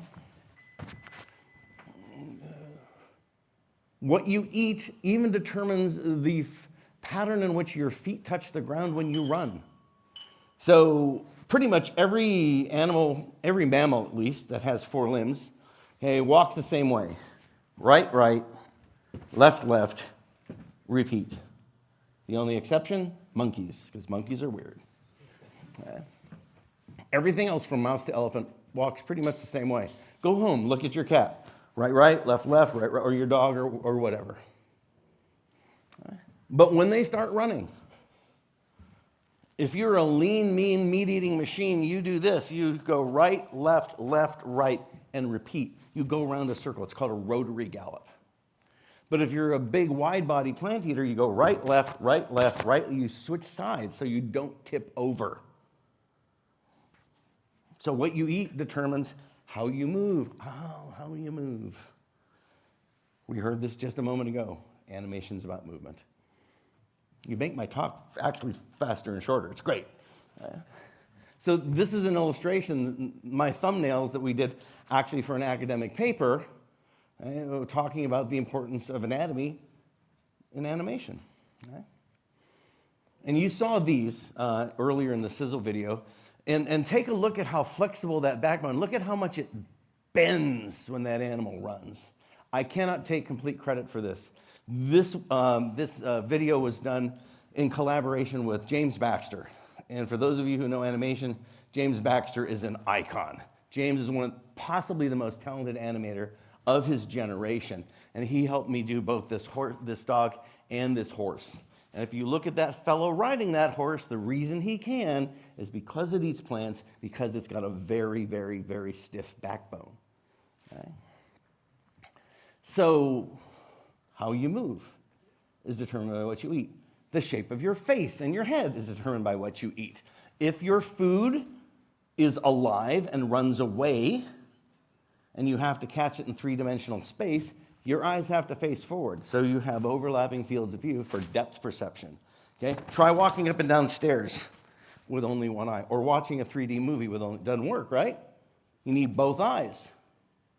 Eyes must face forward for depth perception, but if you eat plants for a living, this is a llama skull. We used this skull when we worked on, remember The Emperor's New Groove? 25 years ago. Oh my gosh, I'm showing my age. Okay? The eyeballs are on the side of the head, because the snout is so long. And let's face it, plants don't run away. You just stick your face in your food and you eat, right? So the shape of the head, the position, and eyeballs are really important for acting, aren't they? It really helps to have both eyeballs on screen when you're acting. Okay? The position of your jaw joint is different depending on what you eat. There are a number of animals. The bear is a carnivore. Its jaw joint is right in line with its teeth. The horse is a plant eater. Its jaw joint is not in line with its teeth. Right? The bear, or any other carnivore, cat, dog, whatever, is like a scissors for slicing, where the pivot is in line with the blade. But a horse or a cow or anything else like that, as a plant eater, its jaw joint is way out of line with its teeth. So they all come together, crunch, crunch, crunch, like a nutcracker. Now, why do we care about that? Well, we got to open our mouths to talk, and a lot of talking animals in films. Like I said, I'm not the science police. Okay? Now, if you look at the human, you'll say, oh, we should be herbivores. Well, sort of. Okay? If you look at the horse, no teeth there. We have teeth all the way around, and we still do have canines. We are omnivores. And you know, it was really funny when I was invited here. The second question I get asked after "Can you come?" is, "Do you have any dietary restrictions?" No, I'm an omnivore. I will eat almost anything except kidneys. I'm sorry. So for those of you who are fans of steak and kidney pie, I'm sorry. It's just a thing. I can't help myself.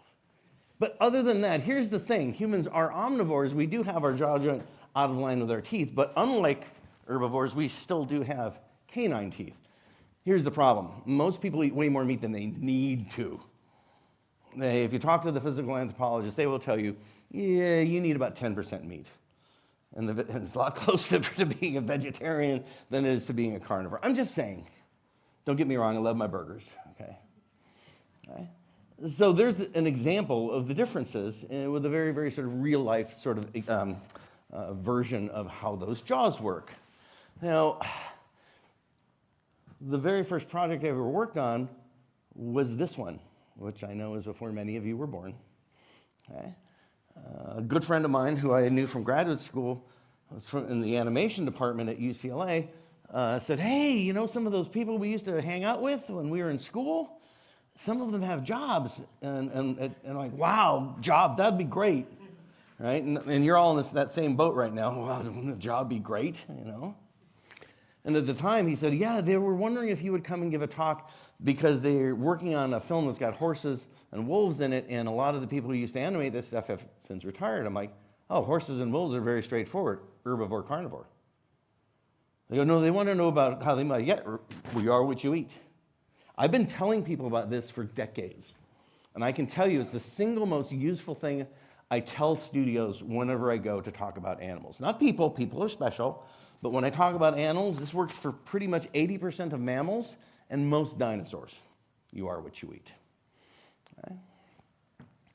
This is the first set of notes ever taken at any talk I ever gave. I treasure this image. Yeah. First set of notes that were ever taken in a lecture I ever gave at a studio, done by a lady named Denise Shimabukuro. Denise is amazing.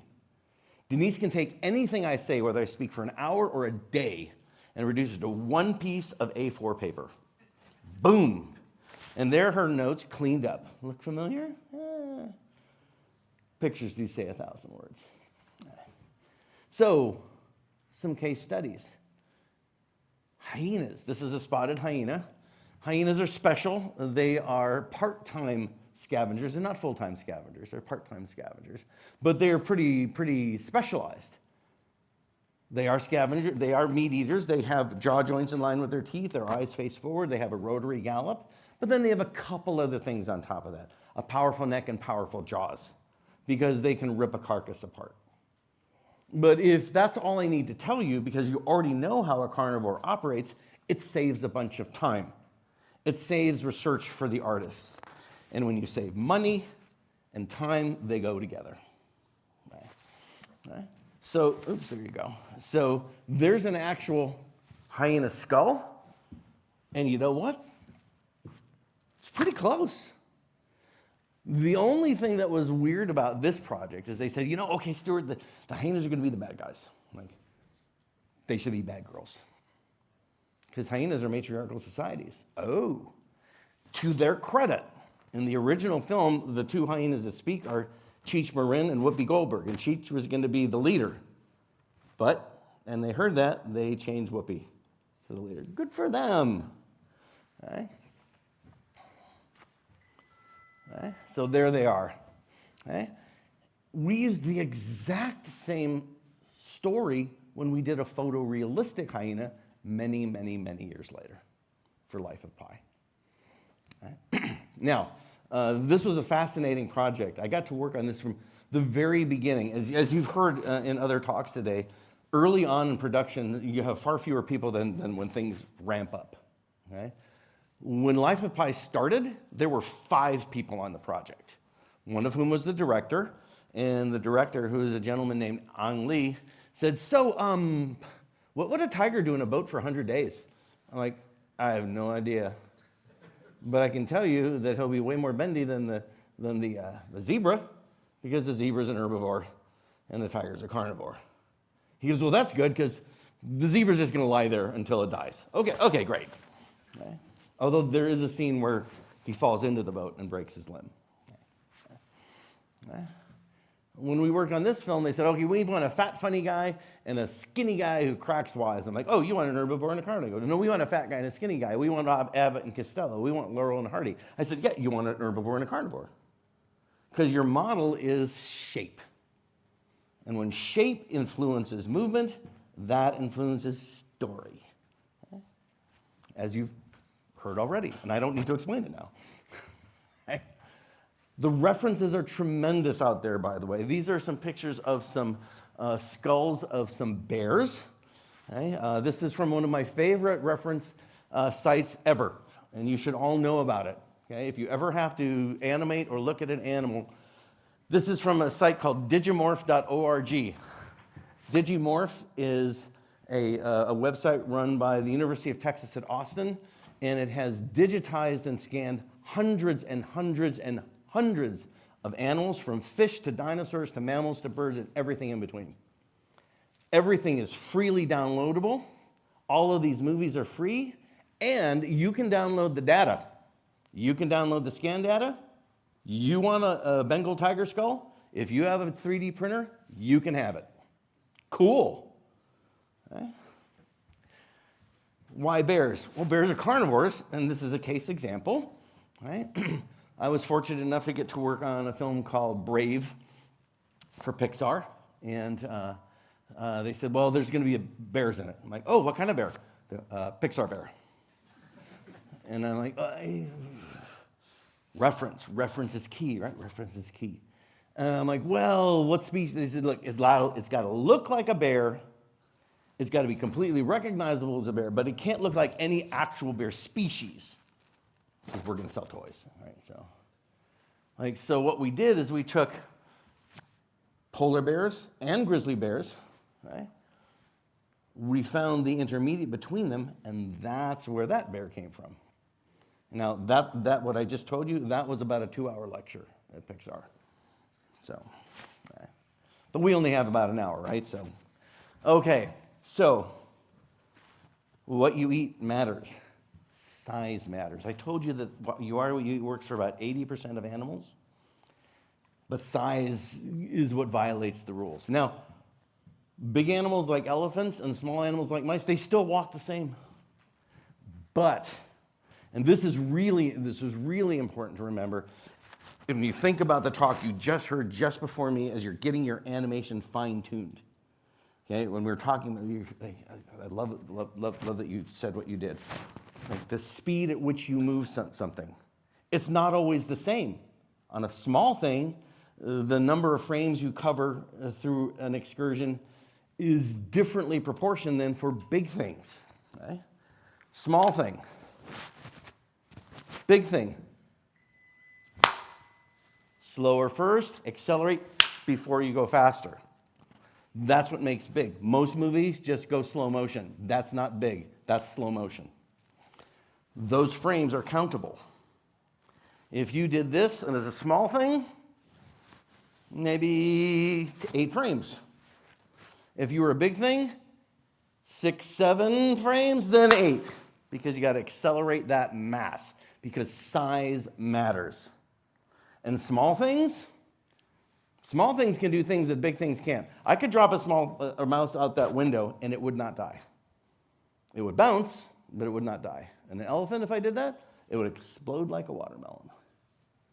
Because size matters. And I can tell you, I'm so glad you mentioned Brad Bird.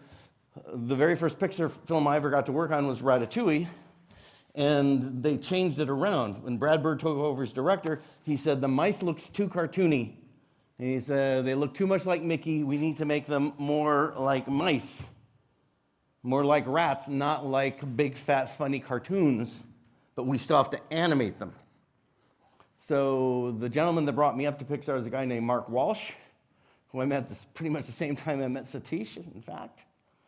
He brought me up to Pixar, and I was introduced to Brad Bird, and Brad Bird said 2 words to me, because he was mostly talking to his animators, but he's very intense. He's very intense, as you've already heard. He came up to me, he goes, "More ratty." And then it's okay, we can do that. We can do that. Interestingly, though, even big and small things are made of parts that you sort of know. This is an elephant's foot. It's different because it's got a big fat pad on it, under it, but it's got the same parts, which means you have, no pun intended, a foot in the door for understanding it. It looks like a woman in high heels, or man, Okay? Somebody asked me in the pub about the high-heeled shoe story, by the way. Okay? Some of you know it. There's a few familiar faces in the audience. I see a couple of you laughing. You know what I'm talking about. But when we teach human locomotion, we make men walk in high heels just because it's only fair. I'm just saying. Age matters. These are what we refer to as the cutification factors. Little young things have big heads, huge torsos, and stubby limbs. That's what makes them cute. The Hello Kitty effect, right? Okay, Hello Kitty is actually sort of scary to me. But could you imagine seeing something like that, 2 meters tall, walking down the street? That actually would be terrifying. But if they're in your arms, oh, they're so cute. But look at the proportional differences. These are things that bend your brain and make you think cute. But it's actual biological proportional differences between age stages. Okay? This is the skull of a youngster, and this is the skull of an adult. Here's the thing. People say, oh, babies have big heads. No, actually, they have short faces. That's what makes a baby, is a short little face. Just like puppies and kittens. The reason they're cute is because they got no muzzle yet. Okay? We have no babies in here for me to demonstrate on. And people always freak out when I grab babies and I start. My father's a pediatrician, so I'm like, yeah. So that's an 8-year-old child. That's an adult. Look at how much bigger the face is. That's adult. Now, this is actually a female, and females have skulls that are more lightly built than do males. But even then, even still. Okay? All of those things are cute. It looks like their heads are big and their eyes are low, but it's mostly because their faces are still small. Their cranial capacity is almost the size. By the time you're 7 or 8 years old, you've got as much brain tissue as an adult. And I know, because they're manipulating you from day one. Anyone who's a parent here knows what I'm talking about. Okay? Now, interestingly, when it comes to the way we design characters, which of those looks more human? Humans look like baby primates, in fact. Okay? And which one's cuter? Well, of course, the one with the little face. Okay? The proportions are key. They're just biological measurements, but they impact the way your brain operates. So the artists who use these tools, they're messing with your brains. They're manipulating you from what you see on screen. The good news is you get to use the same tools. Okay? You are hereby licensed to manipulate other people's brains the same way. Okay? You're going to see this fellow a few times. This is my older son. Isn't he cute? His name's Darwin. What a surprise that a biologist would name his son Darwin. Okay. But my father's from Hawaii. Darwin is actually a very popular name in Hawaii, by the way. I'm just saying. Same person. 21 years later. This is him in his John Wick period. Okay? And this is his younger brother, Owen, who was named after Sir Richard Owen, who's the person who coined the term dinosaur. And by the way, Sir Richard Owen and Charles Darwin, they hated each other. We figured, perfect for brothers. Okay? But take a look at the size of those faces and shapes. Okay? Young and cute. He's a good-looking boy, but he's not as cute as he used to be. Proportions change. And we use this on you all the time. Look at the differences in the proportions and shapes of the face of Hiccup in the 3 different How to Train Your Dragon films. I didn't work on Hiccup, but I worked on the dragons, but I got to see the growth of Hiccup. Fancy word for that in biology called ontogeny. Ontogeny means growth from birth to death. Okay? This is Hiccup from birth to adulthood. Take a look at those face shapes. Very different. His face has gotten longer. His head is less round now. We use these shapes. They're biological tools to convince you of the age of the person you're looking at. You don't need to be told. It's visual storytelling. Here's another one of Denise's drawings. showing that babies are cute and why. Okay, so you are what you eat if you're a quadrupedal mammal. Age matters, size matters. For people, it's are you male or female? Okay. Now, this is not meant to offend anybody. I'm a biologist, so I use the term sex because it reflects biological construction. Gender is important and it's a choice. Gender is under attack in my country right now, and so I feel it's very important to mention that. Okay? But right now I'm going to just talk to you about some of the proportional differences we see in human males and females. Okay? And when I talk about sex, I'm saying male. I'm not talking about the act. Okay? That's, by the way, a caricature of me done by one of the artists at Disney. I love caricatures because they distill down to an essence, don't they? Yeah. So, okay, this is for both the men and women in the audience. This is probably the most terrifying picture that I will show you all afternoon. Is there anybody here who has children? A few of you, okay? Yeah, this is the picture of a woman who is about 8.5 months pregnant. Okay. There's the baby's head. This is this poor woman's bladder. All of her guts have been pressed up again. Oh, this is what we refer to as the birth control moment. I think maybe I won't do that, right? But here's the bottom line. That thing has to exit through there. Therefore, women have hips that are broader than men proportionally. Now, there's all sorts of postural issues. Both men and women have backbones that are perpendicular to the ground, as opposed to most animals. The only exception? Penguins. Okay? Most things are backbone parallel to the ground. Okay? They're the only examples of things where the backbone is perpendicular to the ground. The fancy word for that, by the way, is not bipedal. The fancy word is orthograde, because lots of things are bipedal. Right? Okay. So women have broader hips than men because of babies. Humans have broader bodies than animals because we're orthograde and bipedal. Has anybody ever lost their balance? Of course you have. Okay. What do you do when you lose your balance? Do you do this? No. What you're doing is you're distributing your weight across a continuum to make yourself more stable. So our bodies are built that way too.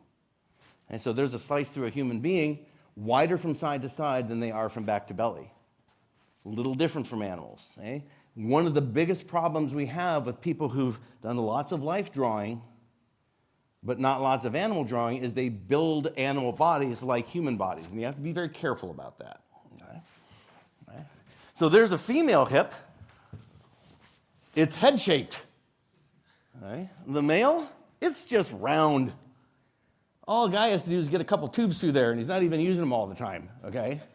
But a female doesn't have to have children, but all females have the potential. So their hips are broader. That's important for locomotion. We could do an entire 4-hour workshop on that, and maybe someday we will. Okay? Okay? This is me in my much slimmer younger days, okay? With two of my former students. This is Hazel Whitworth. She's now a forensic investigator for the FBI. She's originally from the UK, and she's the one who taught me what a chip butty is, by the way. Okay? This is Kathleen Yellen. She's now a surgical nurse. Take a look at those body proportions. I am taller than both of them, and their legs are just as long or longer than mine because men have long torsos and women have long legs. Okay? These are not stacked. These are not, I'm not pushing my agenda here. This is how people are built. These are a couple of my colleagues from right down Snake Pass at the University of Sheffield. Okay? They're the exact same height. They're wearing the exact same shoes. Men are more robust with stubby legs. Women have longer legs and shorter torsos. Men are built like Shrek, women are built like Fiona. I'm just saying, okay? Look at those proportions, okay?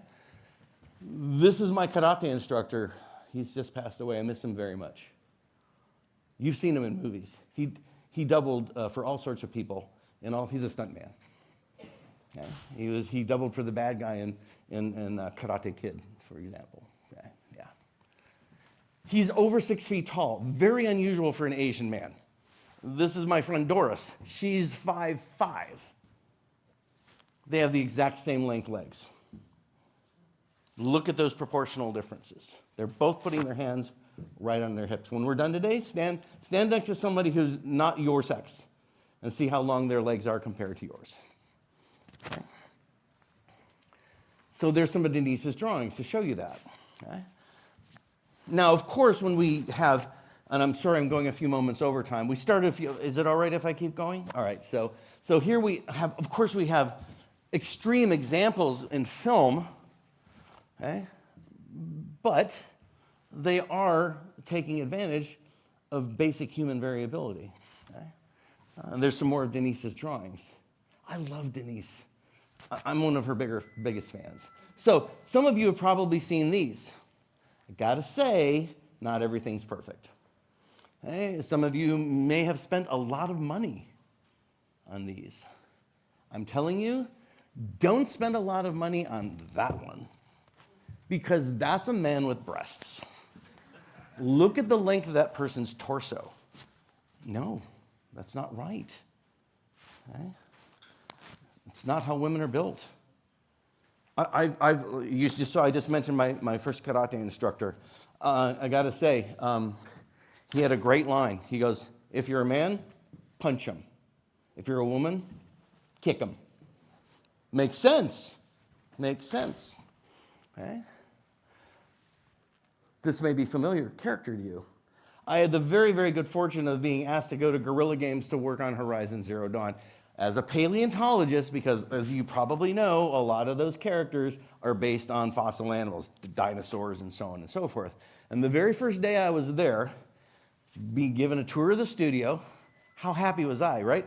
Let's go to Amsterdam to make a video game. Yes! Okay? And they said, well, let us show you what we've done so far. And they showed me some of the human characters. I'm like, and they're like, the last thing a bunch of artists want to hear from a consultant is, right? Because they had used that exact, I said, I know exactly which model you used to make your female. It was that sculpt. I said, her torso's way too long. Don't get me wrong, you can set up the cinematics, but she's gonna run like a guy, not like a woman. Oh, she has to run. Yeah. Okay.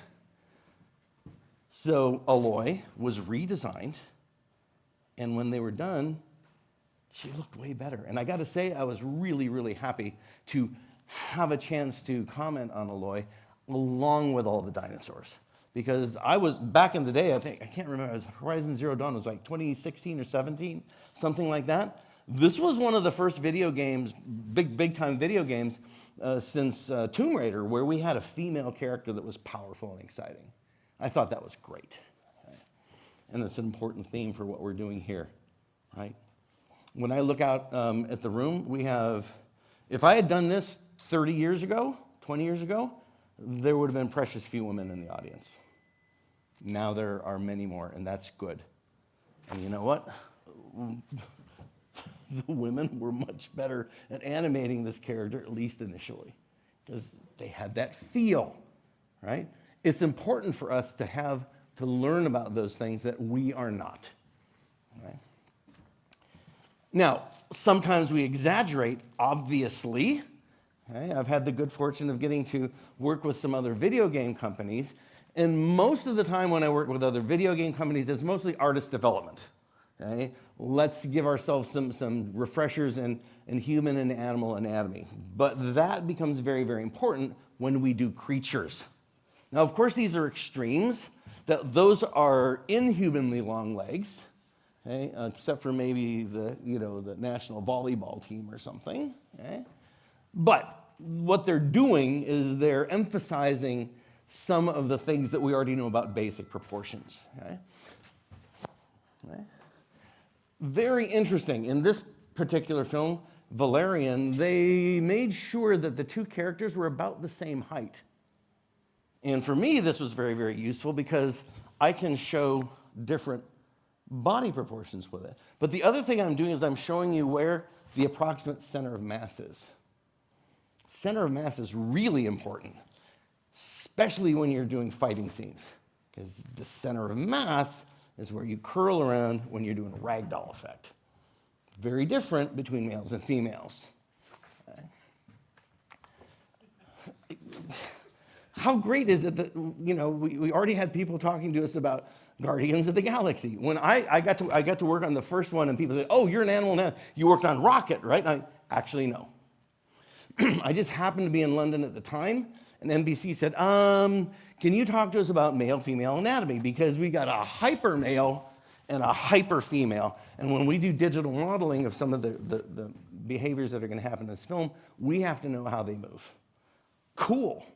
I said, can I see the digital scans of Bautista and Saldana? They go, no. We worked on Maleficent at the same time.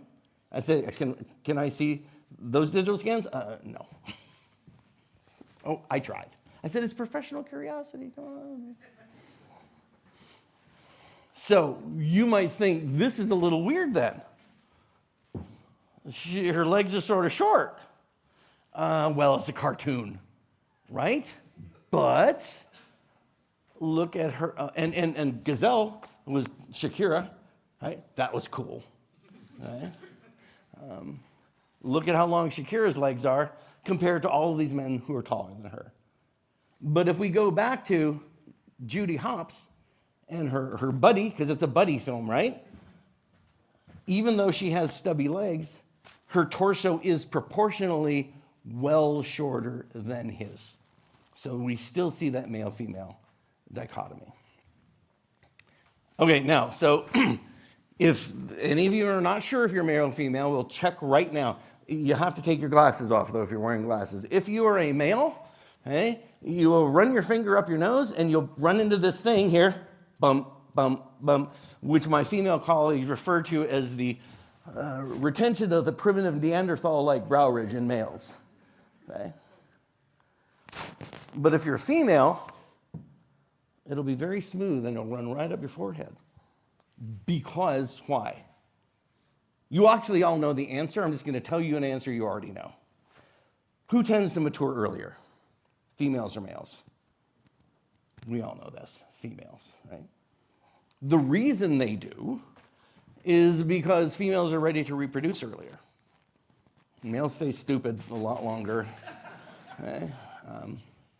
But because females mature earlier, they quit sending bone to their skeleton, their face, and the rest of their body, and they send their energy stores to other tissues in their body. Okay? Men keep laying bone down longer because they mature later. So men have somewhat more robust skulls. This is one of the things that archaeologists look at in the archaeological record when they're trying to determine whether a skeleton is male or female. Okay?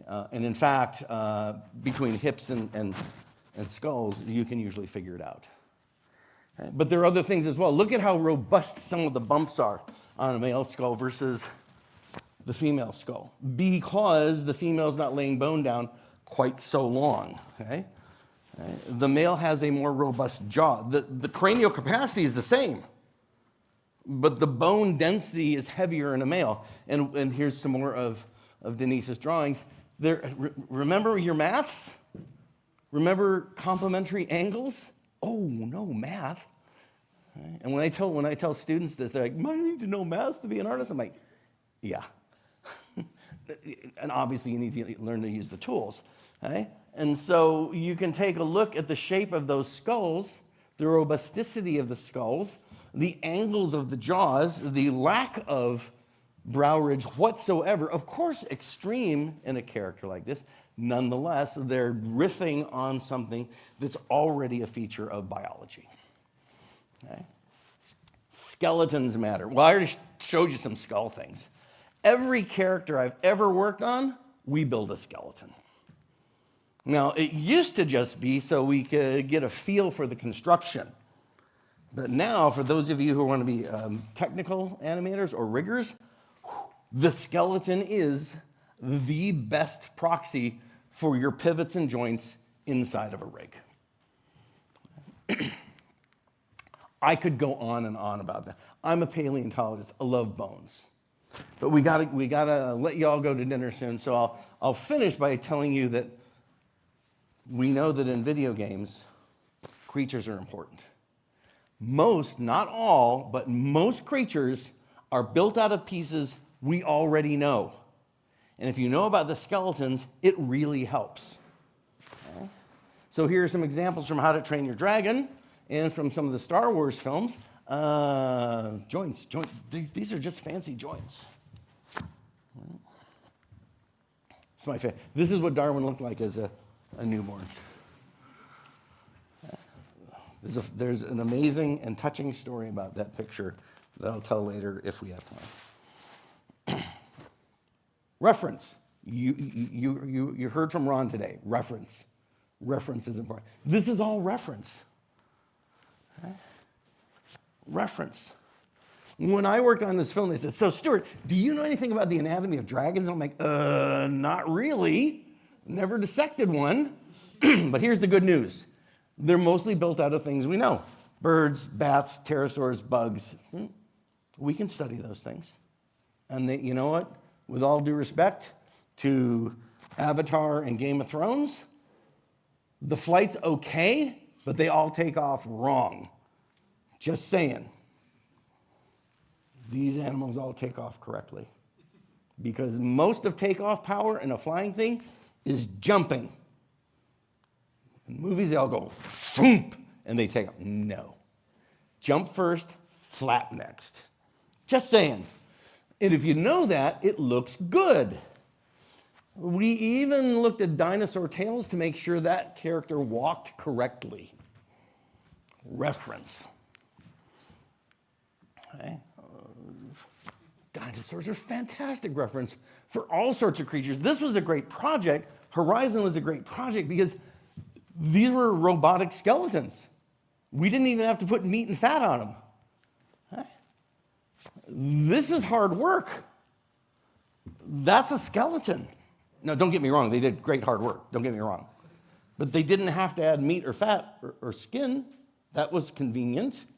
And everything in this film has some kind of reference and influence. And I got to tell you, where I dig up fossils in the United States, this is the part of the world I work. I cannot tell you how cool it was to work on a video game where the background is where I've camped. They don't have cacti like that. But other than that, I'm not the science police. Right? This is where I camp. Video game. Sweet.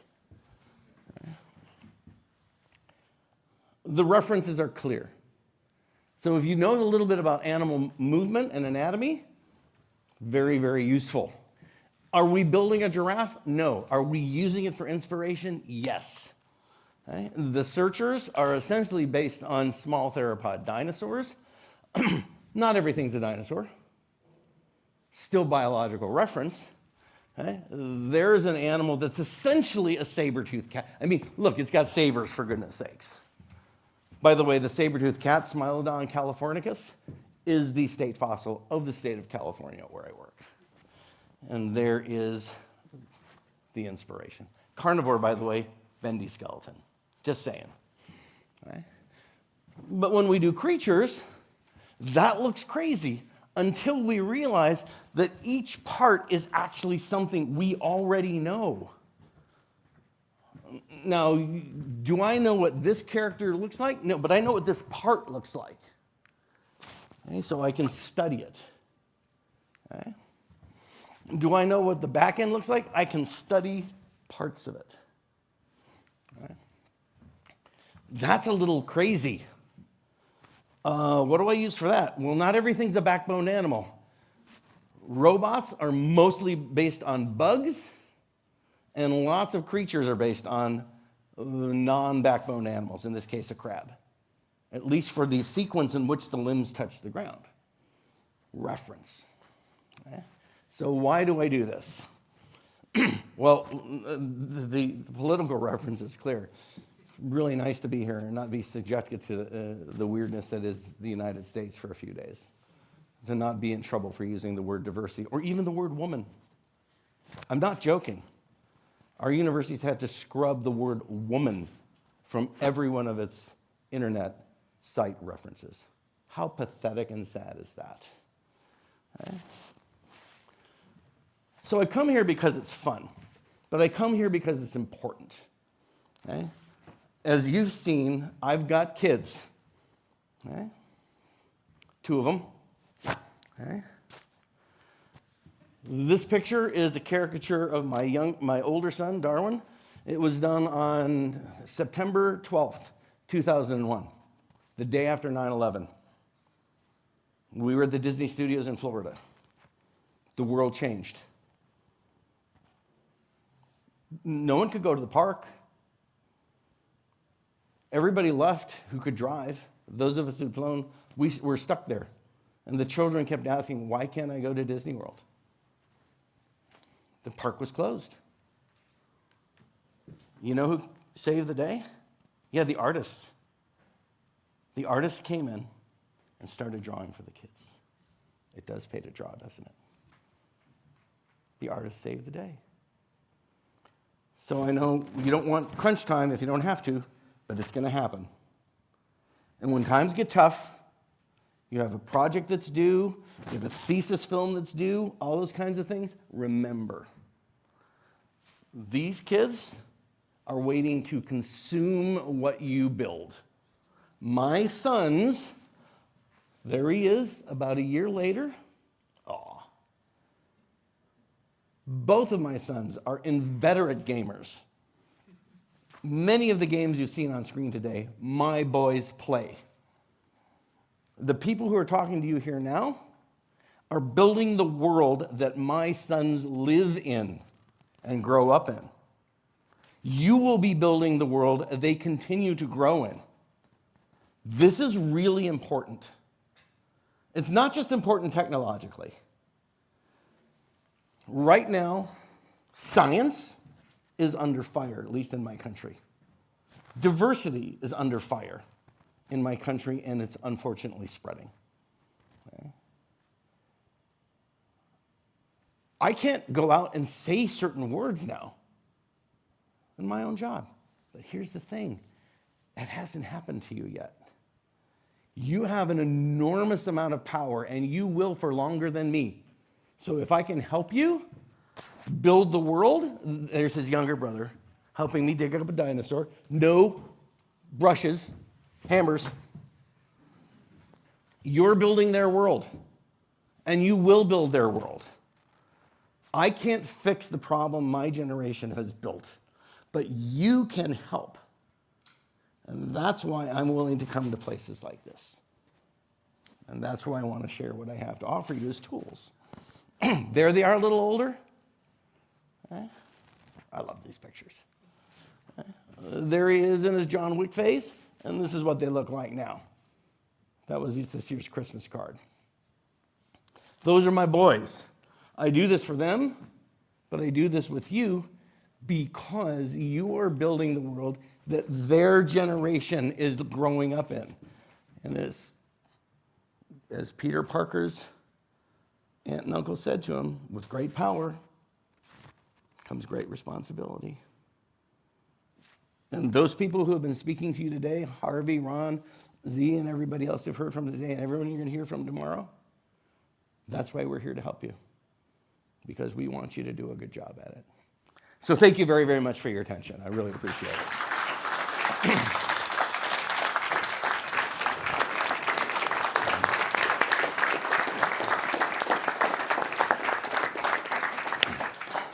Sorry, I know I went a little over time. Sorry about That's that. okay, no. So yeah, that was awesome as usual, Stuart. So I really appreciate you being here.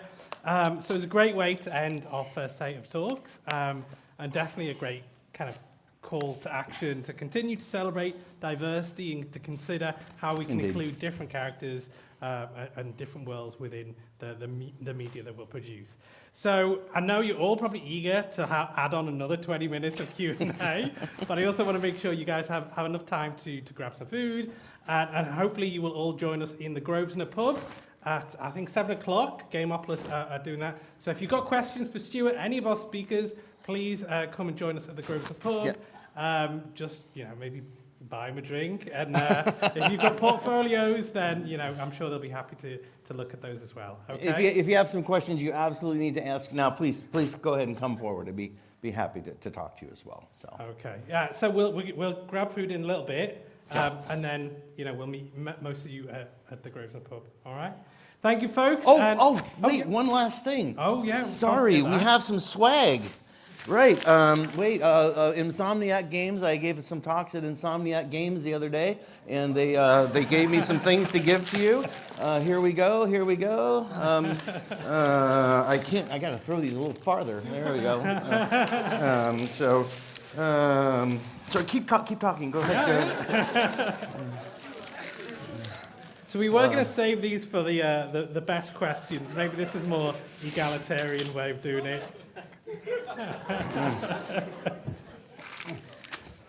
Right to the... Sorry, the people in the back aren't getting anything. Hang on.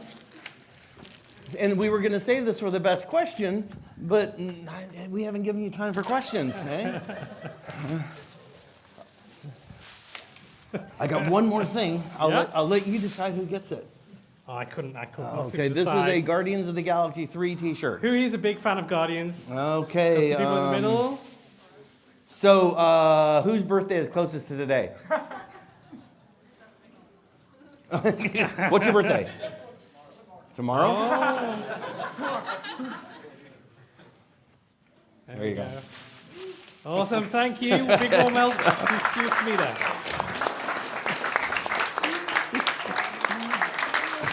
Okay, and a big thank you to our AV Tech team who've done a great job. But yeah, hopefully you can grab some food and we shall see you in a little bit in the Grosvenor. Thank you, everyone.